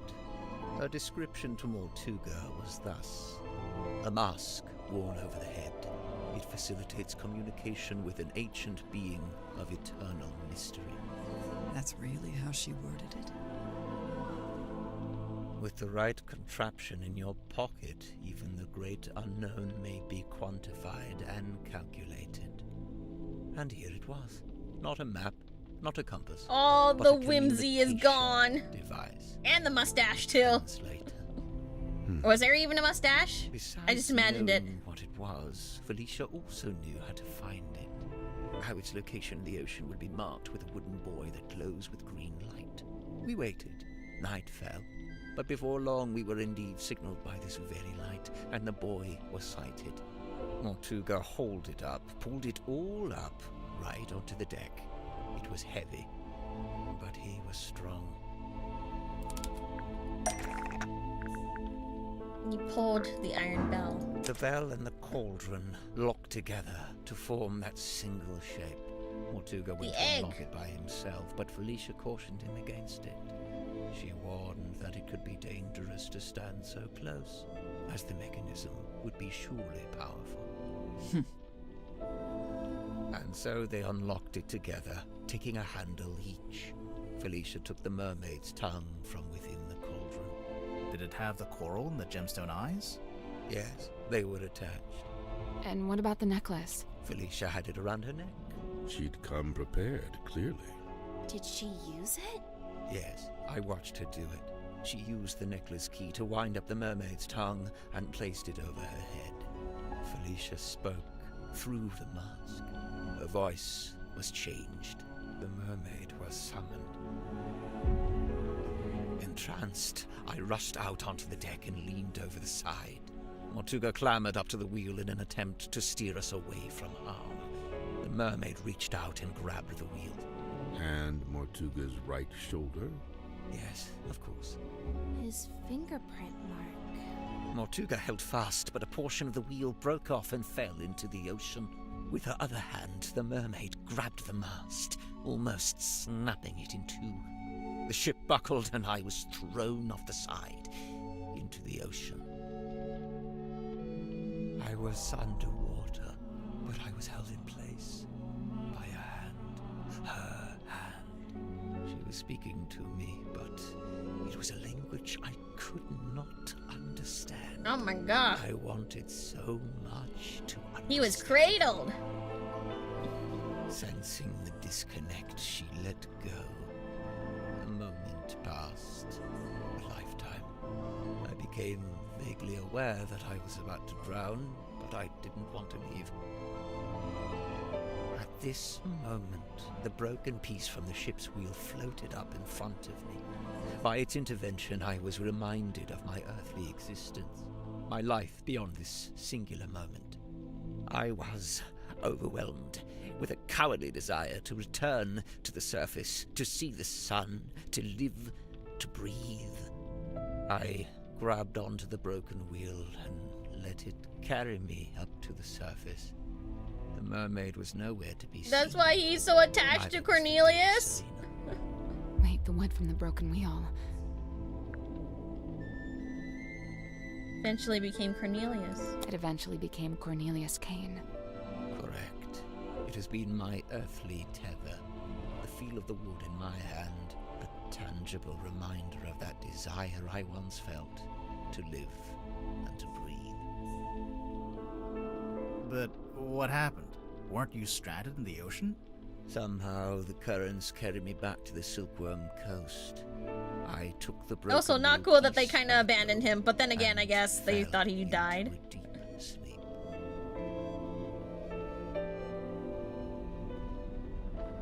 Okay, creation of the Mortuga submarine. After I awoke, I went looking for Felicia. Not Mortuga. No, Felicia.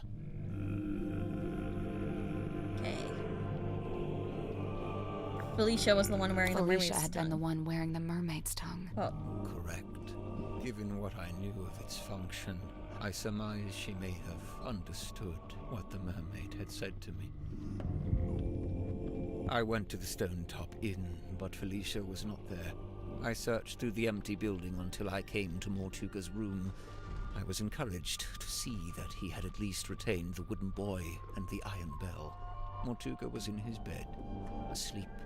He looked ill, weak. I woke him up. I asked him about the mermaid's tongue. What had happened to it? Where was it? At first, Mortuga said nothing. He merely looked at me.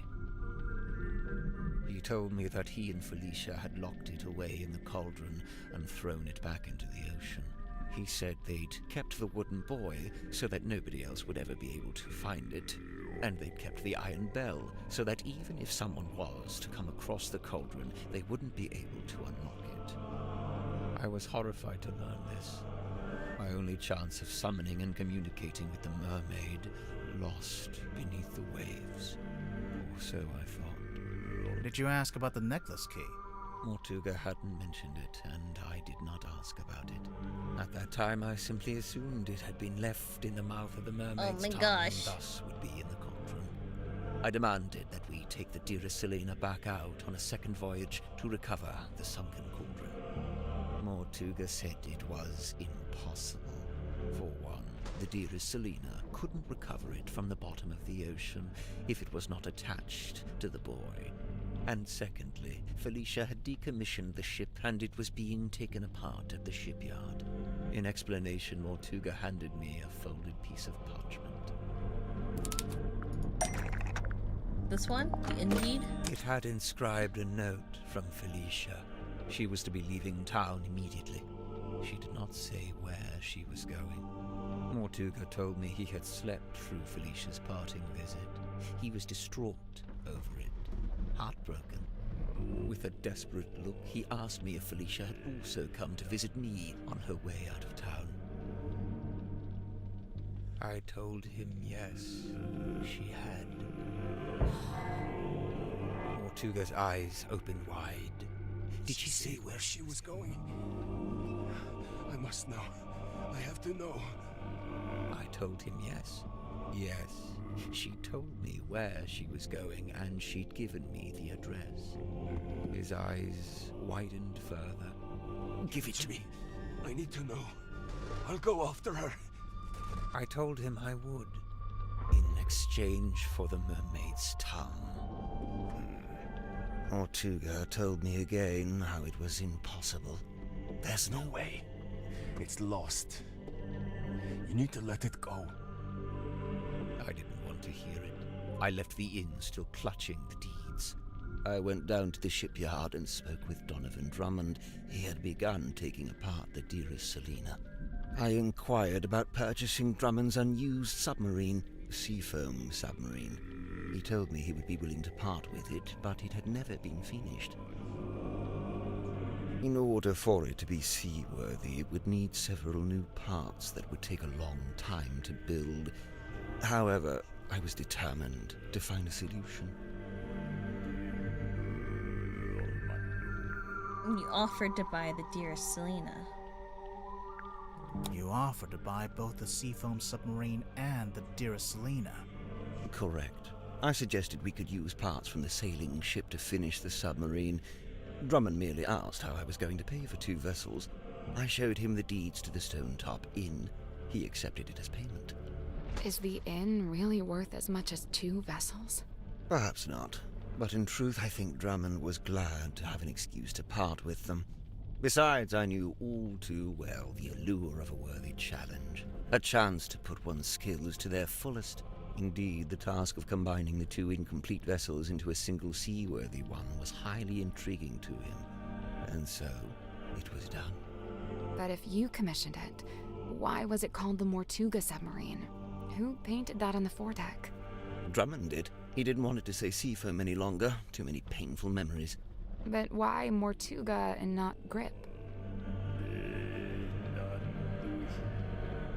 Because Grip told Drummond his name was Mortuga, or because Grip paid for it with the inn's deed, which were in Mortuga's name. Paid for it with the there we inn go. deeds, which were in Mortuga's name.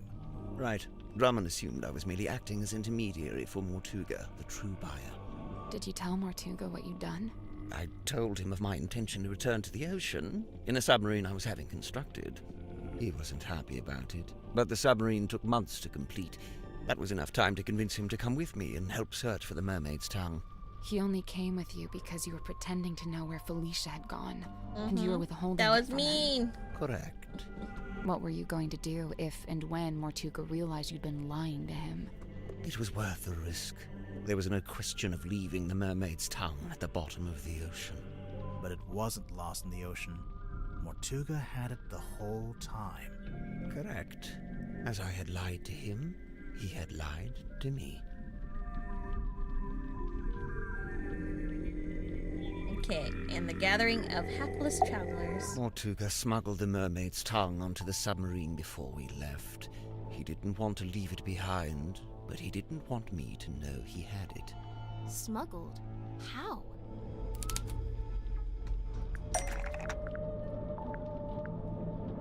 Using the... where was it?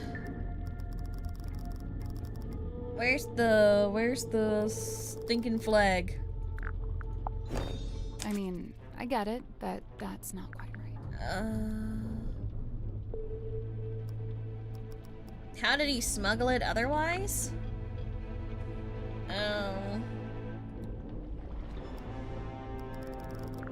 Zephyr's letter? Mortuga sent me a letter, inviting me to join him on the submarine. Grip, did you know he'd done that? Mortuga told me he was going to bring somebody else on board. An old friend, a collector of occult curiosities who might be helpful. But I didn't want anyone to know what we were doing, or what we were looking for.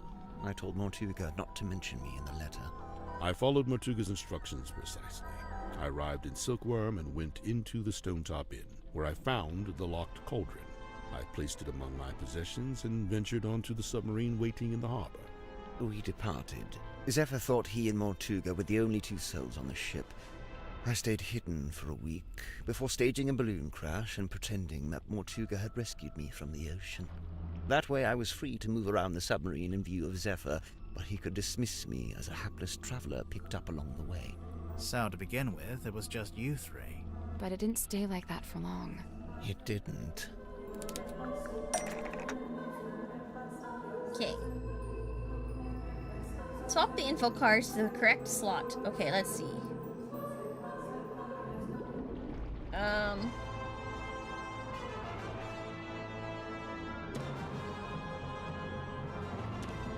Nope, she was invited to be resident illusionist.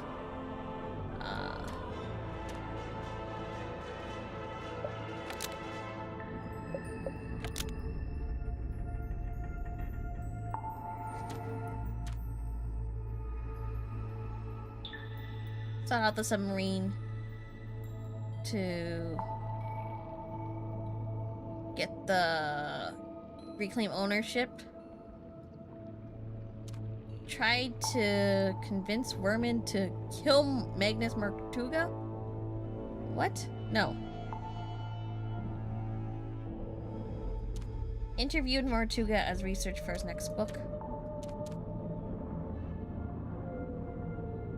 Was hired to kill Magnus Martuga. Who? Yeah. Wait, what?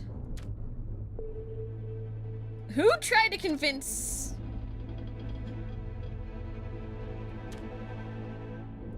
Wait, what? Who was that? Okay, hold on.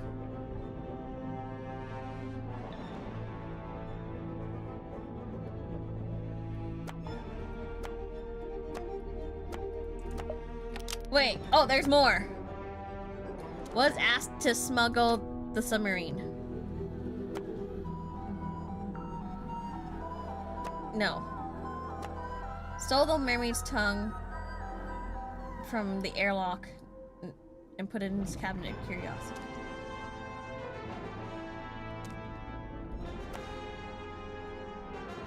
Was asked by Mortuga to keep it in his cabinet.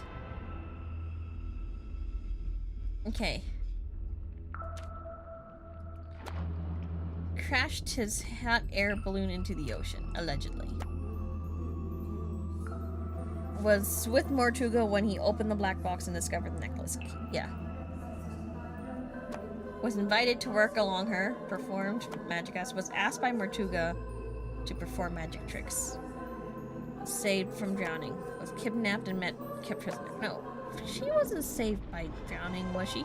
How was she here again?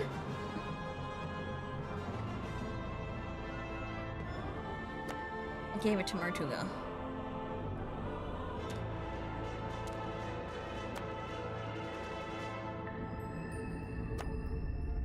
He was sent a letter explaining how to access the Martuga submarine. Considered using Martuga's death as the storyline. Yes. Was hired. Yeah. She was hired to find more information. Okay.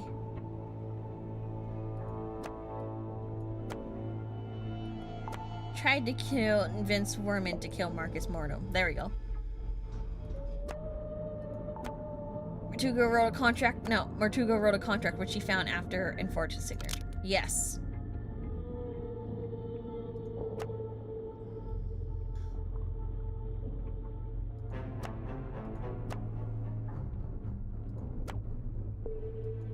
There we go. Was saved from... No. Was she drowning? I don't think so, right?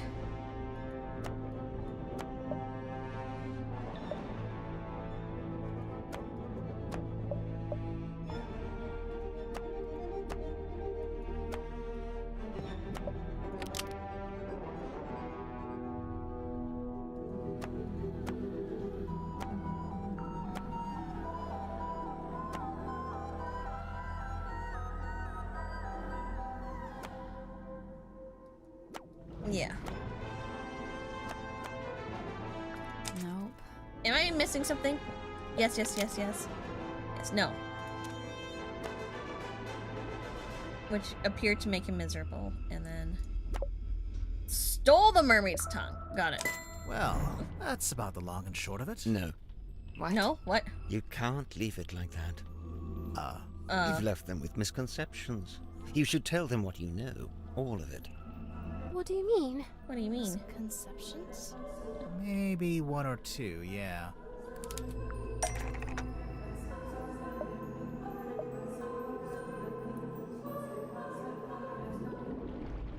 Martuga could not accept Tadpole's offer to give up his competency. To review the location.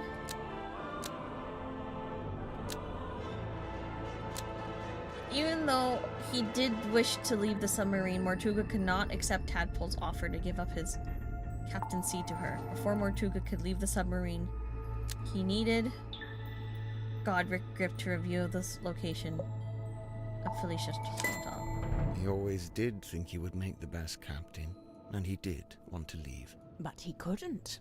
Not without the There we go. information he so desired. Not just that. Since it turned out he had the mermaid's tongue on board the entire time, I don't think he wanted to leave me on the submarine with it. He didn't want me anywhere near it. He was trying to protect you.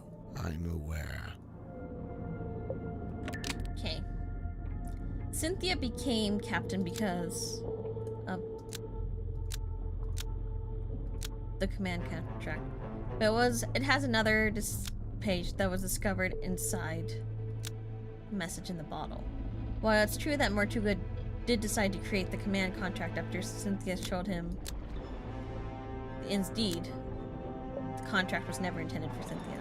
So, who was it for? Me. Once Mortuga found out the inn deeds had been used to pay for the submarine, he realized for the first time that he was its legal owner. He really hadn't known that before? No, he'd always assumed I paid for it with my own money. Got And it. with the new information, Mortuga attempted to use it to control me. Thus, the command contract. What exactly was he hoping to achieve? To strong-arm me into telling him where Felicia had gone, and to cease my search for the mermaid's tongue. But it didn't work. Of course not. Wasn't Mortuga supposed to be paperwork averse? I'm surprised to learn he would try to control someone with a contract. Where would he even get an idea like that? That's my bad. Oops. I ended up telling him all about contracts, you know, what they are, how they work. I guess Mortuga thought if I could be controlled by a contract, maybe someone else could be too. Merman was lured into the submarine by the handwritten letter, but it was actually from the person who claimed it was from. I'm pretty sure, yeah, Magnus Mortuga has sent it, hoping it to lure Werman onto the submarine. You want Werman would have information on Felicia Stovetop? Yeah, maybe. Wait, so Mortuga wrote the letter? Not exactly. It was his idea, but he wasn't one for writing by hand. So he asked me to That's part of it. Always read your contracts. But why Ibis? Mortuga didn't want to reveal too much in the letter, so he had the idea to pretend to be a neutral third party. We learned about Ibis from that newspaper page, but it just needed to be someone you would listen to. Honestly, I'm surprised it worked. Huh. This explains why Mortuga kept asking about my father. Oh yeah, I was wondering about that. Were you able to tell him anything? Afraid not. I haven't spoken to my father in years. Do you think he would have known anything about Felicia? About what happened to her? It's possible. Okay.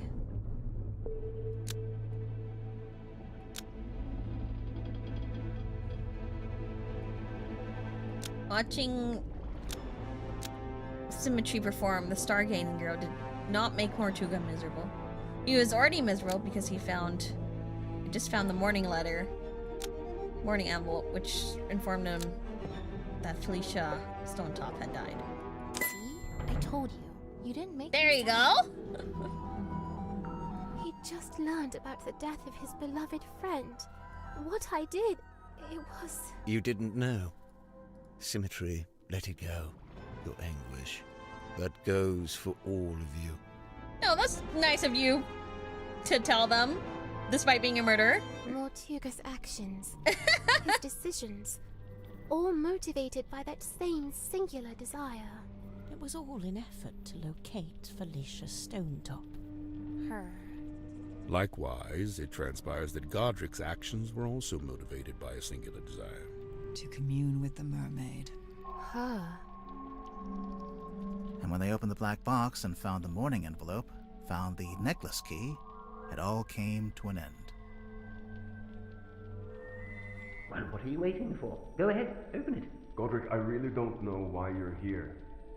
This doesn't concern you. I'm afraid it does. I'm to believe the box may contain information on Captain Stonetop. Even if it does, it is wholly unrelated to our unfortunate voyage. I'll be the judge of that. There could be anything in that. Listen. I prefer you not to shake it like that. Besides, it doesn't open that way. It slides out at the side. Let me do it. What's all this? A scroll? An envelope?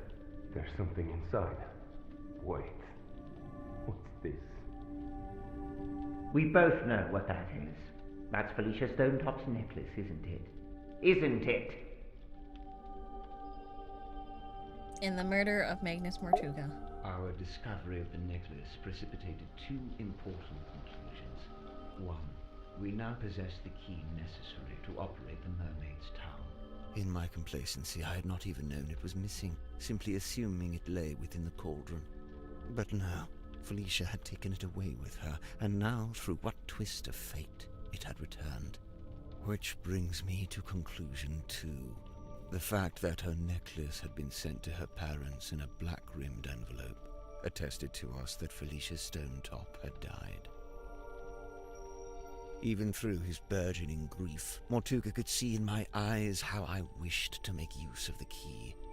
Fearing what ruin might follow should I act, he did what he had always done.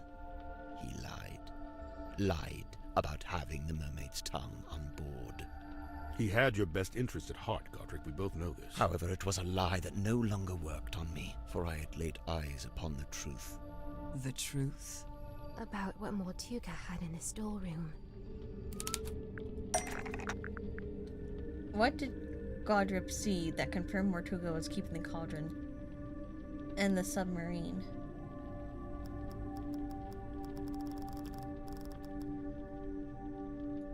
Iron Bell? That's not it. No. Ripped scroll? That's not it. How did he know? Did he see? I don't want to compare it to itself. I don't want to compare it to itself. The dream helmet? Nah, that's not it. Ah, what did he see? What did he see?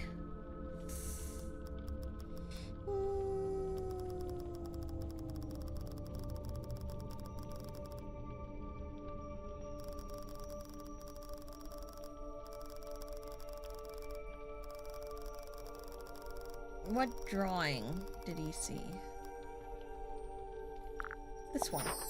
Correct. I had seen Symmetry's drawing of the cauldron. He asked me to change it.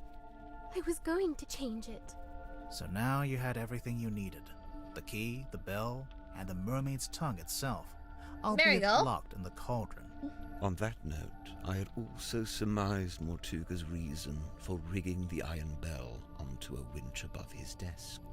I concluded that he had set it up this way so that he could unlock the cauldron and access its contents himself. You think he wanted to use the mermaid's tongue? You'd like to suggest Mortuga would be immune from such things, hmm?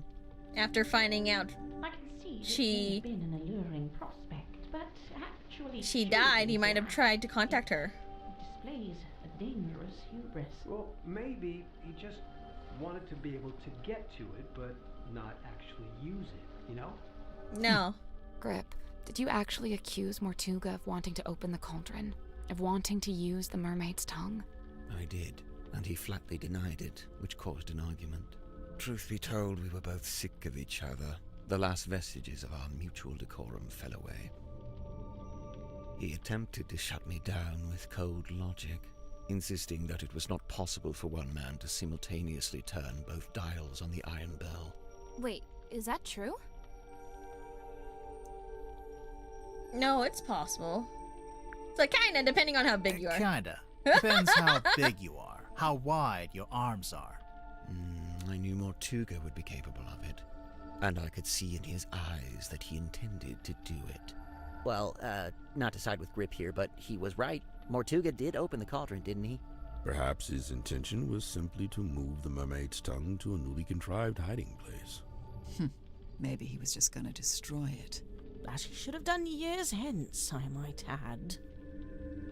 Grimoire, what do you think? I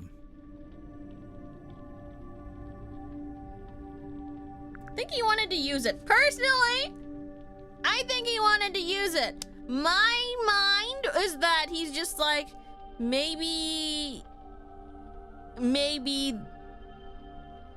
she who lies beyond the veil will know where Felicia, or how Felicia died.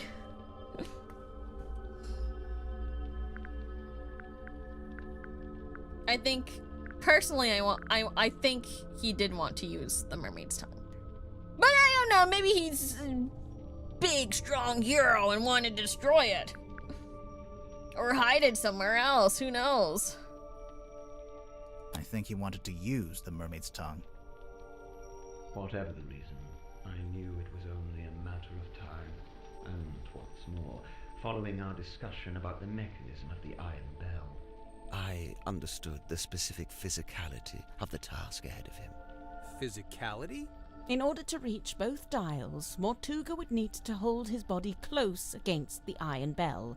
His head, his neck, would be right up against the mechanism. Overcome with frustration and grief, Mortuga had left the room. He had left me with the necklace key. I felt it in my hand, the metal cold and sharp. I climbed up onto the desk and wedged it into the iron bell around the back so that it would not be seen. At least, not until the mechanism activated. You're a murderer. Call me what you will. To me, it was merely insurance against continued deception and greed on Mortuga's part. If he indeed decided to keep the mermaid's tongue for himself, if he decided, as he always had, to keep it from me. There's no right answer here. I thought he would try to hide it, but you also make sense. I think the rest he may have thought about it and having was first like, locked maybe the himself in mermaid will room, know. Sugar unlocked a cauldron and was killed by the blade of the necklace key. I tilted the submarine in order to claim the eyeball key, which granted me access to the captain's cabin and a path into the storeroom from above. I took the mermaid's tongue from the unlocked cauldron. And then you went up to the aft deck and used it, didn't you? I tried to, but you stopped me. You're welcome. Tadpole then dove into the ocean and collected the pieces.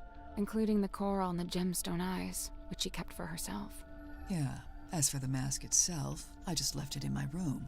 And I took it when I later visited the room to collect hex from the dome tank. Wow, you're admitting it, huh? I admit I moved it to a more secure location, ultimately a wise decision, wouldn't you say? Except, it's not there anymore, is it? It's right there. Here. And he's gonna use it now. It's dark. Tee. Grip turned off the lights. Someone grab him! The mermaid's tongue, it's gone. He took it. He must have. He can't have gone up to the foredeck. It's still locked. Which way did he go? He in the aft deck now? Or is he in the airlock grotto? What about the aft deck? Let's go. Maybe we... I'm gonna lose so badly.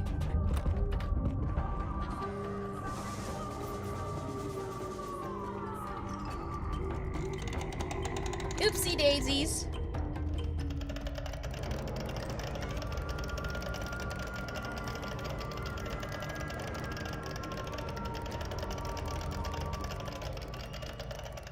Unless he locked it from the outside.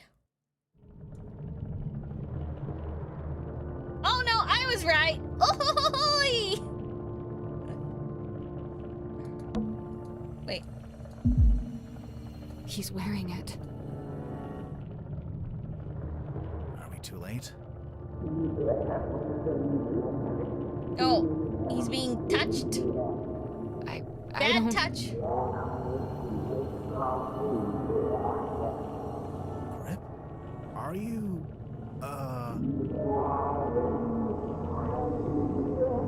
What? Wait, where's he going? Oh, he locked you guys in. Teehee. What's he gonna do? Should we follow him? I don't... Wait, what's that on the floor? It's The compass. He fixed it. He fixed it. Oh, he even put his mark saying he fixed it. Issue with compass. Momentarily overwhelmed. Fixed by Godric Grip. For Cynthia Seafoam. Cost waived. Oh. What's he going to do? He's locked the door. Can you see him through the window? Look through the window. Oh, hi, Cornelius.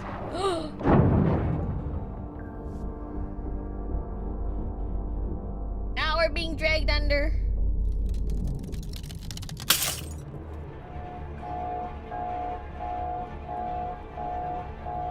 This is bad. The pressure change is too sudden. The submarine's not...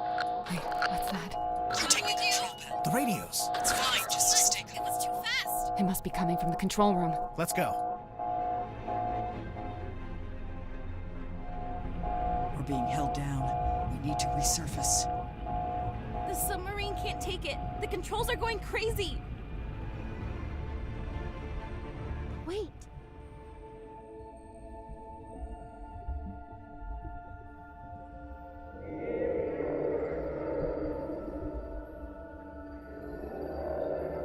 What?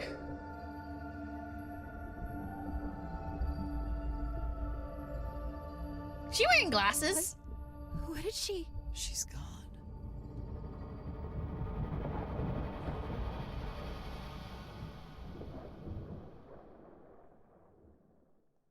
She let us go.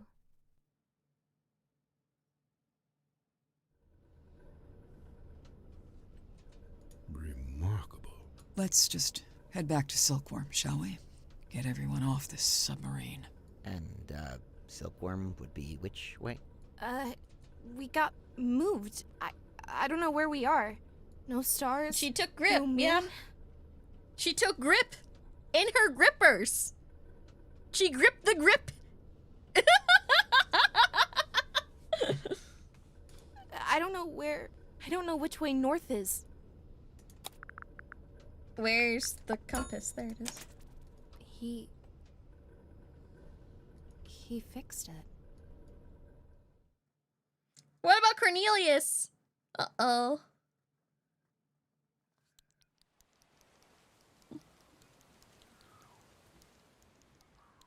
I don't know where Cornelius is. I don't know about you, but I thought that was all very interesting. Yeah, I would have to agree. You must be pleased. You've come away with a new story to tell around the campfire. Quite right. I'm not sure it would be wise to tell too many people. No, don't worry. I'll change all your names to protect your privacy. No, I meant... What are you going to change my name to? Detective Galathorn. Wow, I love it. Yeah, I guess it works. I'm almost afraid to ask. Sybil. Oh, actually, yep, good. This conversation is over. Sybil's a good name. You okay, Cynthia? She's still processing. Of course. We all are. That, and we've just been to tell her stepfather that we're leaving Silkworm. Oh? Where are you headed? We, haven't worked that out yet. I know a place you could go. Really? Yeah, I've got a couple friends you could stay with. I'll write down the address for you. Oh, thank you. Easily one of the strangest days of my life. It's in the top 5, at least. What are you going to do now? So far, the only thing I've decided on is to go home and have a bath. Fair. A bath? You haven't had enough being submerged in water for one day? Okay, maybe a shower. Catching up on your text messages? 0 missed calls. Can you believe that? 0. Devastating. Not even from Vanderpeer? I'm writing him a message now. Giving him the deets. A very selective version of the deets. Good. Smart. Good boy. Are you okay? Yeah. You? Somehow, yeah. Where's Zephyr? That was the weirdest submarine I've ever been on. And the last? And the last. Is everyone okay? I guess so, huh? Fit as a fiddle. Oh, sure. Just had my human perspective permanently and irrevocably shifted, but hey, what's new? But what about Grip? Did he die or what? I don't know. I don't know. But he made his choice. I really don't think it would do us any good to worry about it. Sally, did you write down that address for us? Yeah, I'm almost done. Just writing something on the back to help you out. Oh, like instructions? Kinda, yeah. You know, I really must be off. Ah, come on. You've got nowhere to be. You're quite right. Nowhere is precisely where I need to be, and I'm rather in a hurry to get there. All right, that was pretty good. I'll let that slide. And Tadpole and Zephyr stayed on the submarine? Yeah, Tadpole and Zephyr. Are they going to rename it? Of course not. You've got to keep the Mortuga name. It's like his fingerprint on history. You say that, but by all accounts, he actually didn't like the submarine very much. That's true. It wasn't his choice to be there. He spent all his time trying to work out how to leave. Well, yes, all right. I can see We that. need to go back for Cornelius. You're so Is right. Right here. It's all of you. It's Symmetry, it's Cynthia, Tadpole, Zephyr. They're not he was here. kind to. Everyone he helped. Dude, that's real. But what about the mermaid's tongue? What about it? Well, we still don't really know anything about it. How it works, who made it. Good. What? It's good that we don't know. It's right. The mermaid's tongue is a shameless shortcut, a trap for the impatient and the dissolute. But you don't want to know what the mermaid said? Oh, I want to know. But as I stand before you now, I can't know. You understand? That's just the way it's meant to be. Wow, I finished it, guys. Now buy the game. I will krill you. Werman announced he wasn't going to write the sequel to his novel. Dirk was subsequently released from his contract with Whip and Whimsy. Mariana Moon, avoiding all questions about where she was headed, simply disappeared over the horizon. Madame Tadpole became captain of the Mortuga submarine. Dr. Zephyr stayed on board to continue his research, nearly inspired by what he'd witnessed. You're sure this is the address Sally wrote down? Yeah. Absolute cinema. She wrote something on the back, too. Oh yeah. What was that? Instructions? It's a little poem. You should read it. Me? You're the poet. No, you read it. Okay. Eavesdrop what the stars are saying, earthly tethers slowly fraying, floating, helpless from the worst of jealous hunger, selfish thirst. Take a moment, kneel and meet the flowers growing at your feet. Isn't that the beginning of the Hex of the Helmsman?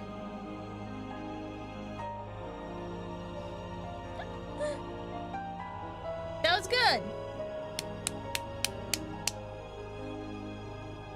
Anyways, I'd like you guys to purchase this because I was gifted very generously by some friends.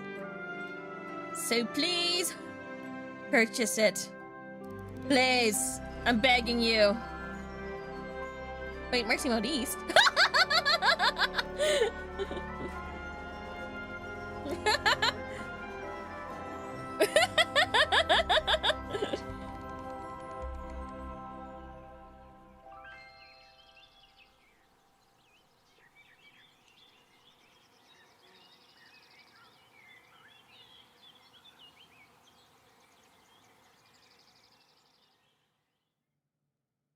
That was at the beginning game and the poem Poppy made about her dad.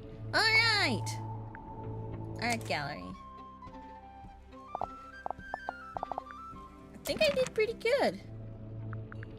I'm gonna just exit. Quit. Get me out of here. Crap, I didn't get all of the achievements. No!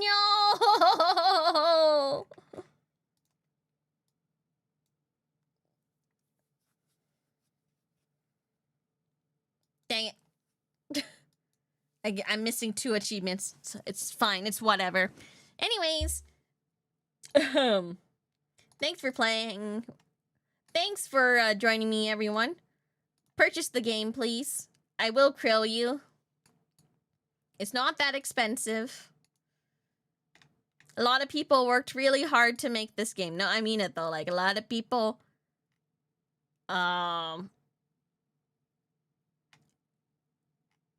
this one was probably, this was in the works for a very, very long time. And I feel like you guys should play the first Detective Grimoire game in Tango Tower, and then it'll give you more context for the Mermaid Mask. I hope you guys had a good one, though. I really enjoyed this. I feel kind of smart. I'm not gonna lie to you. I think I did those puzzles quite well.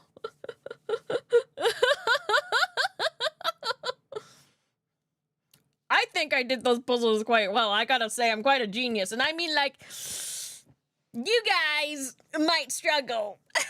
But I didn't. I didn't struggle that much.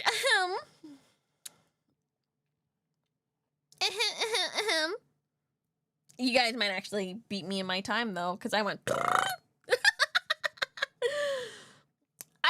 I thought I was getting rusty on my puzzles, but no, I still got it.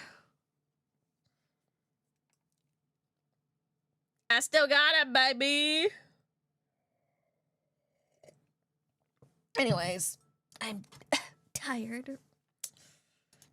And I'm gonna go to bed or something. Let's play more games or something when I get back again. This week is like, I think I'm pretty busy. Like, everyone wants, oh my gosh, I'm just so popular, guys. Everyone wants my attention.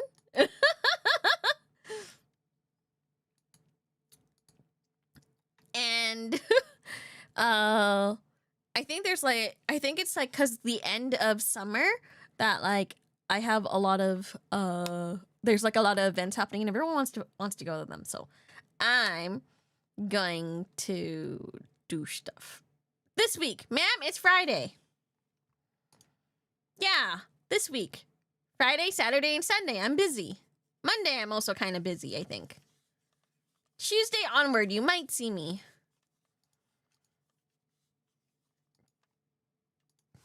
But I'll be doing my best. I'm still glad that everyone's here with me, despite me being sick so damn long and living life for so damn long. I know I didn't make an announcement about it because I was like, every time I get sick, I'm like, next week or tomorrow I'll be better. And then, you know, that tomorrow turns into like 5.5 months. That was my bad. And, I was told to get off the computer by my doctor immediately, so I kind of listened to that too. So I was like, okay, I should do that as well. But yeah, thanks for sticking around a long time. Yeah, I'll see you guys again next time, okay? Don't forget to like and subscribe. Use code MERCY on moebrew.jg for 10% off your tea order. Or you can also use the same code MERCY for 10% off your Gamer Subs order. Okay, bye everyone. Bye. Bleh. I spat on myself.